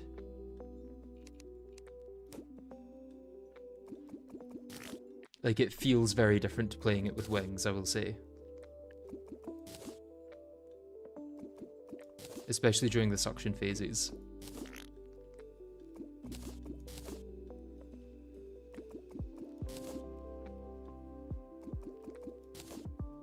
Ram dash does not matter on that amount of balls. You have no way to have enough distance to literally ever dash safely. Well, you dash through them. You don't need space, you just dash through.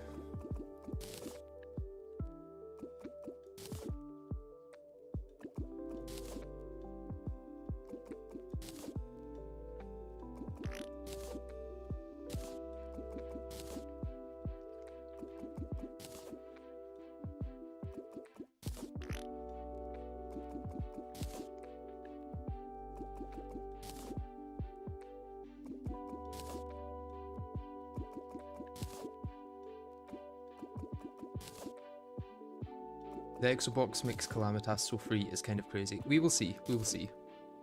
I'm still going to be basically 1 or 2 hits from death against Calamitas, so...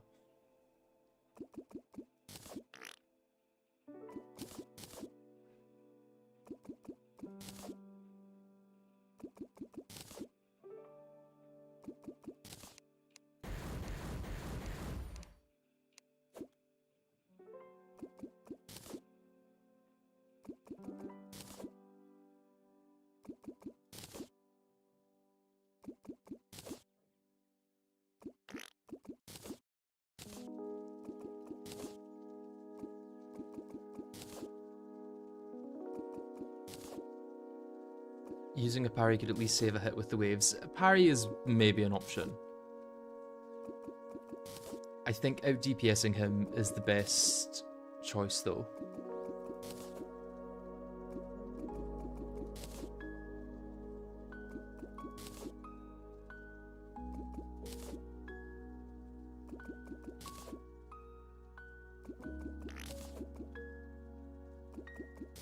The problem with the last phase is I just haven't done it enough times to know what I'm doing.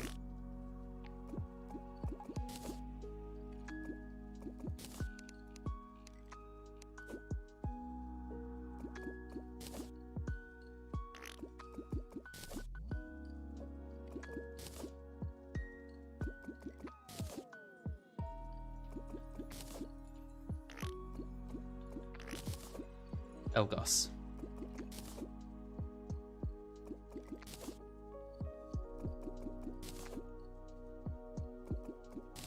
Okay, that's probably enough fishing for now.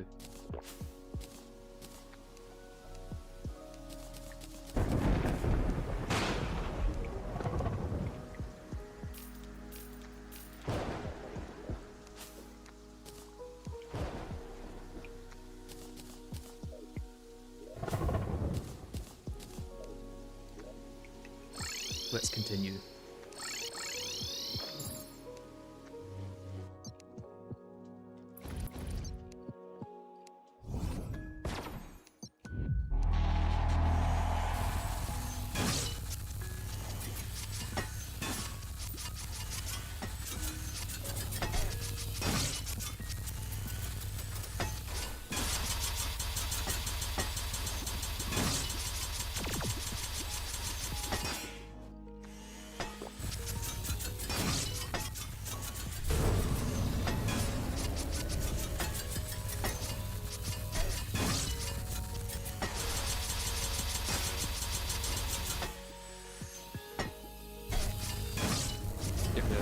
Phase transition so quickly there.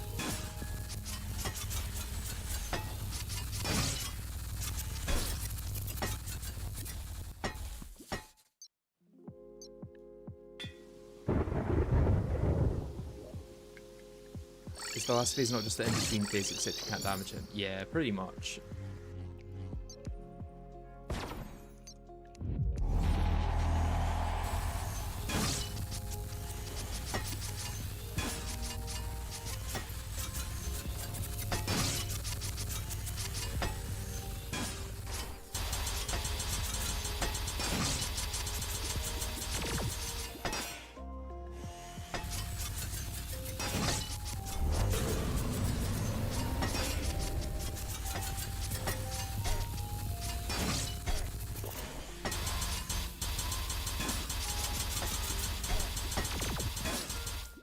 Surprised I survived that second hit there.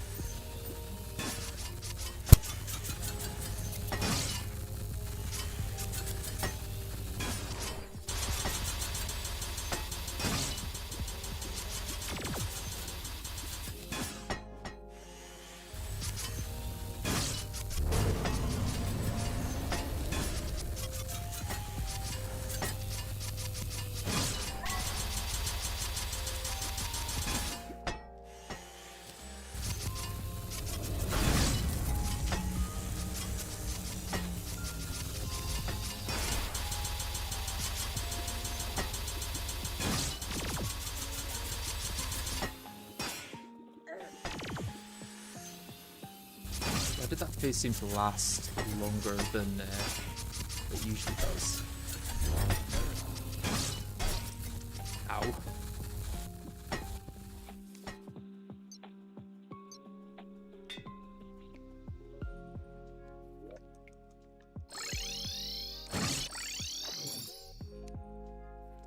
Your main issue is probably the fact you start running away and dashing instead of trying to play how you normally would. Well, I get through the other ones in about 5 seconds, and the last one lasts, I don't know exactly how long. There is probably a number associated with it though.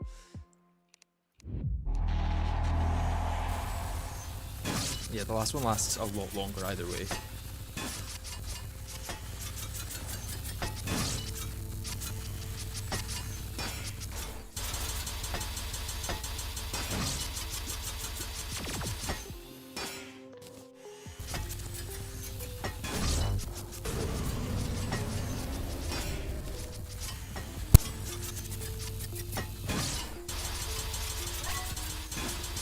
Placement, thank you.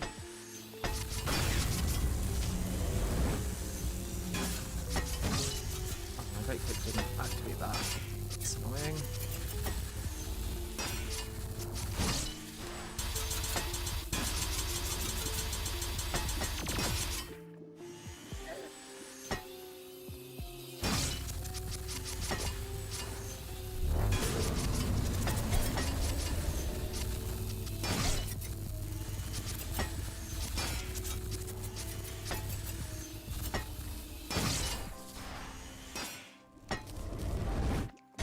Oh, I just got sucked right into that.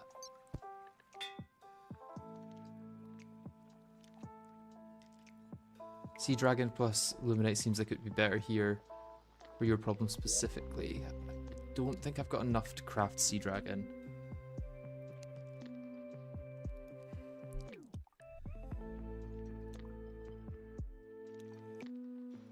Yeah, that's going to be a whole pain in the ass to craft, whereas this is like 10 or 20 attempts at most.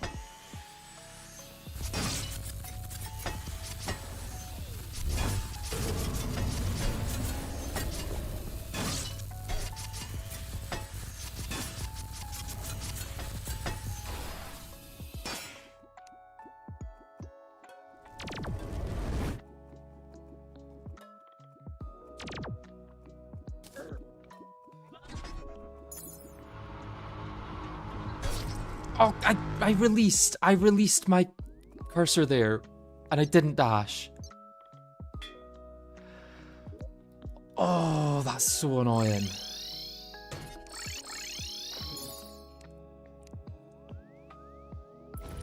Like I said, it's possible with what we've got at the moment. And I think it'll take less time to do it using the current strategy than it will by changing the strategy entirely.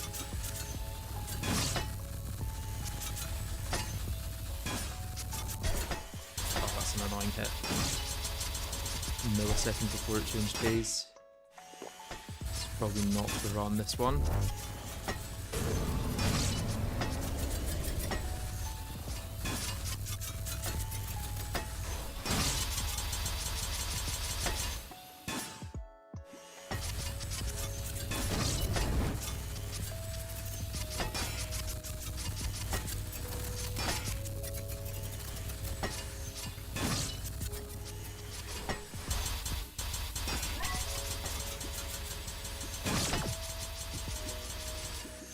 Going into the final phase with an adrenaline is pretty big.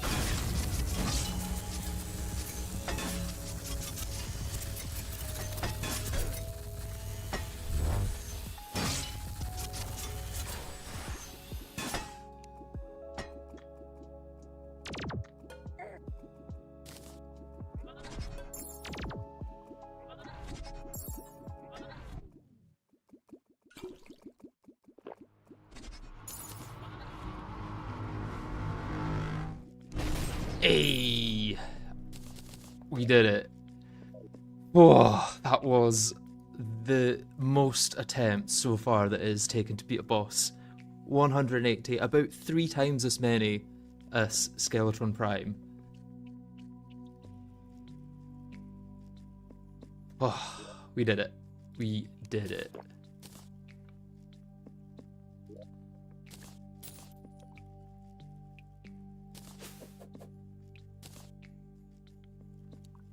Is that True Melee without being called True Melee?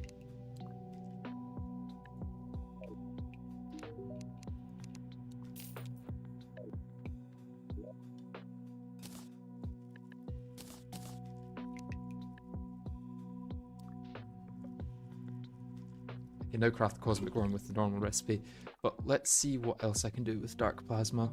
I could get the Dark Spark. Craft a bunch of Ceaseless Void potions. Oh. Probably none of this is going to be that good.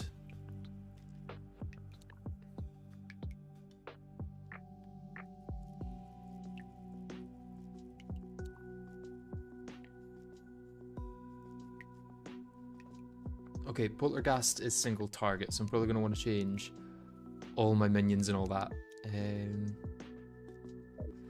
Okay, what best minion have we got for single target? Dazzling Stabbers are pretty good. I think Varied Vanguard is not going to be better. And also Lunar Portal Staff is going to be replaced with Rainbow Crystal.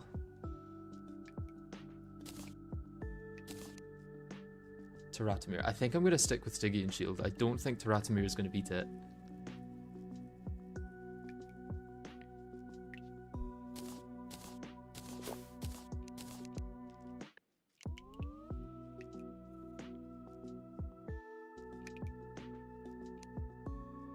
I'm literally 1 Necroplasm short. That's kind of funny. Let's hope it's just sitting at the bottom of my arena.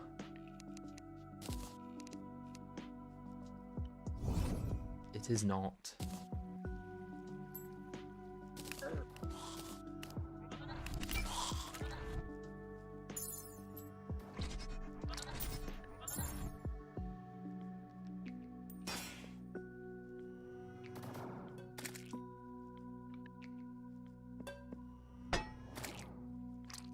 Oh mate, I'm not going to get any dungeon enemies down here, I don't think.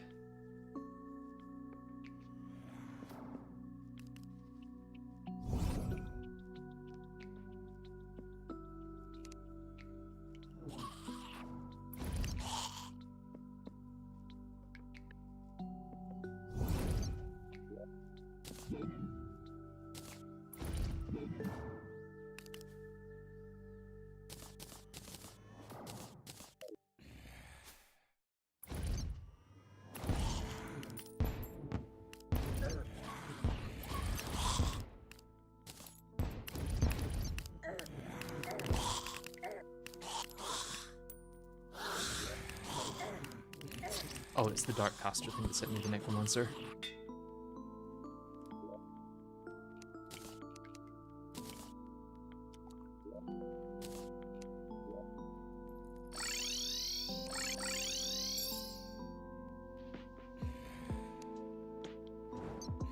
Oh, it's the Sacrifice Spark I've grabbed, not the other one.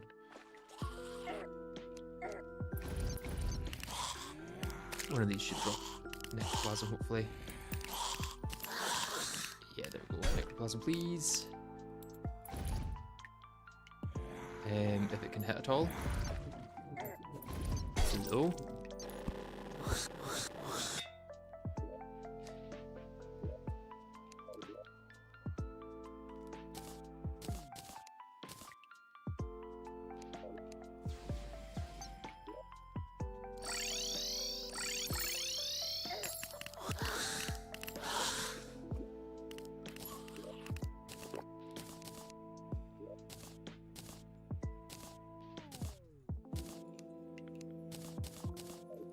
I could just try with the same setup as before. Let's first these off though. Yeah, I imagine it might be more dash based than Super Radiant Slaughterer based.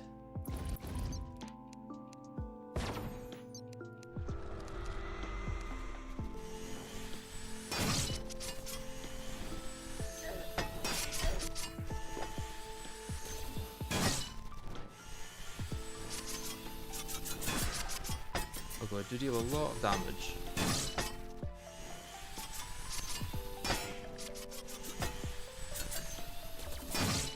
Okay, I can outrun her dashes.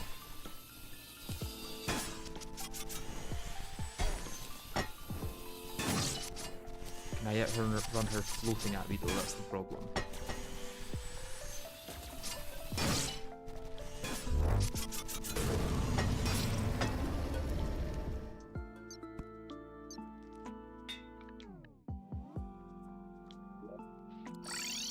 Let's maybe try and dash slip it.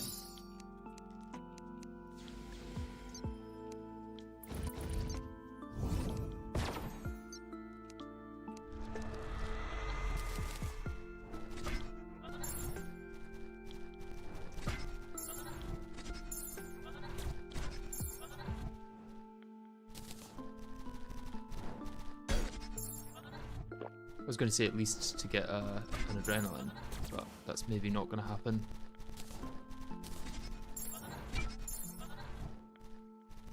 Our damage is still okay, to be honest, especially if it goes in the middle.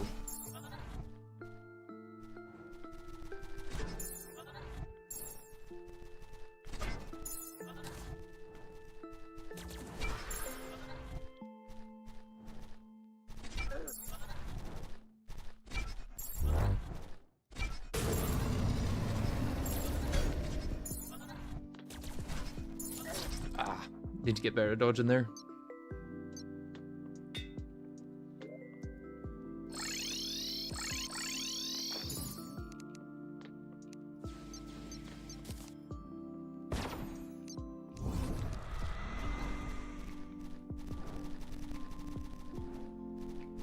Can I just do big circles? No, my downwards isn't fast enough to do that.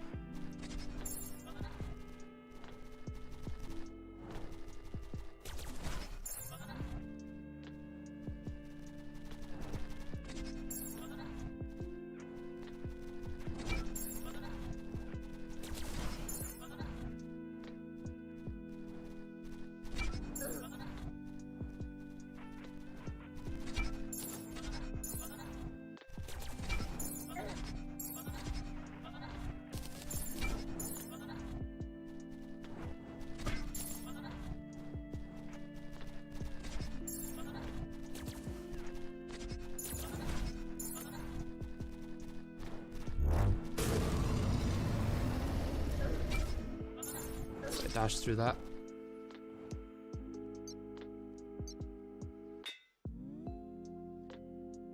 Your arena is too big for this fight since there are no blocks to break Polter's projectiles, so they can turn around at you. Also, water makes red projectiles pretty much invisible. Don't do circles, do squares right near the walls, just round out the corners in your movements. Okay, I can try that.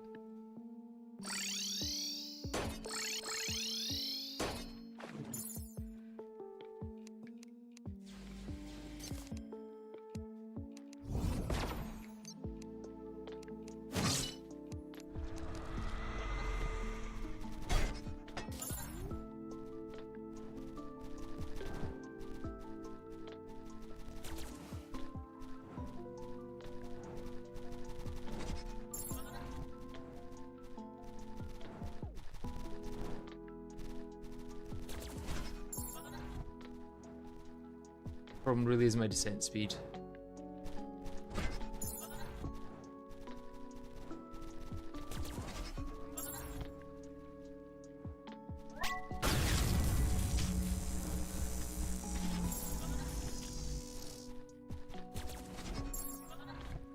Could just use the shield for descent.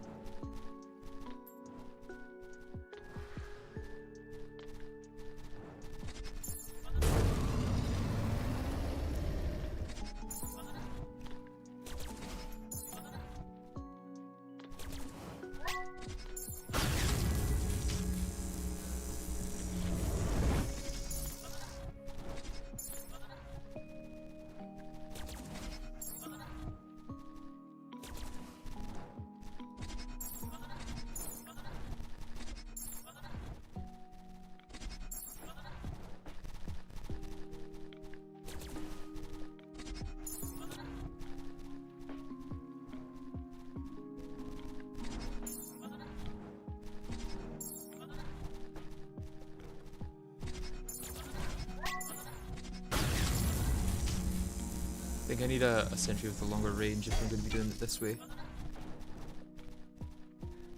Or just a smaller arena.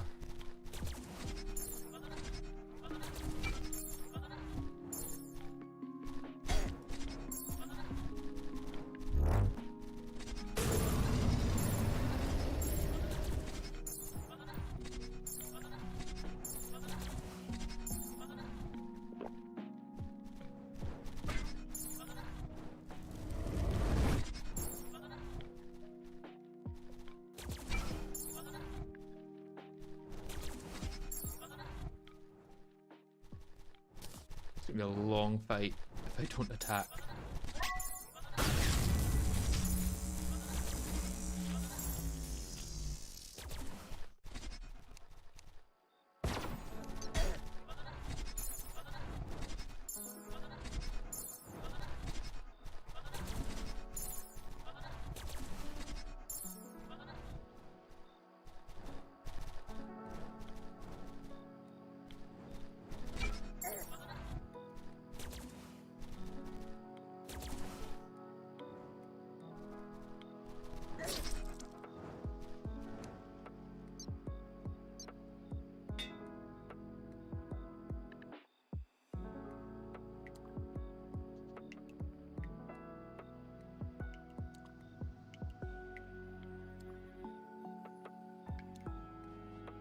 You're trying to get as many projectiles to be in the walls as possible.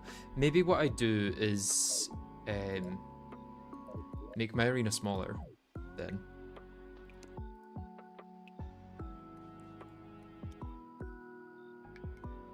Should I make my arena smaller or just continue as I am?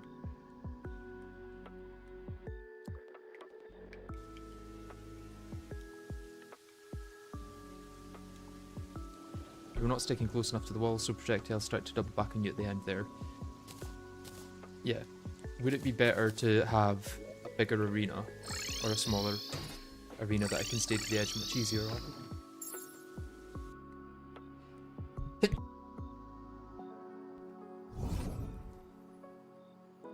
Yeah, I can see that where the archives would usually end.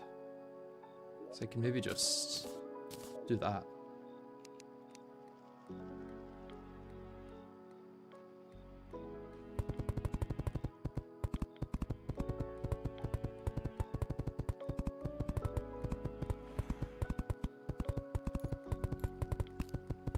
What shape is your arena on the map? Completely rectangular.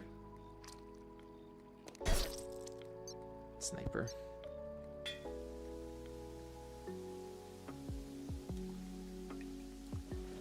Also, is there a better summon at this point than Dazzling Stabber? I know you're probably going to say Virid Vanguard, but I feel like Virid Vanguard is pretty bad.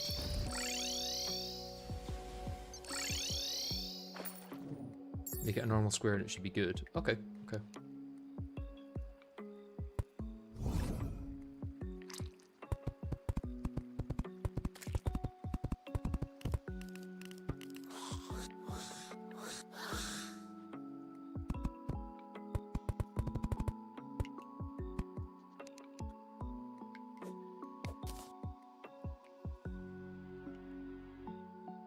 Void concentration staff, if you could have gotten it from Ceaseless Void.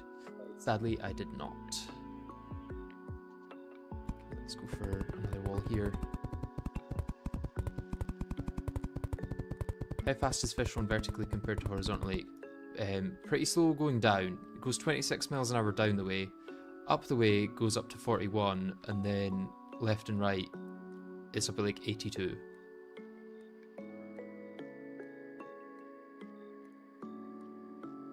So it's the downward speed that's really getting me.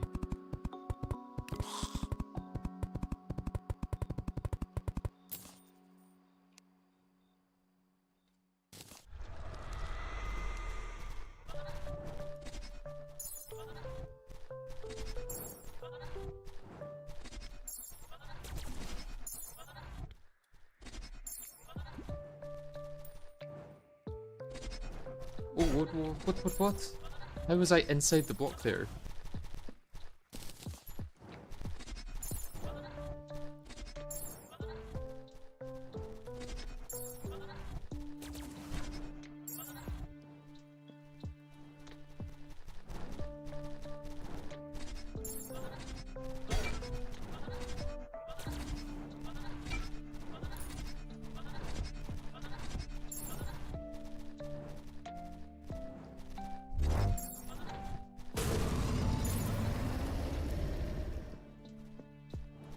room would be better for mobility.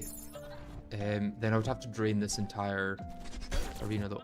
Why did I not dash there? I let go of the dash, nothing happened. I think I'm getting too close to the walls maybe.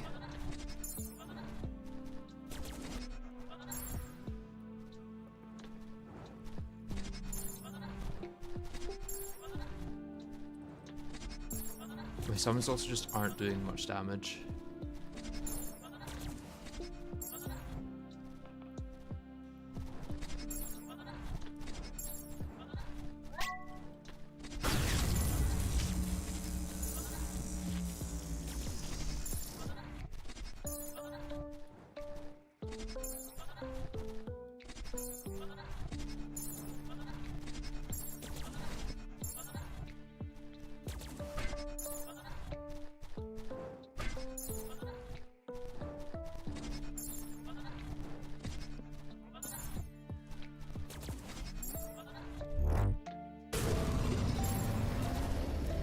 Fishron is too fast horizontally. Interesting. Wouldn't think that would be an issue.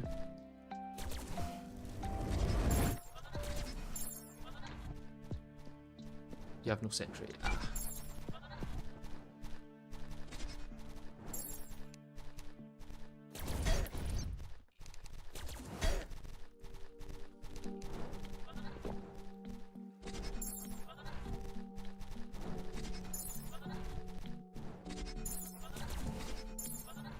Still at 1000 DPS, this fight is going to take like,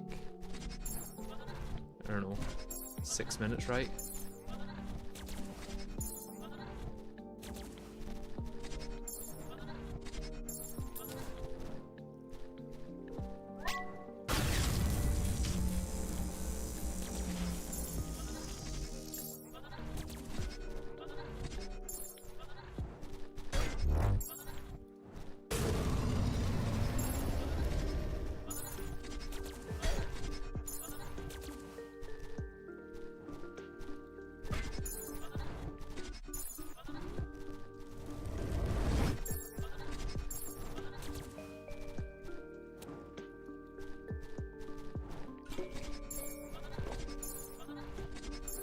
One of those fights that isn't really an issue to dodge. It's more just that I don't know if I've got enough DPS. Well, again, I released that, didn't dash anywhere.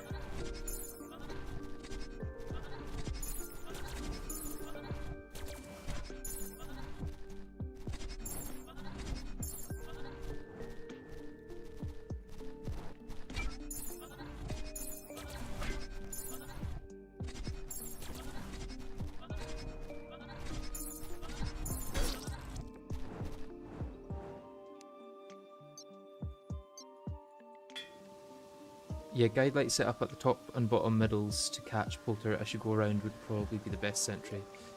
I could try that, yeah.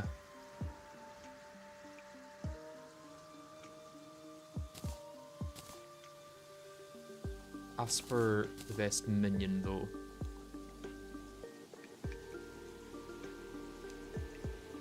Could go back to Tactical Plague Engine.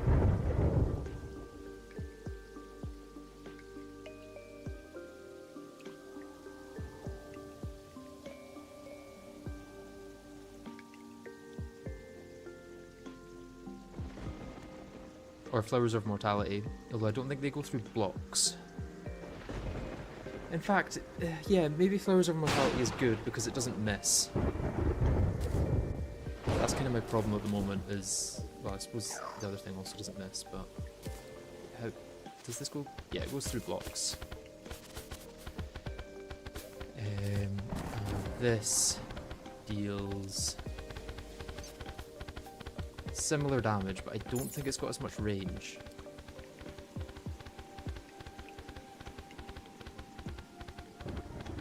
Or at least I think this will be more consistent at hitting.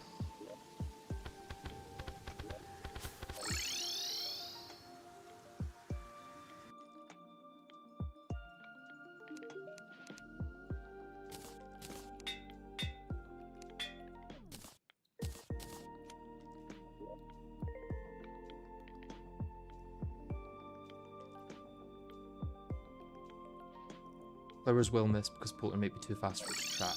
Good point. Good point. In that case, I can try Virid Vanguard. I'm not a big fan of it. The other option is Elemental Axe.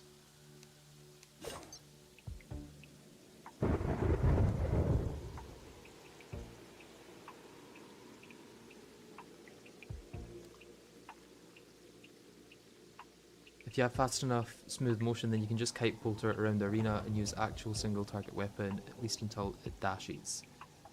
Yeah, problem is I've covered my arena in water, so I'm pretty sure unless mounts ignore water for the most part, yeah, any mount other than Cute Fish Run is going to be really slow.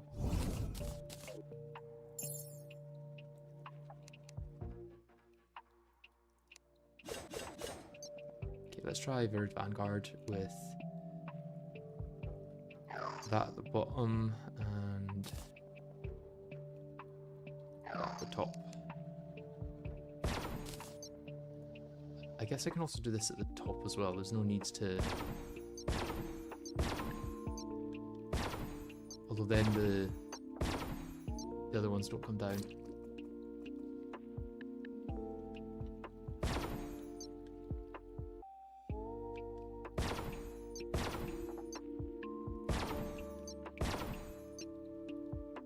Yeah, let's go with it.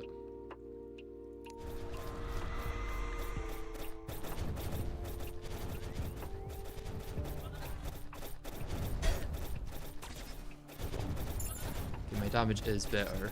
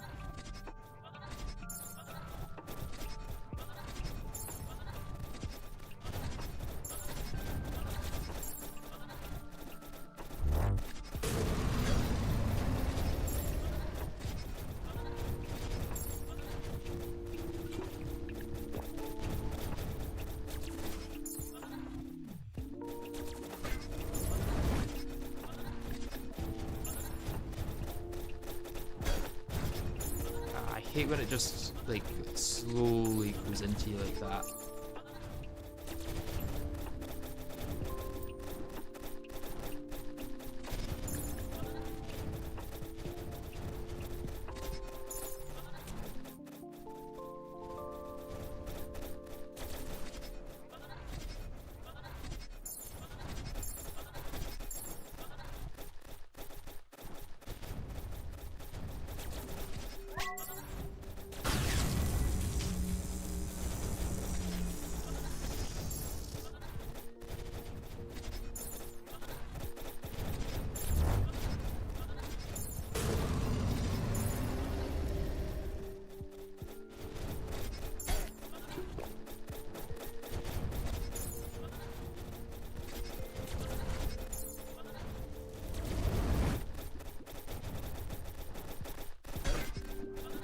Whoa, I went through the floor there. That garbage downwards on Fish Run just kills this fight. In that case, do I need to dry out this arena? Because that's going to be so annoying.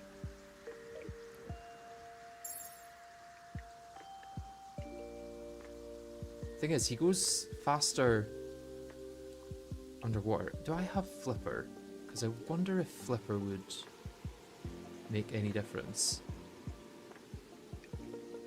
with allowing me to go down faster.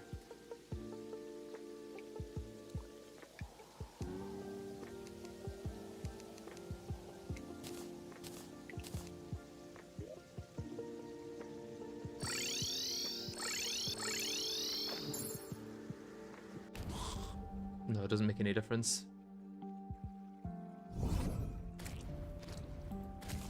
Just make a tunnel to the underworld and exit and re-enter the game. What if I want to kill Ceaseless again, though?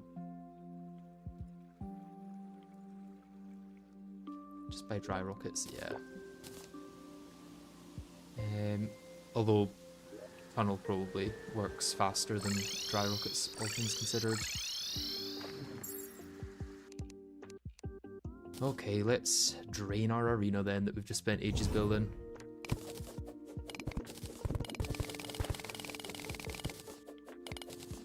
Use the broom and flipper potions in the water. Does that work? I think it still slows the descent. I know this isn't broom, this is the thingy mount, but you have two big rooms next to each other right above the current arena. Let's catch that before it floods too much.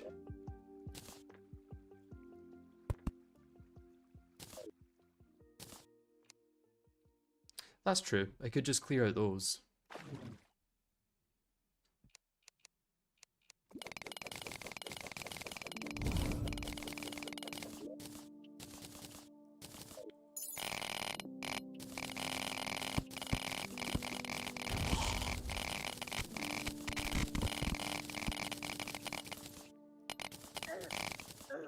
Stop the draining, yeah.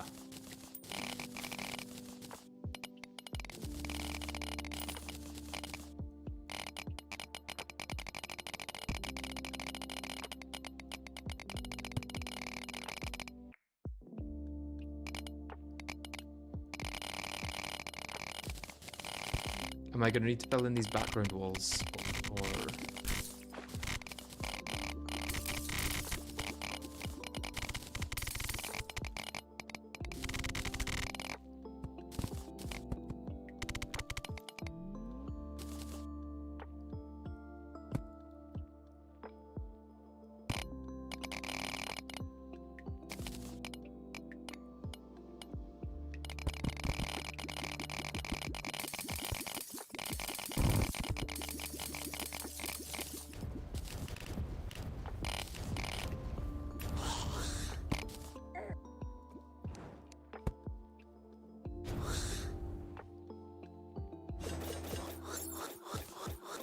Butler doesn't enrage at all.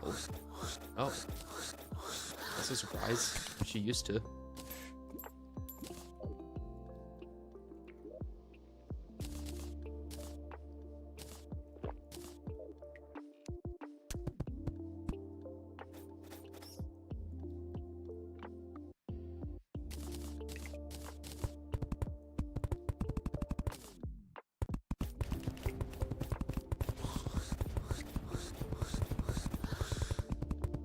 You just need the walls and blocks to spawn it in, not for the fight itself. Okay.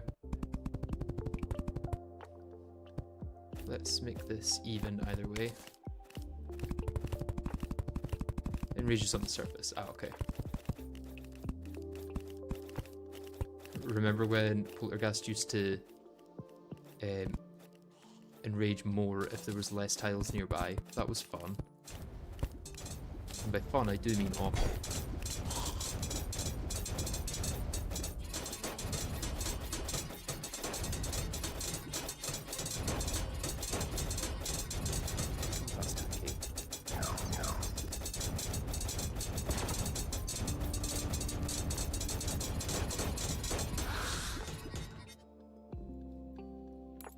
You could drag Polter to hell and use all that as your arena.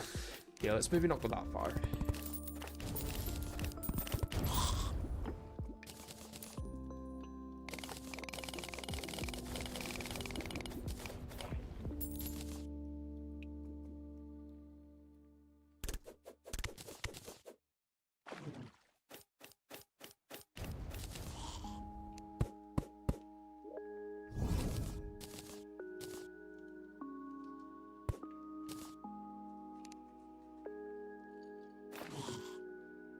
You preferred old range Polter?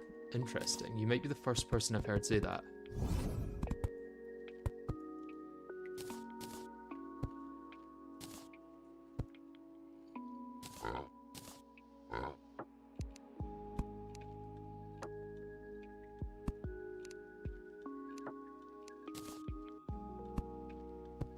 Okay,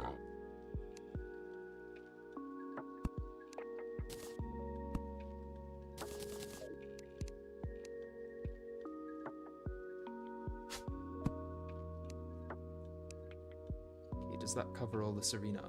Yes, it does. Quite easily, I think, as well.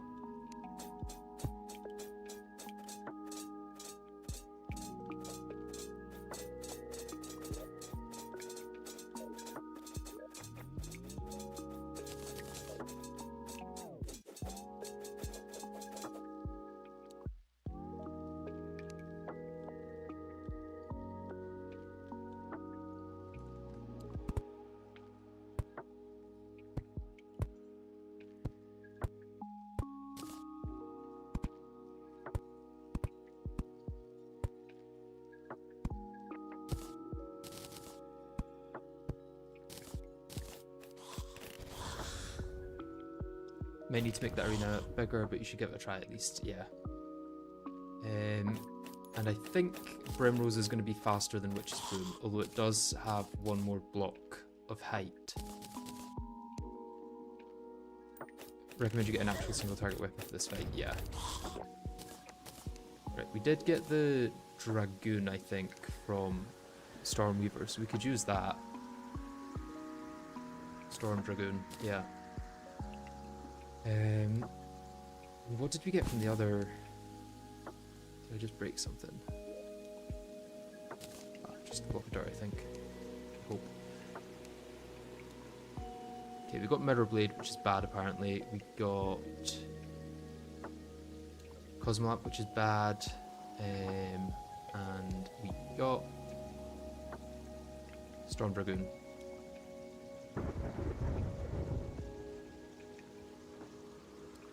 Let's look up what we can do with all the extra bits. So I could decraft these into something. Just use Teratamir, it's so good, trust me. I would have to go out and farm it though. Suppose I could do things that I've got all three now. I can make the Reality Rupture.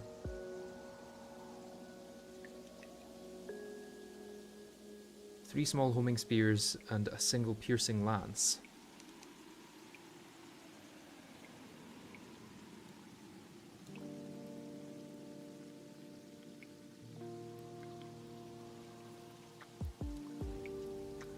Well, we've got loads of Dark Plasma because I haven't used any of that yet. Although it's all magic, really, for that. Oh, wait, Twisting Nether.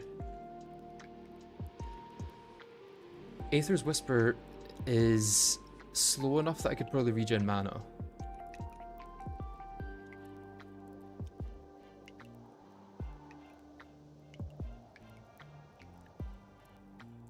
So many things are mage at this point. Is Reality Rupture any good?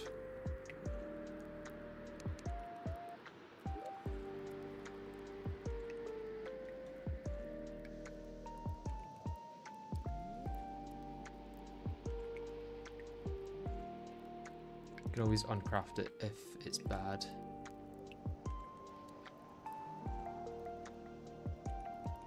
Oh, does that really only drop from Clingers? You can't shimmer it from the Ichor one?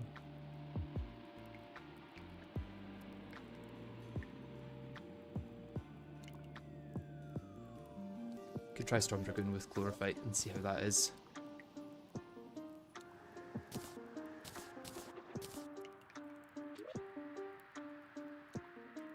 You can also use Ichor Spear. Okay.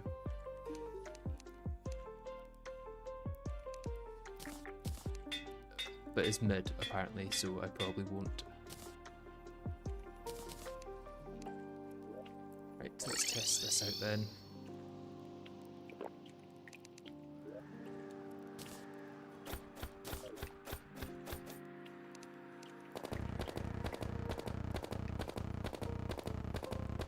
Okay, about 4,000, 5,000 DPS. Pretty good. And I do think that this mount is going to be better than the broom.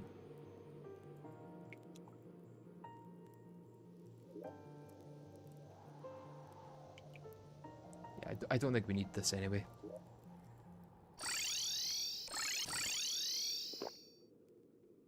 Let's give it a try.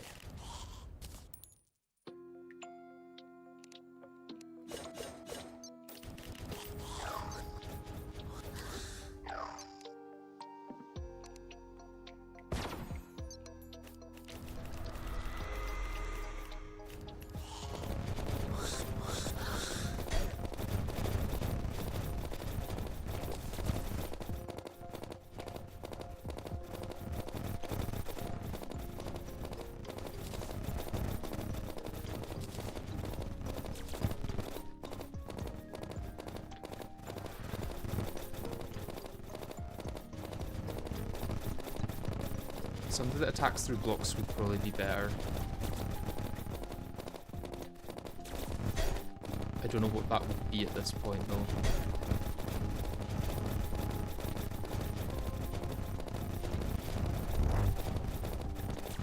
In fact, arterial assault is probably where it's at. That's like one of the best options and means I don't have to aim much at all.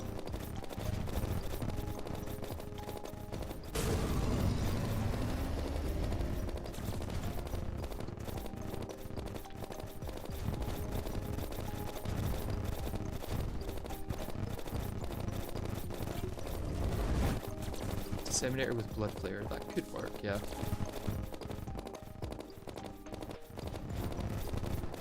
Does Disseminator fire through tiles?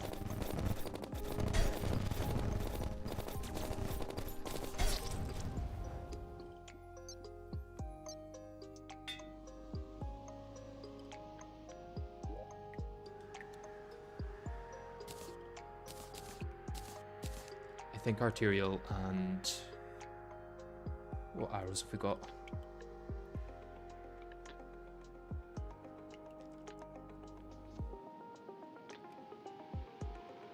Or what arrows can we make then?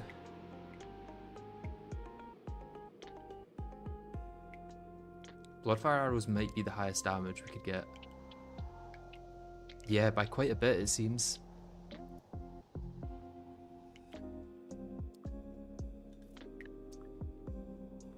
Broom is having the fish one problem of having an imbalance of speeds. Broom will just be better in doing circles. I can try Broom, it's just slower. Yeah, could do Elysian arrows, although that requires holy arrows, which is a pain, so I'm probably just going to use these.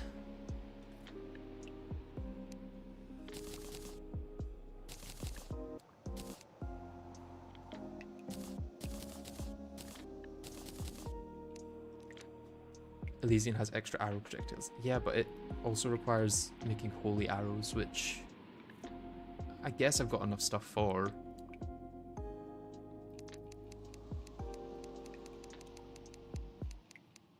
Compare the two of them.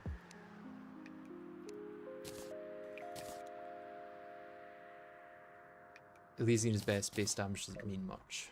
Okay, let's have a look at the DPS.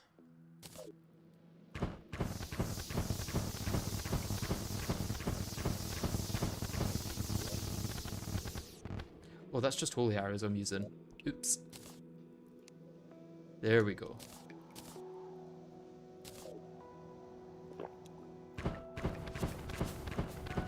Okay, so 6,000 versus...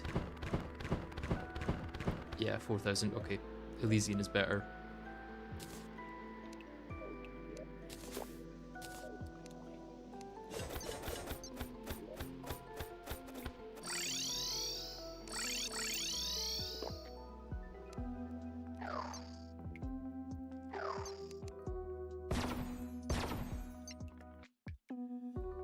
Get it so that it goes down the other side. Yeah, that's good.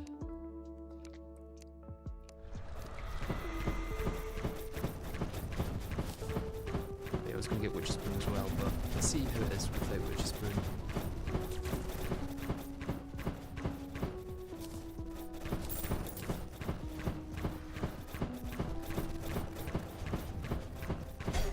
Oh, I thought I would avoid that.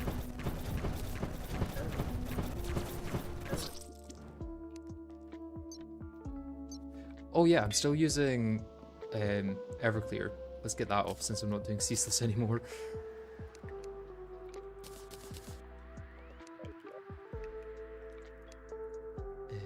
Let me get back my vodka and my whiskey.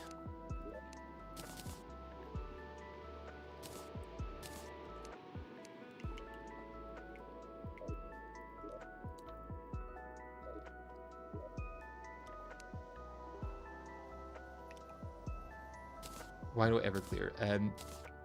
Because it will kill me.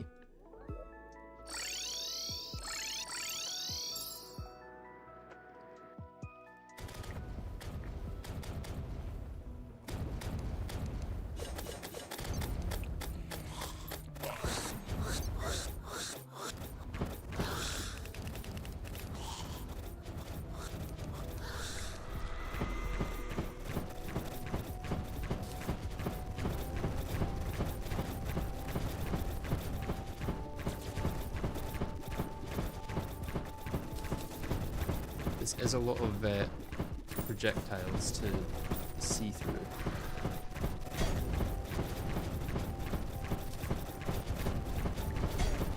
I have to say.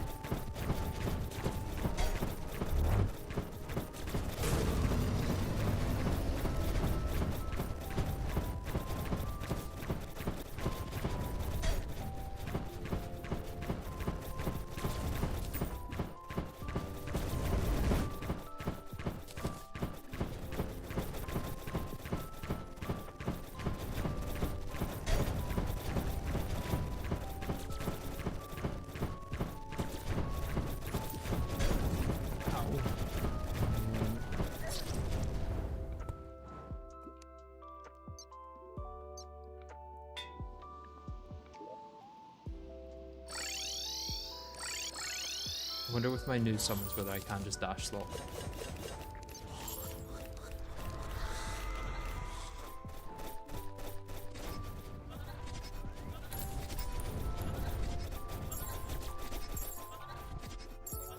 No, my damage is just way too low.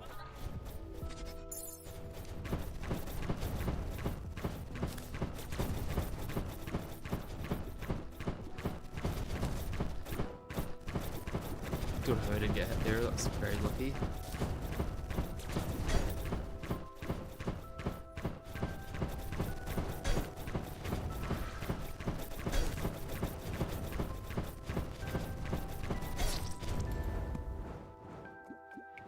Not doing the shape square enough for consistent polter movement, and you need a bigger space for a mount.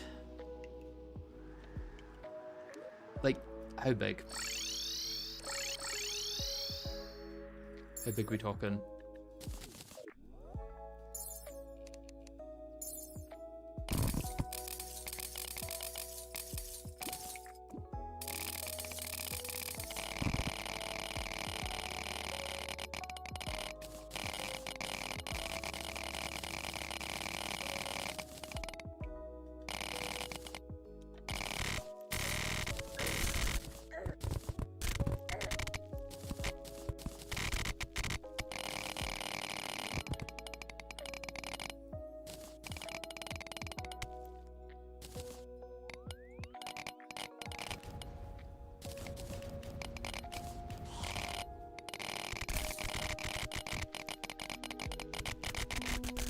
Do you have any other underground arenas you could use instead of this? I'd say maybe half more to the side and up, so 50% more. Okay.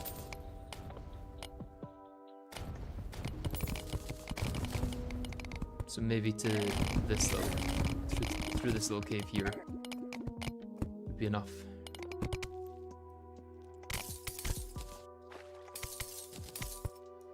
If I wall off the sides.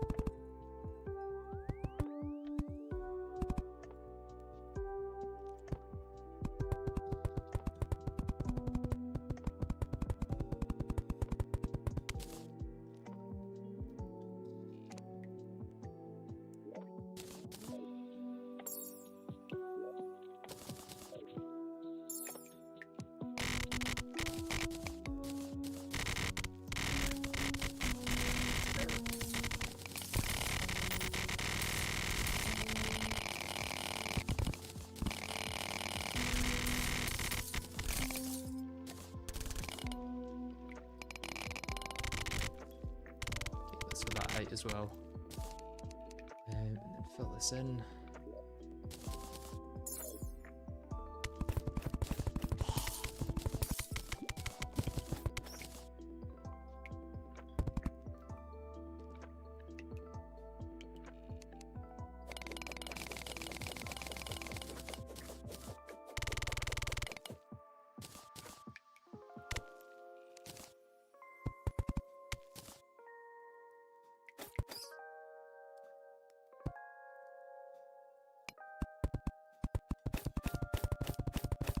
Make sure the shape of the map is square. It should be roughly square, yeah.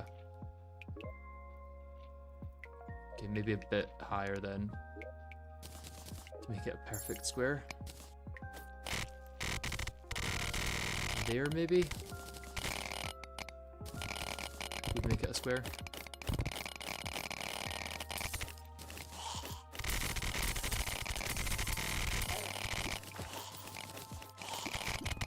I'm assuming it does not need to be a literal perfect square, and going in the ballpark will be enough.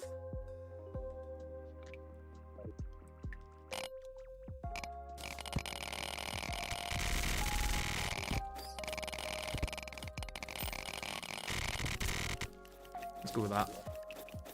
That looks pretty square to me.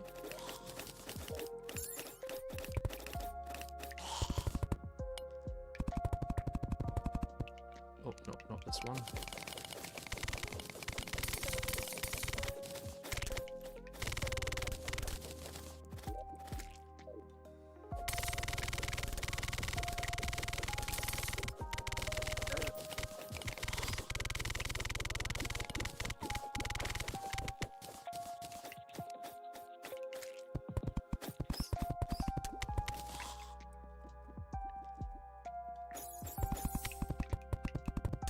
I don't quite know how I've been going 5 hours. It genuinely feels like it's been 2. If you'd asked me how long I'd been streaming, I would have said about 2.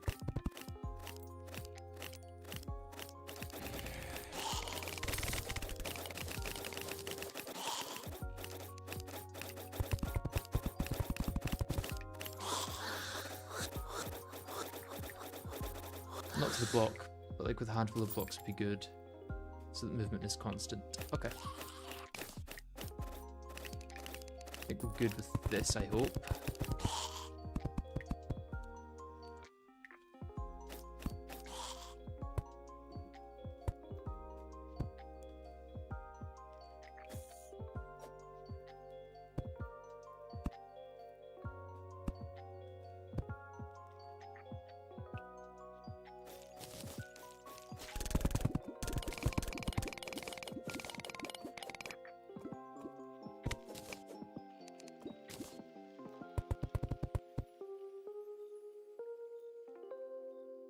And then we're just going up, and then along, and then down, right?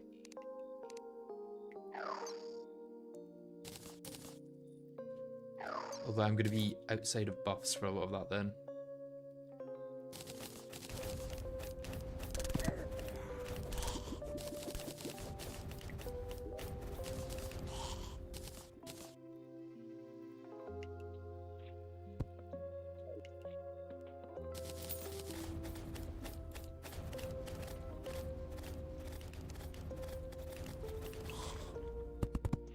Doing some laps around the arena.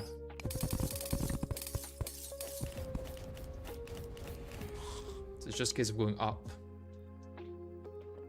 along, and then down. God, I've gone through so many arrows already. That's like 1,000 arrows I've gone through.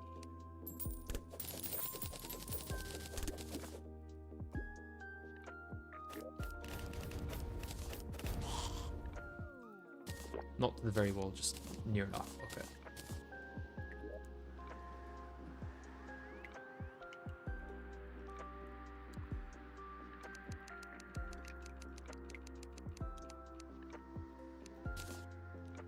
If this goes through 1,000 arrows per attempt, then I may have to change my arrows at some point.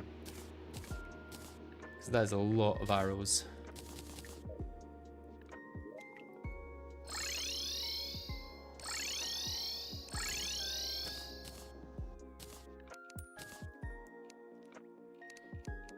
can give it a try.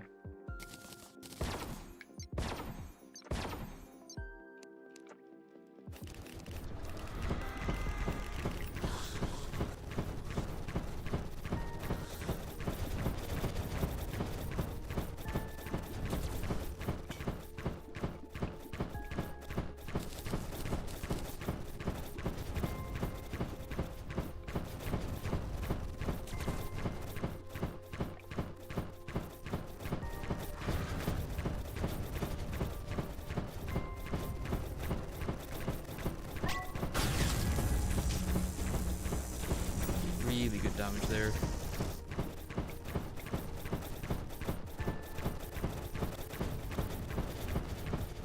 Although, still got quite a lot of health.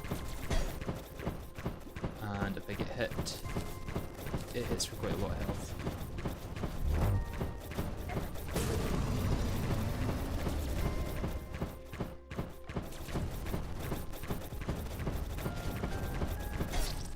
Okay.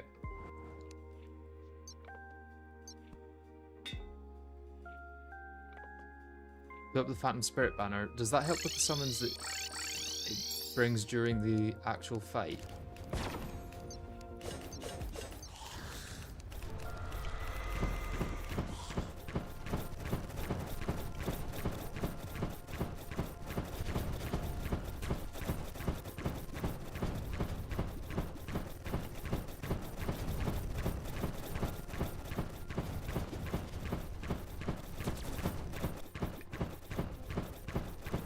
Give Brimrose another try in this larger arena. Yeah, I could do it.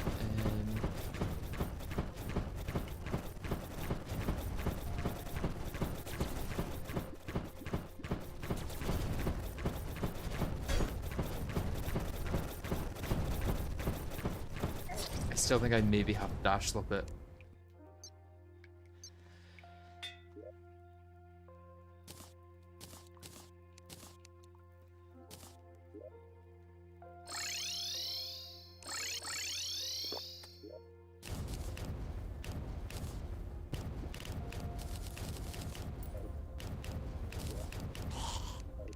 Didn't realize Slush would break my heart statues.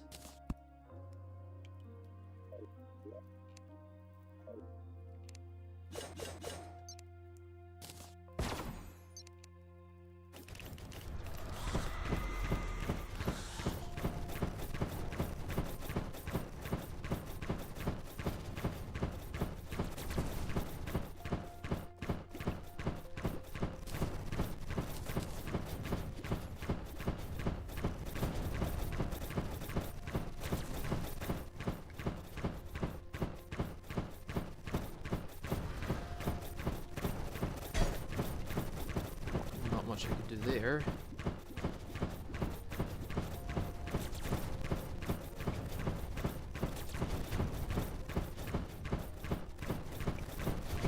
Or there.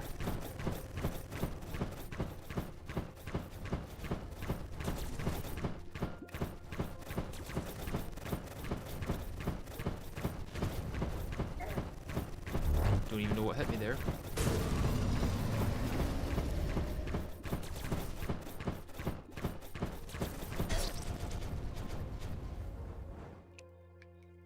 If dash slop ends up being the only option, then so be it. I think it might be. Question is, what's the best minion to use while dash slopping?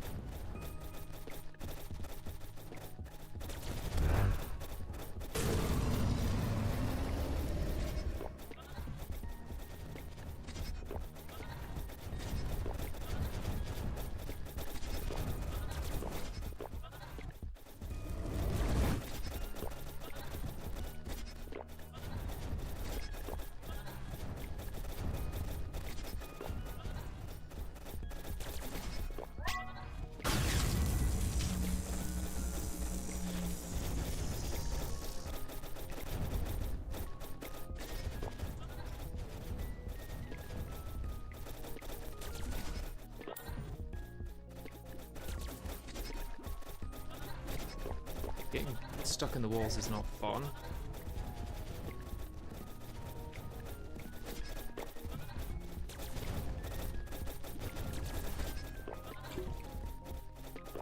We're gonna like, what, a 10-minute fight or something?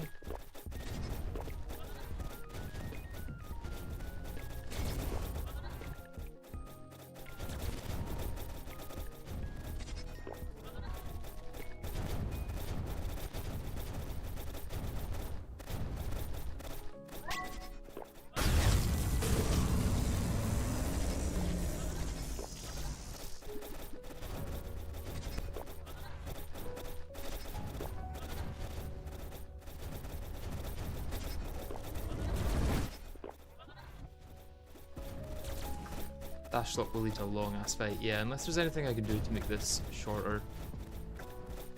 Like, I feel like a slightly better minion would be great.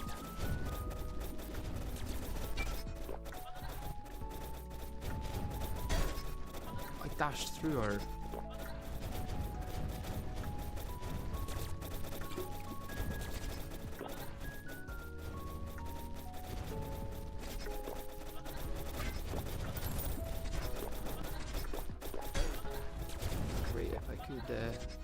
Get my mount after dashing.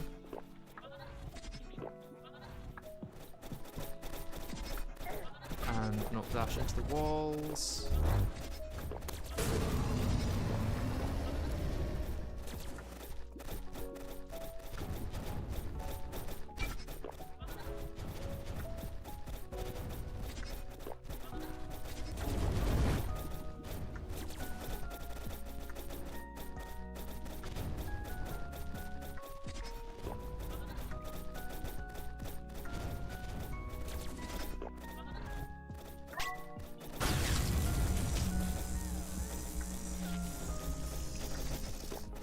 Does she get less defense or DR in phase 2 or anything?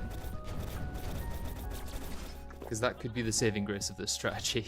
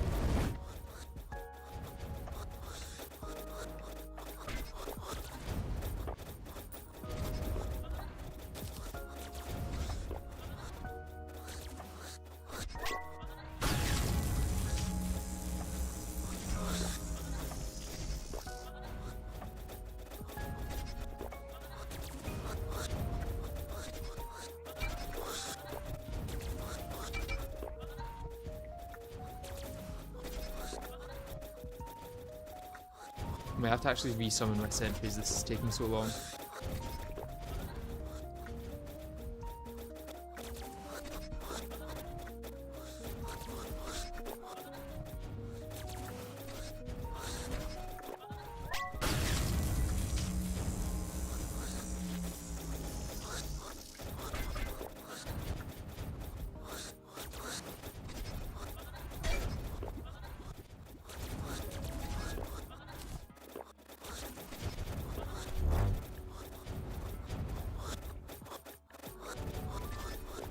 Maybe it's back to Everclear, because I'm not really getting hit much in this.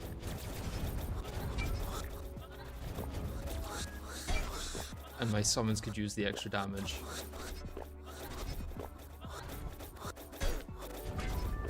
I say I'm not getting hit much and then instantly get hit.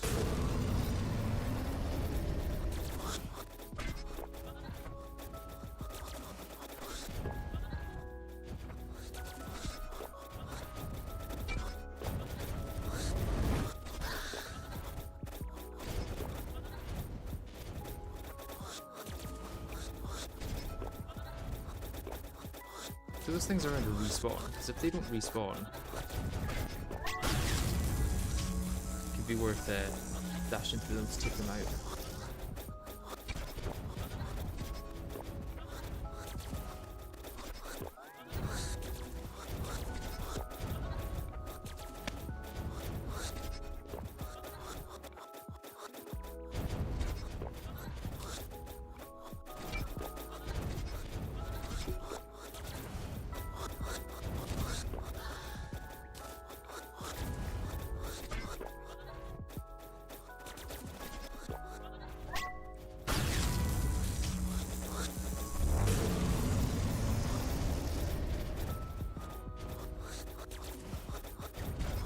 That's the clone thing. No, the clone thing's still there.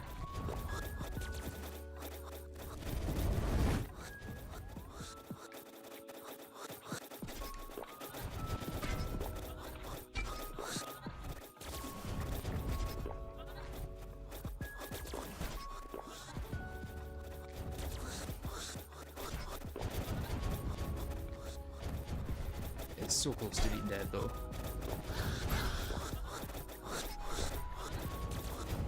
Is it right?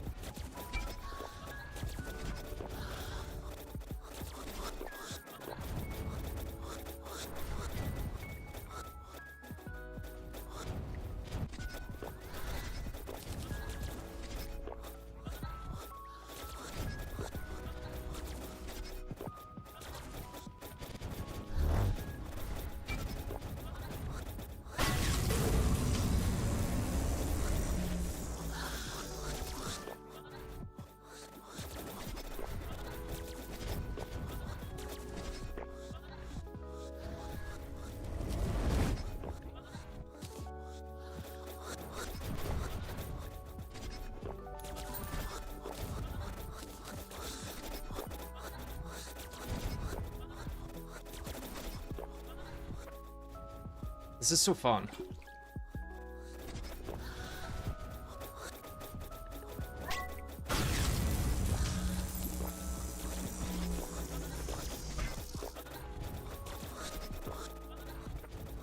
I love when my adrenaline does like 1% damage to the boss.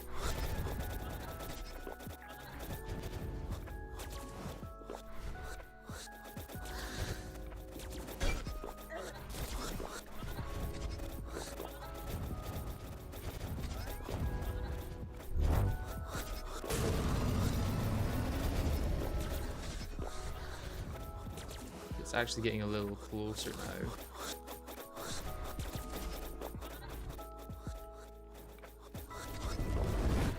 Oh, my minions are gone.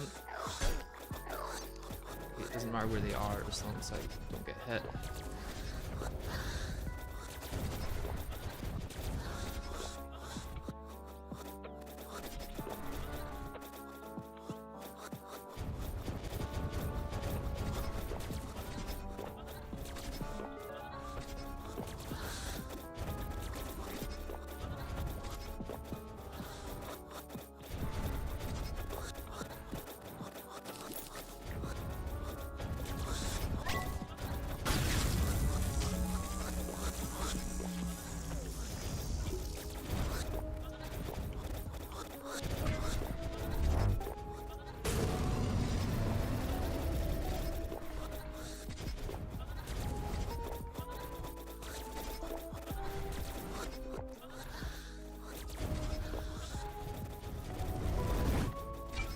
You guys ready for me to get her to 5% health and then choke?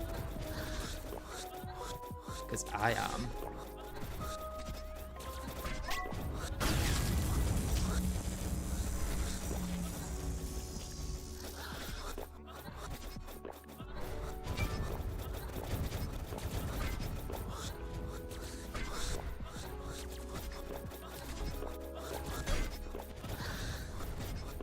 Still got a heal.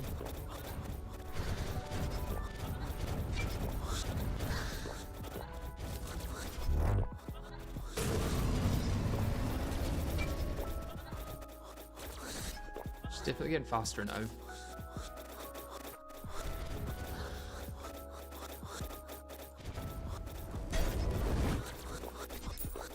Maybe a waste of a heal. Probably still get another one by the end of the fight, to be honest.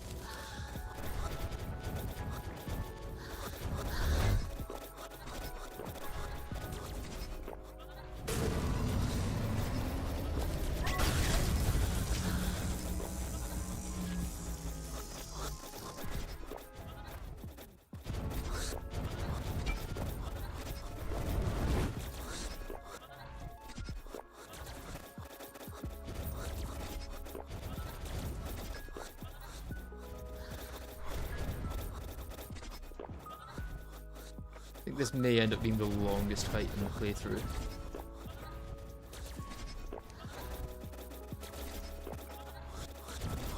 If it doesn't work, I'm gonna be so annoyed.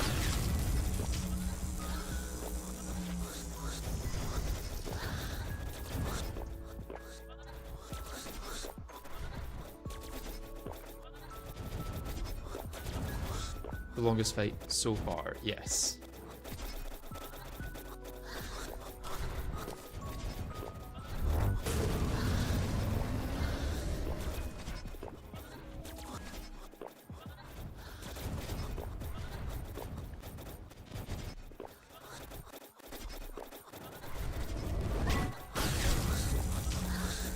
Okay, we got there.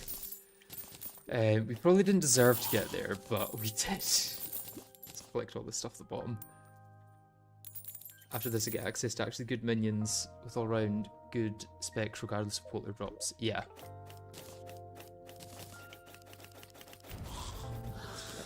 That as well.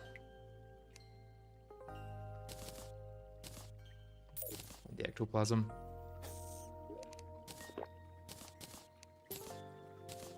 Okay, Polter ended up dropping quite a lot though. Ecto Heart, very nice. Let's put that away. That's a pretty good minion, I seem to remember. That maybe is good. I feel like for Old Duke, we're just going to need to dash as well.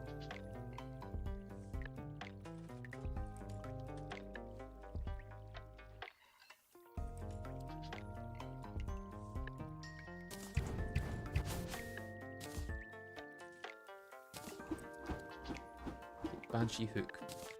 Yeah.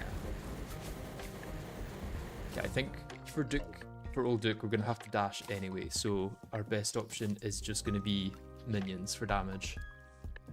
How long is the fight? Let's see. Let's take some guesses. I'm going to say the fight was 12 minutes and 35 seconds.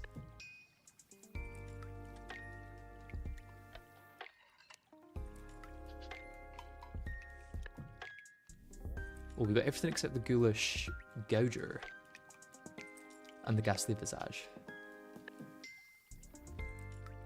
14 minutes and 2 seconds. Oh my god.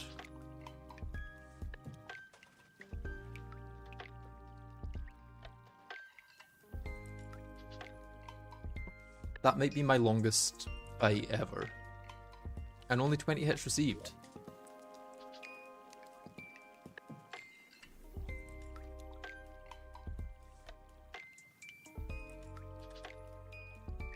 Okay, that requires 4 minion slots. Ceaseless is probably really good, I imagine. Oh, it requires 6 minion slots though. Oh, damn.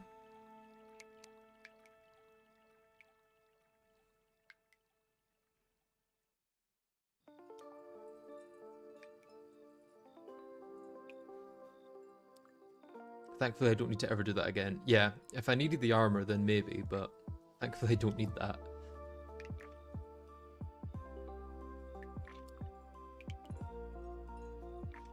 Okay, I can make Phantom Heart if I ever want to go with Mage. Gamma Heart or the Polter Drop are the two best. Yeah, let's go Polter Drop for now.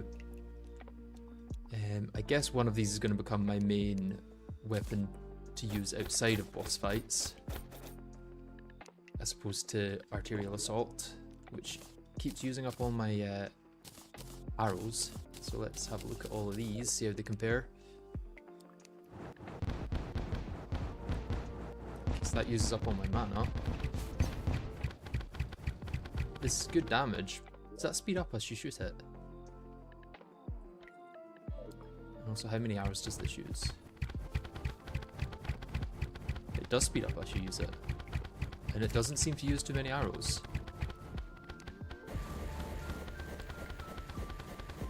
Terrorblade looks to be pretty good. It's maybe just the easiest one to use. This is high damage, but feels lower range.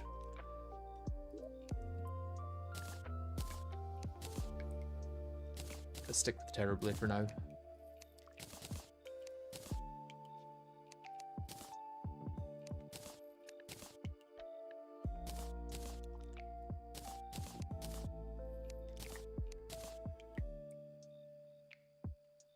And then with our Ruinous Souls, we are going to craft... Is Phantom Heart all that I can actually get, really?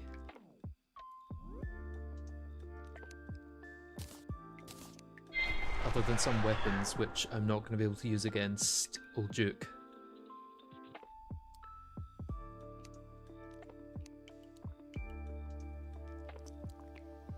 I guess some of these might help against Devourer.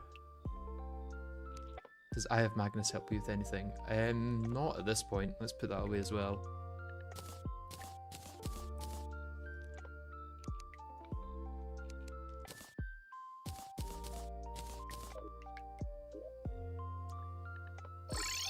You didn't say thanks to Super Radiant. Yeah, thank you for carrying us through most of early post Moonlord.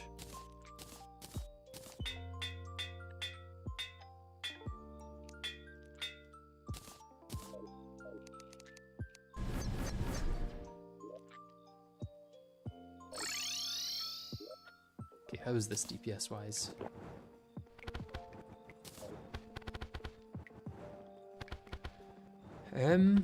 Pretty good. Although since it's burst damage, it's hard to tell.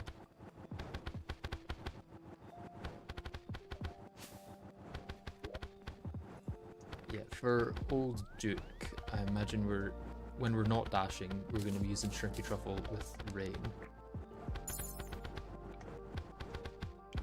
Right, I'm going to head to the toilet real quick, and then I'll come back and maybe give the Acid Rain a try. I'll see you in a couple.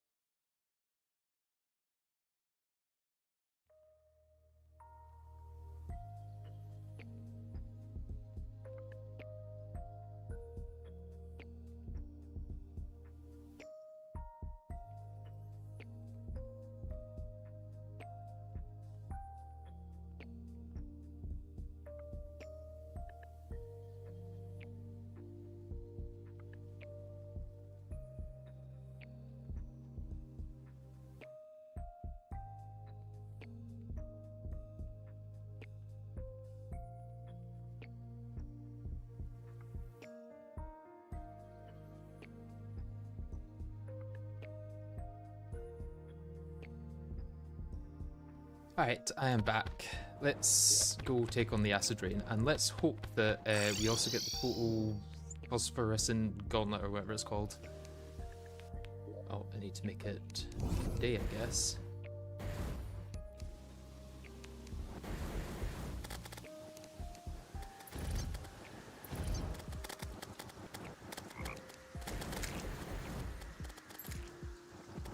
I might keep the spawn rates low just to keep myself sane.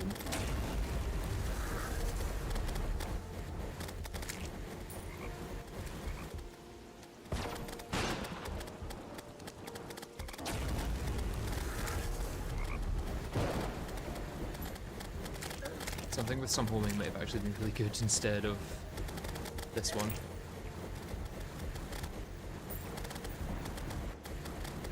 Oh, let's see. Okay, yeah. Sorry about that.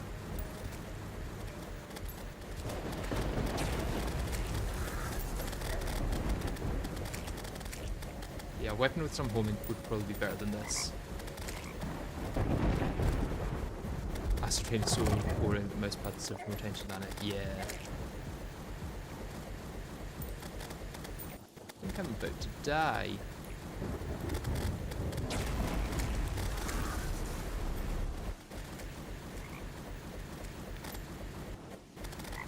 Can you get Bob at hook now? I can, yeah.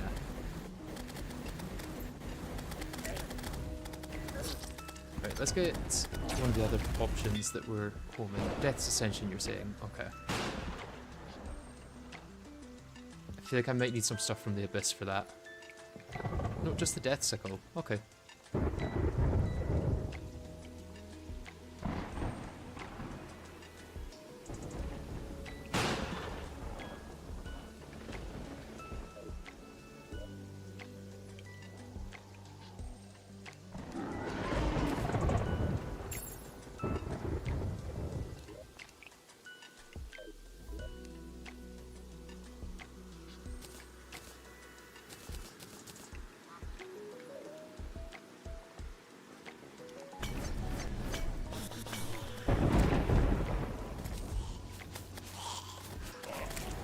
You gonna drop it for me? Almost. But that would mean you were the right thing at least. Probably also good to get one of the sword things. Broken hero swords, like craft other stuff further down the line.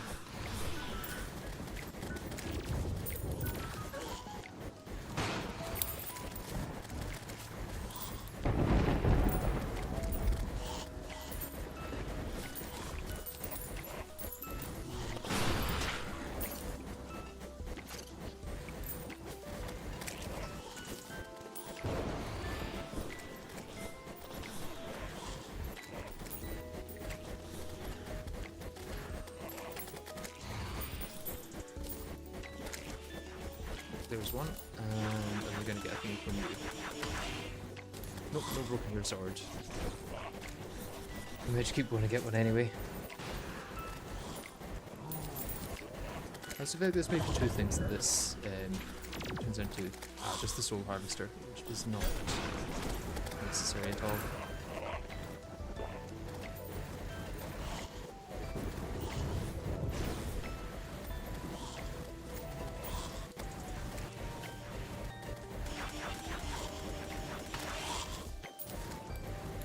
Still no broken hero sword.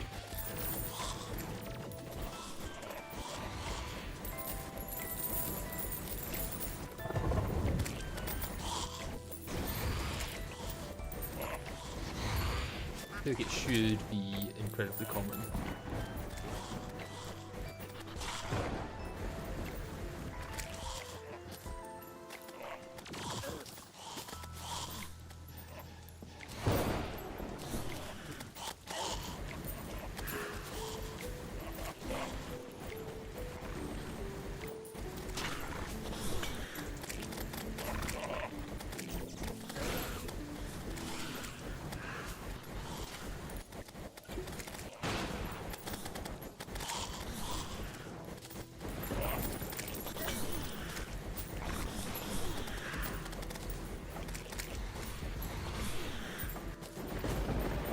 Make sure you farm the 2 moon events before you kill dog in case you need anything from them. Yeah, you need to remember to do that.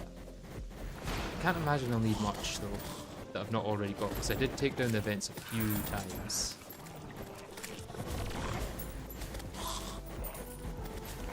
I think I got most of them. Or at least most of the things that I want to get.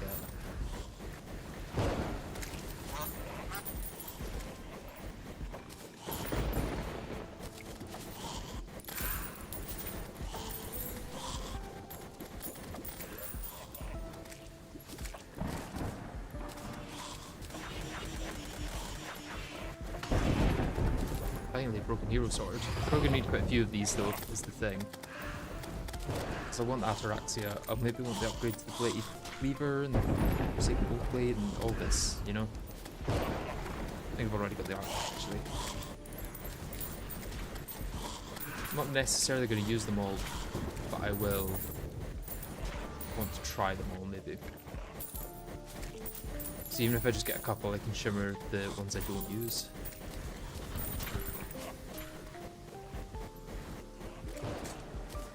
Just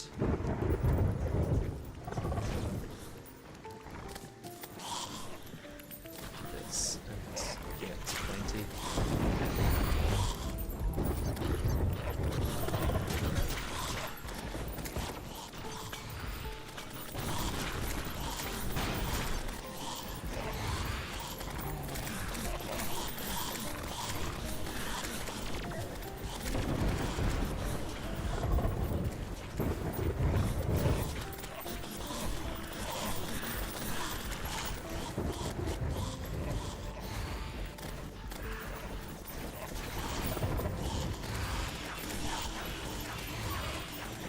How good Zenith would be? Probably not that good.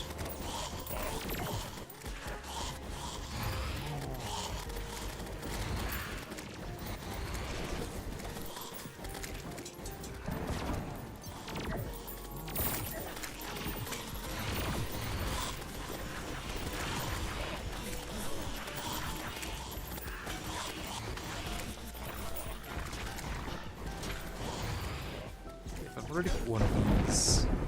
I only need one more to be able to craft everything. Unless some of them have splits and they'll upgrade that, which I don't think they do.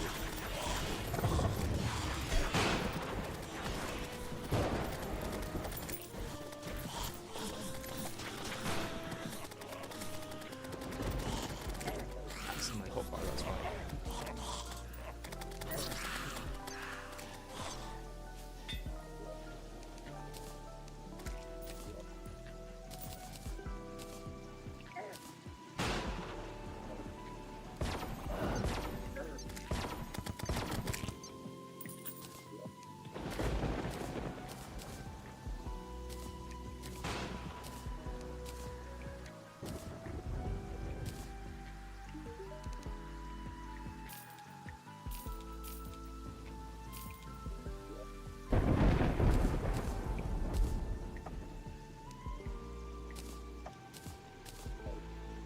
Death's Ascension. Let's go pick up all the other stuff that I'm not going to use. At least it's free money.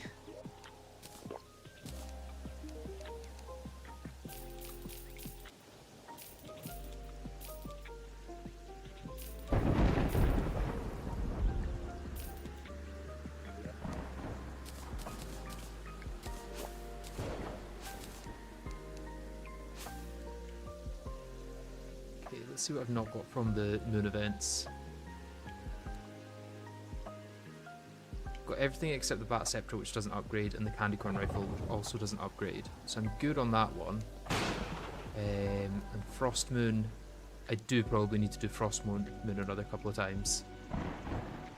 Especially to get the chain gun. Probably only to get the chain gun, to be honest.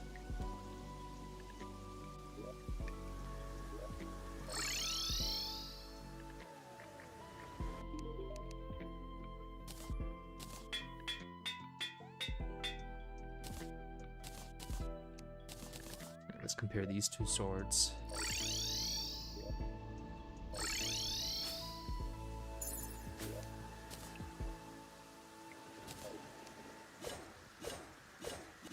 the right click for this one, which is really, really good. Does it go through blocks? Yes, it does. And this one you have to aim a lot more, and it deals less damage. So let's put this one away.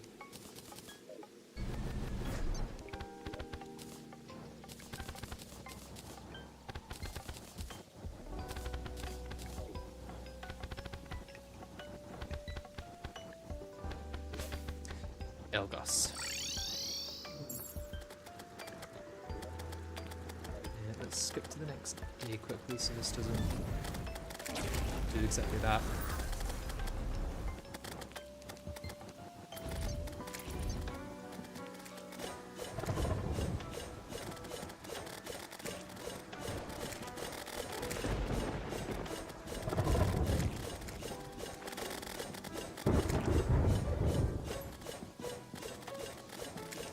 Actually, do I need anything in the water for this?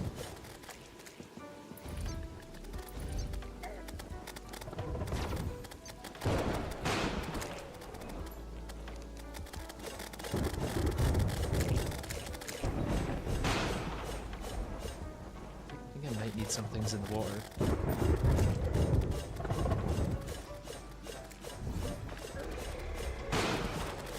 Okay, Mauler. Go down quickly.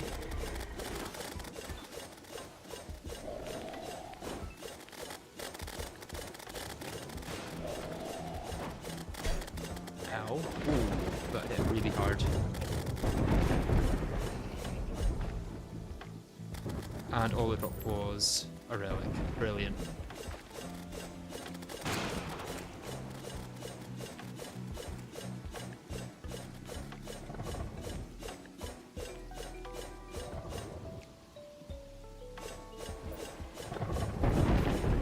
Where's that?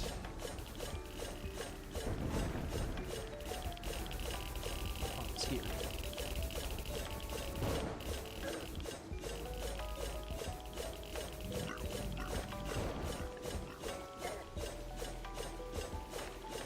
It's still up here. Okay.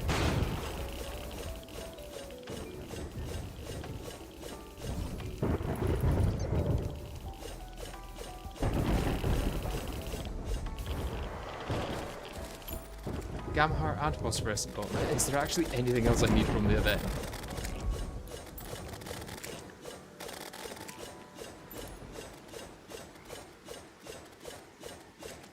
Why was that easier than in my Manaless Mage video?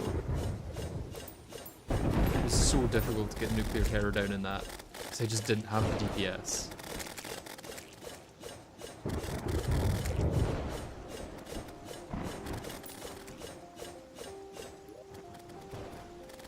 Anything else I need from that?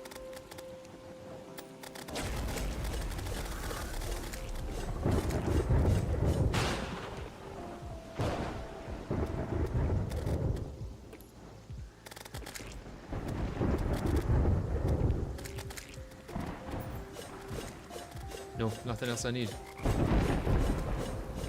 Well, I probably don't want to go through the pain of doing this anymore then. So let's call it a day on that.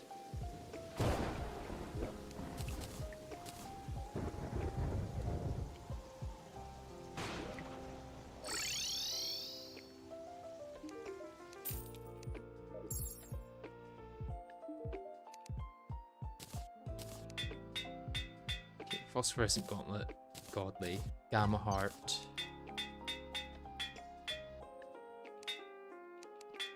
Ruthless. Let's compare these to summons, and then Phosphorescent Gauntlet is mainly for mobility rather than damage, but it'll probably be better damage than my Stygian Shield, so yeah, because you get thrown in the direction of that.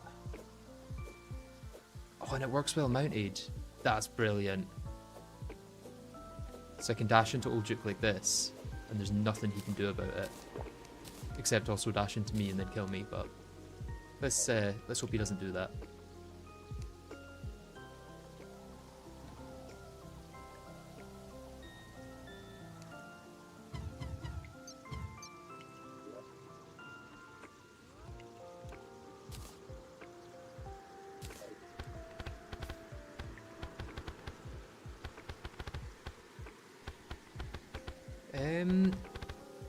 Depending on consistency, this might deal less damage than Ethereal Subjugator, I think.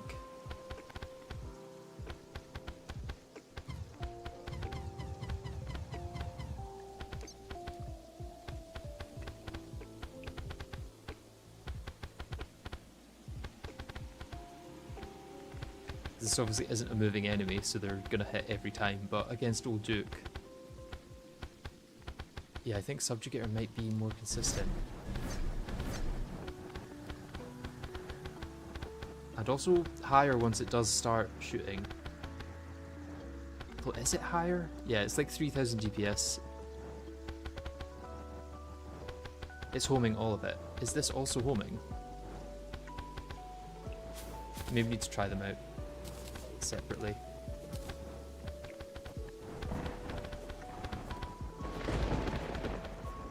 Okay, this does a lot of damage actually.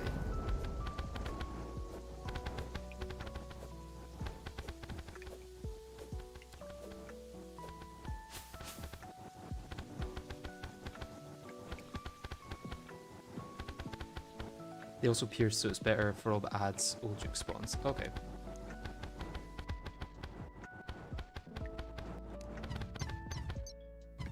We can go with them. You say for the debuff, but Old Duke's probably going to be immune to the debuff.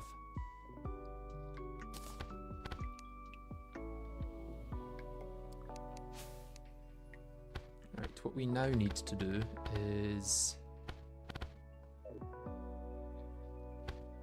grab my bug net and go looking for bloodworms.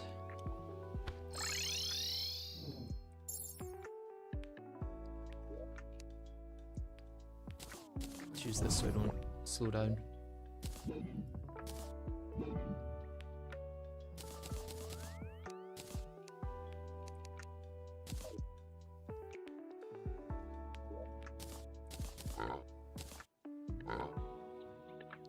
Where's my guide to critter companionship? Oh, I maybe don't need a guide to critter companionship. It looks like they're going to spawn pretty common anyway.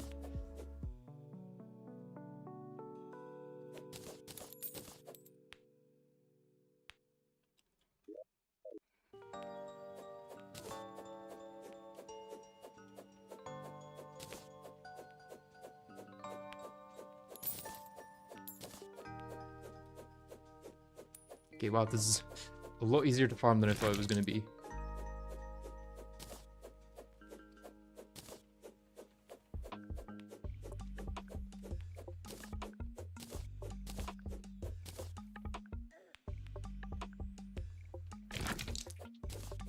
Yeah, if it was Old Duke alone, then it would be closer, but because of the ads, you think Gamahar's better? Okay. Okay, that's probably enough for now.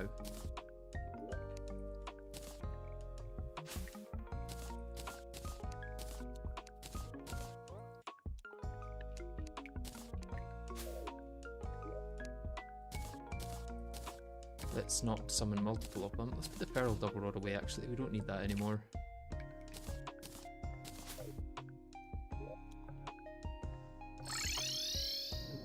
I guess let's give it a try. Oh, I'm going to need to use Torrential Tear for this instead. Because if I use Caustic Tear, then I'll get the Acid Rain enemies.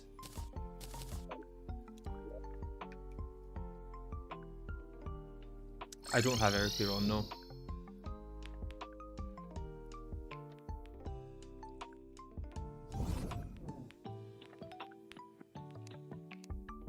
In fact, let's what do I need? Do I need this more? Or at least can I open a bit of it?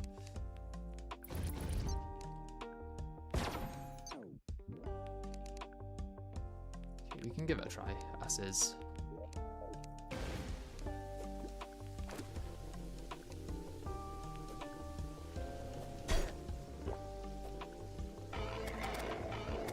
Oh yeah, I was going to swap to this.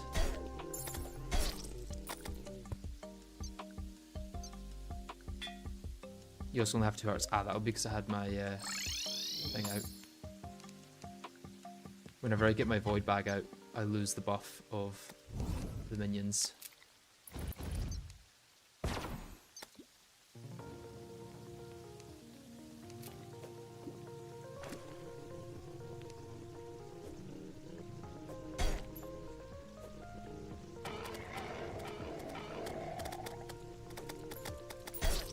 I just didn't dash there. Okay, I'm gonna need a lot more bloodworms, I think.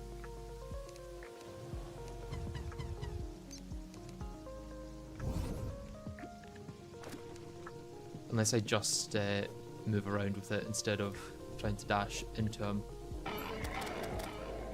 Although if I don't dash into him, my damage is tiny.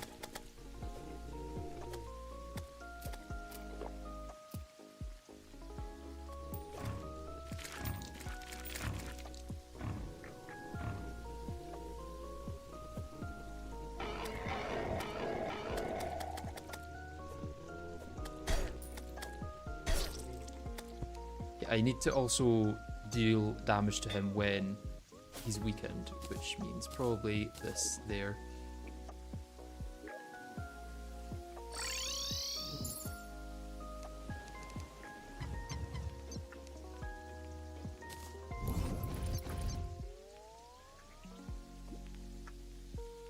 I should be outrunning Old Duke, not trying to dash into him. I'm just thinking if I stay in one place, he's more likely to get hit by my sentries, I guess.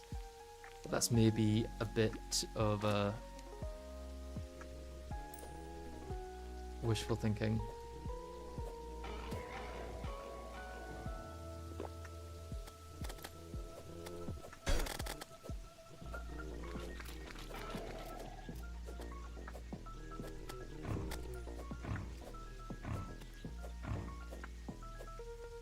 Oh, this is when he's weakened. I'm making the mistake of not hitting him when he's weakened.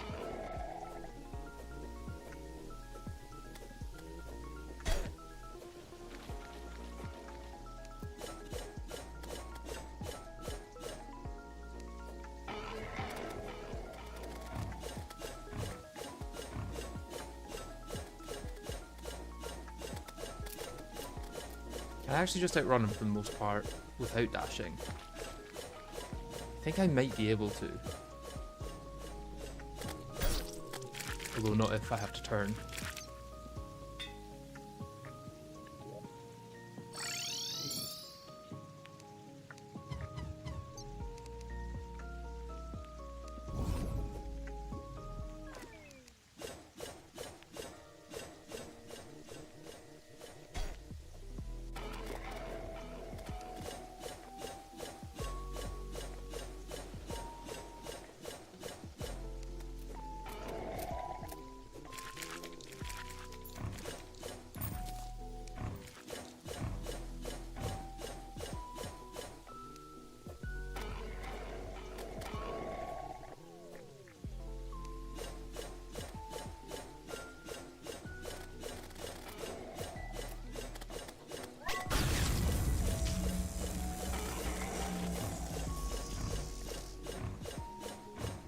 A bit to enrage him.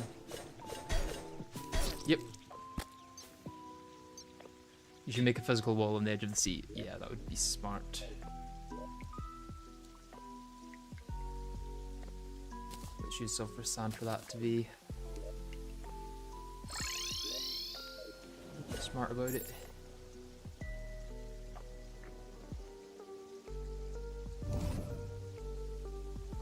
Okay, about here.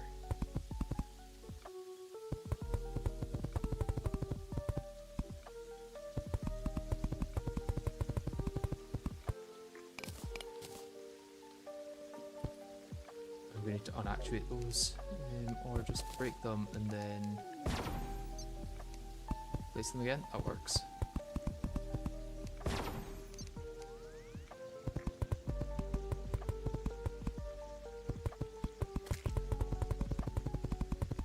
I could also mine below and go a lot deeper.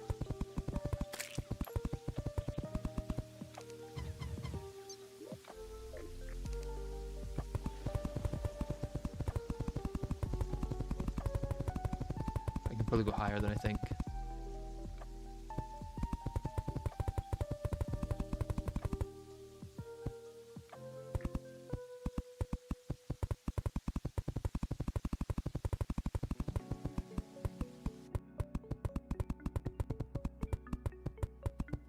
Biome appears bigger than it is when close to the ground as land stretches more. Boy, like you think I might not be considered in the biome here? stop it raining so I can see better.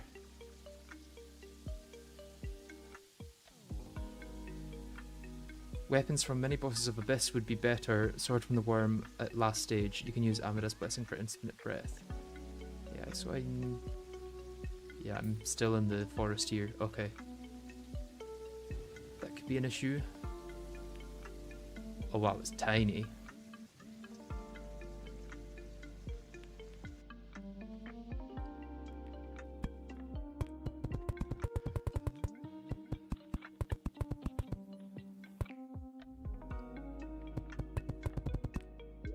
That's a lot. No, surely it can't be that small. Surely that's just a background error rather than actually being that small. Because this is a large world. You wouldn't expect... I don't know. Personally, I've never had Duke and Rage above the sea, always when I left the biome horizontally. Yeah, I'm gonna go with that theory.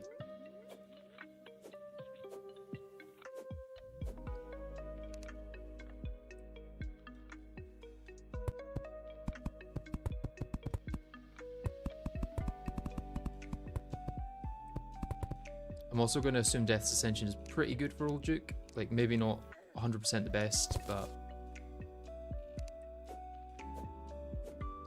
it is that small. So should I have built the wall, like, here or wherever it was then?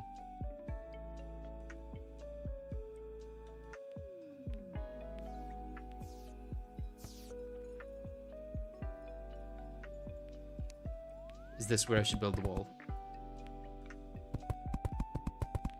100%, okay.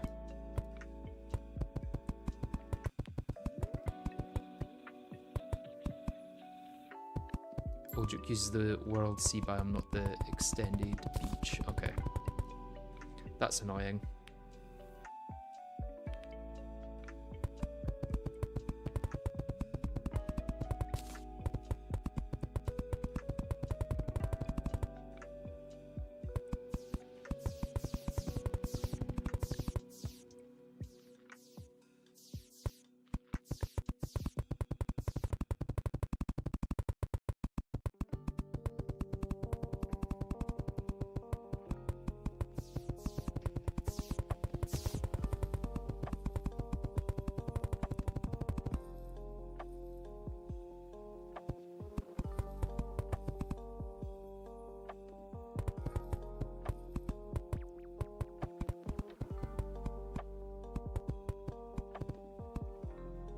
I also wonder if it's going to be worth having my rainbow crystal thing next to this so I can use it when Old Duke is vulnerable.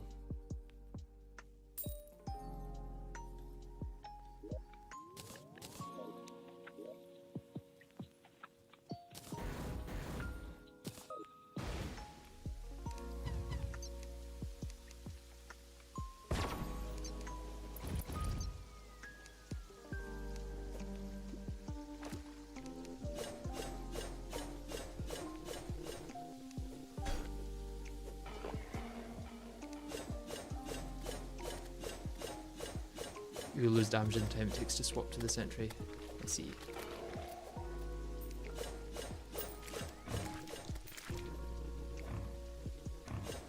That's him being enraged, not enraged, the opposite, vulnerable.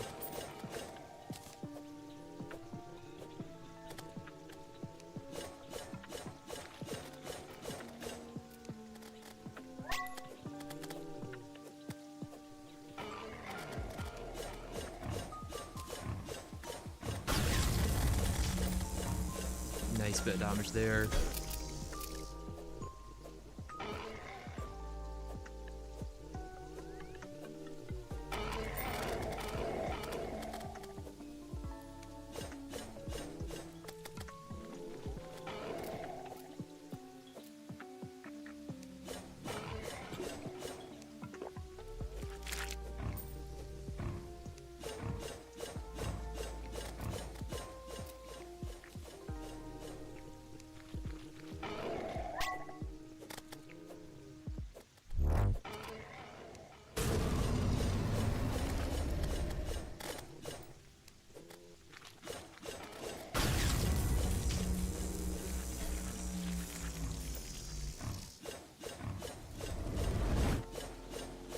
I need to be closer to him for these to hit, I think.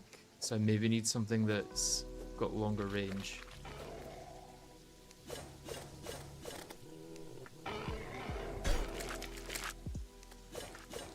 Because unless he's dashing into me, this isn't going to hit.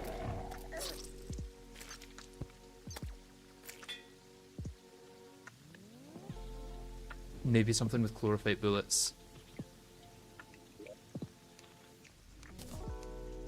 Soul Edge. I don't want to have to farm that though. What can I do with Ruinous Souls? Pearl God. Oh, this also has lifesteal. Let's try that.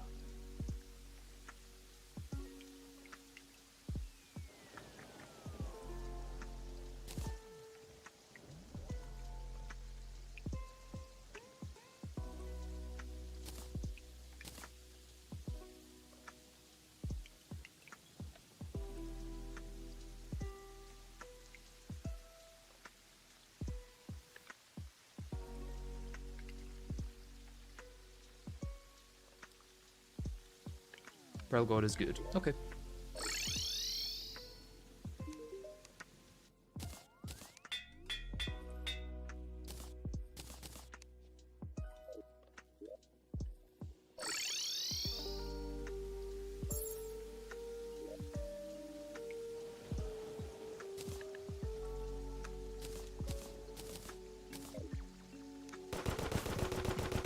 Oh, it's very good, yeah.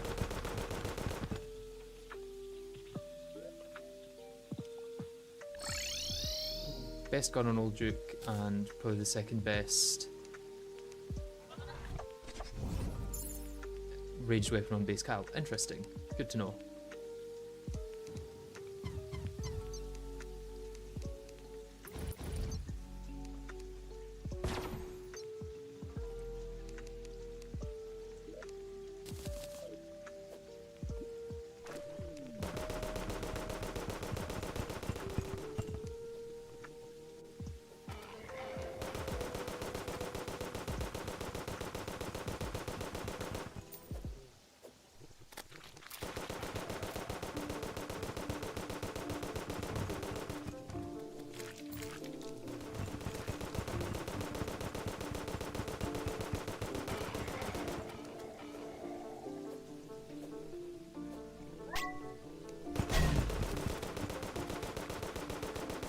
Hoping to keep that for a vulnerable phase, but I guess not.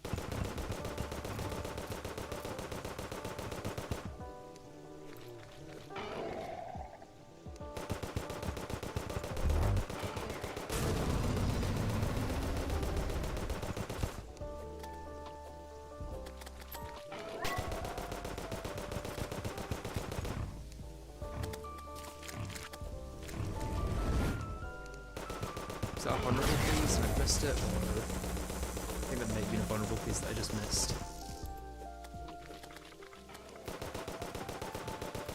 It's gonna be a long and hard fight. Yeah, it seems that way.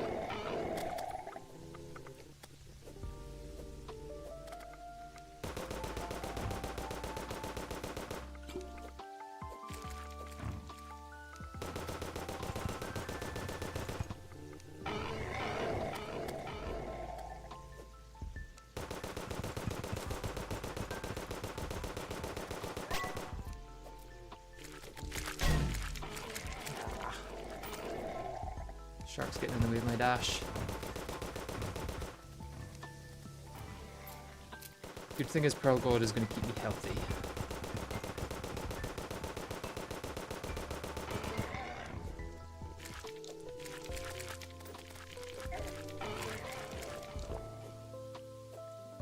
For the most part.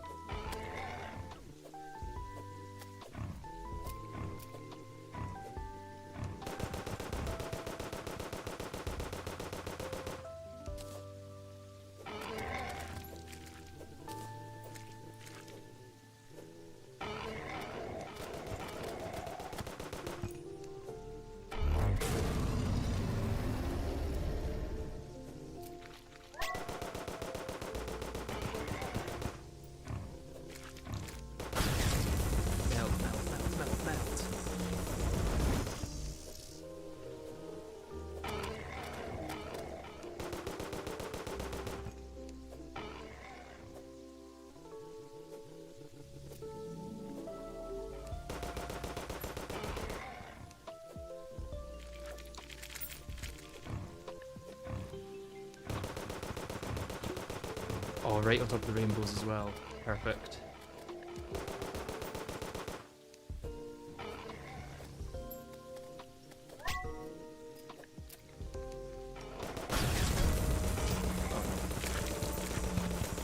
Oh, I should have kept using the dash.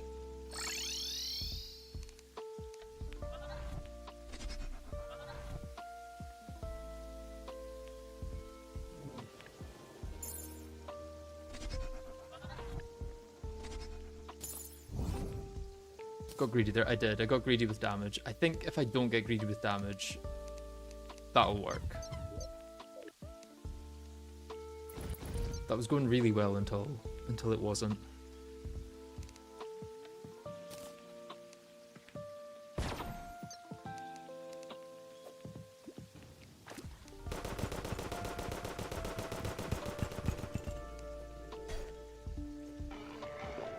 It is hard when I'm off screen, or when the screen starts to move to the side.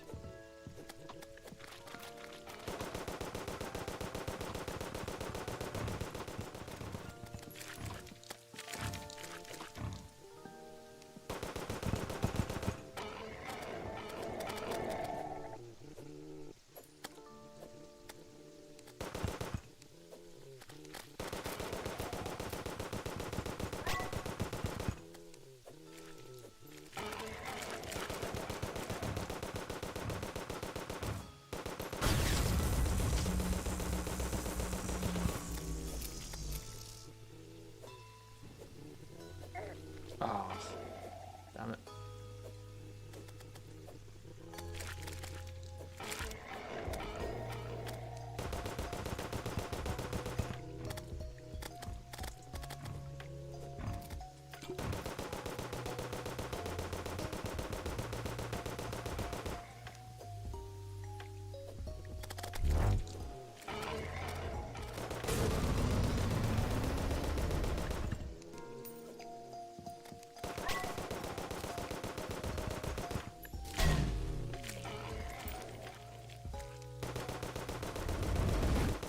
It's got the damage reduction.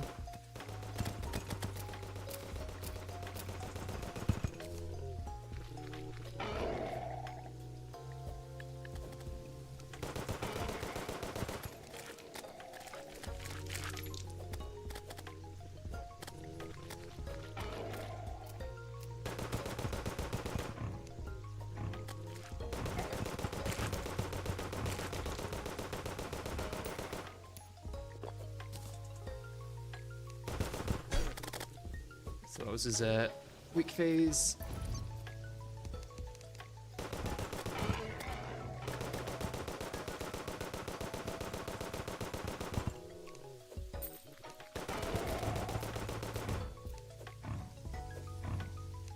That is his weak phase. Hopefully these still hit.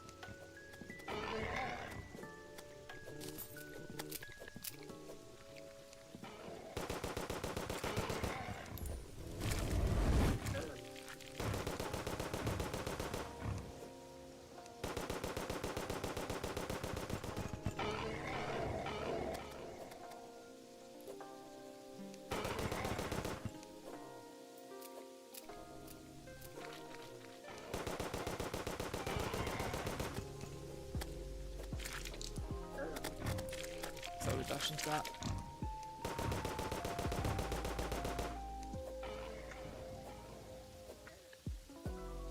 Can't be long on a heal.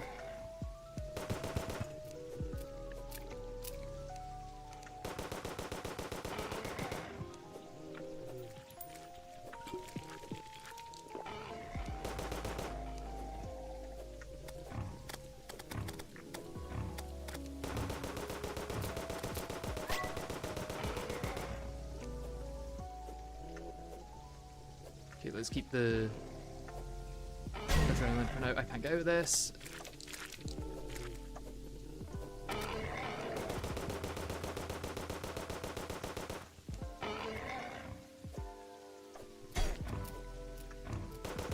Just not enough iframes from that.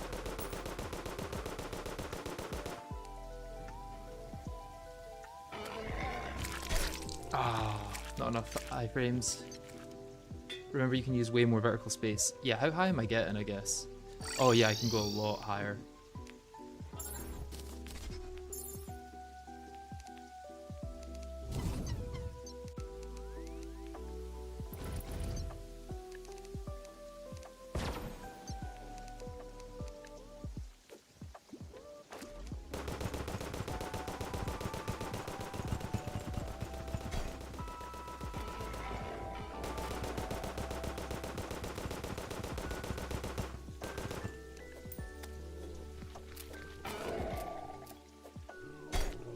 Ah.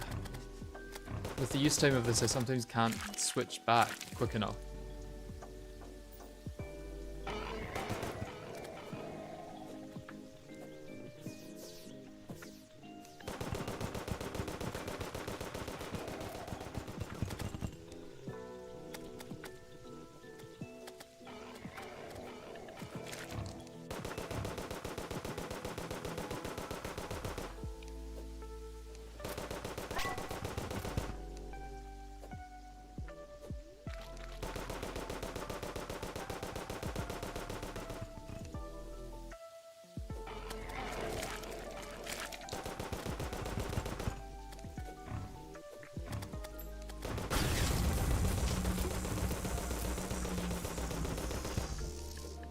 Nice bit of damage there.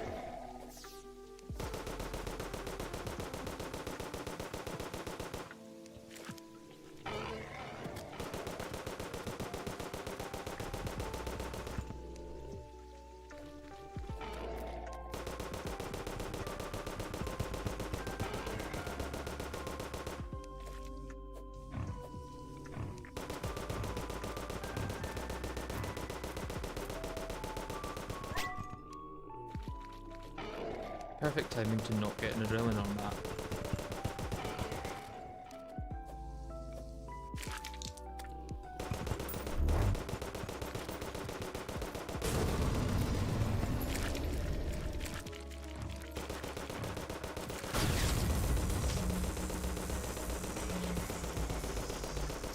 I think that was his vulnerable phase. I should probably be counting the attacks to make sure it is.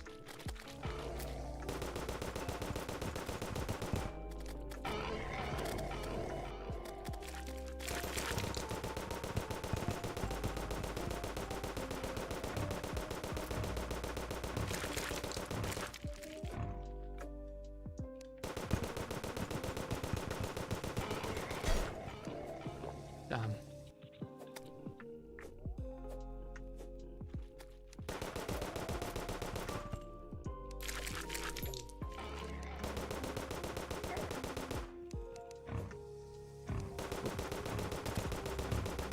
Damage.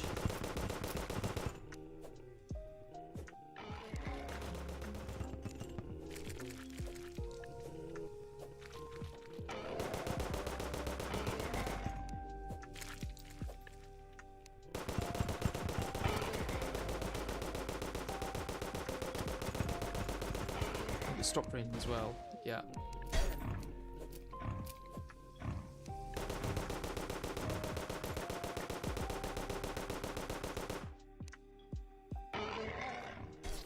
Okay, I am gonna call it a day there because I've been going for over 6 hours now.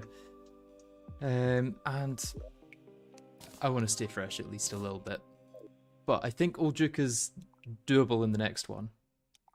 But yeah, I'll see you guys later. Thank you very much for watching, and goodbye.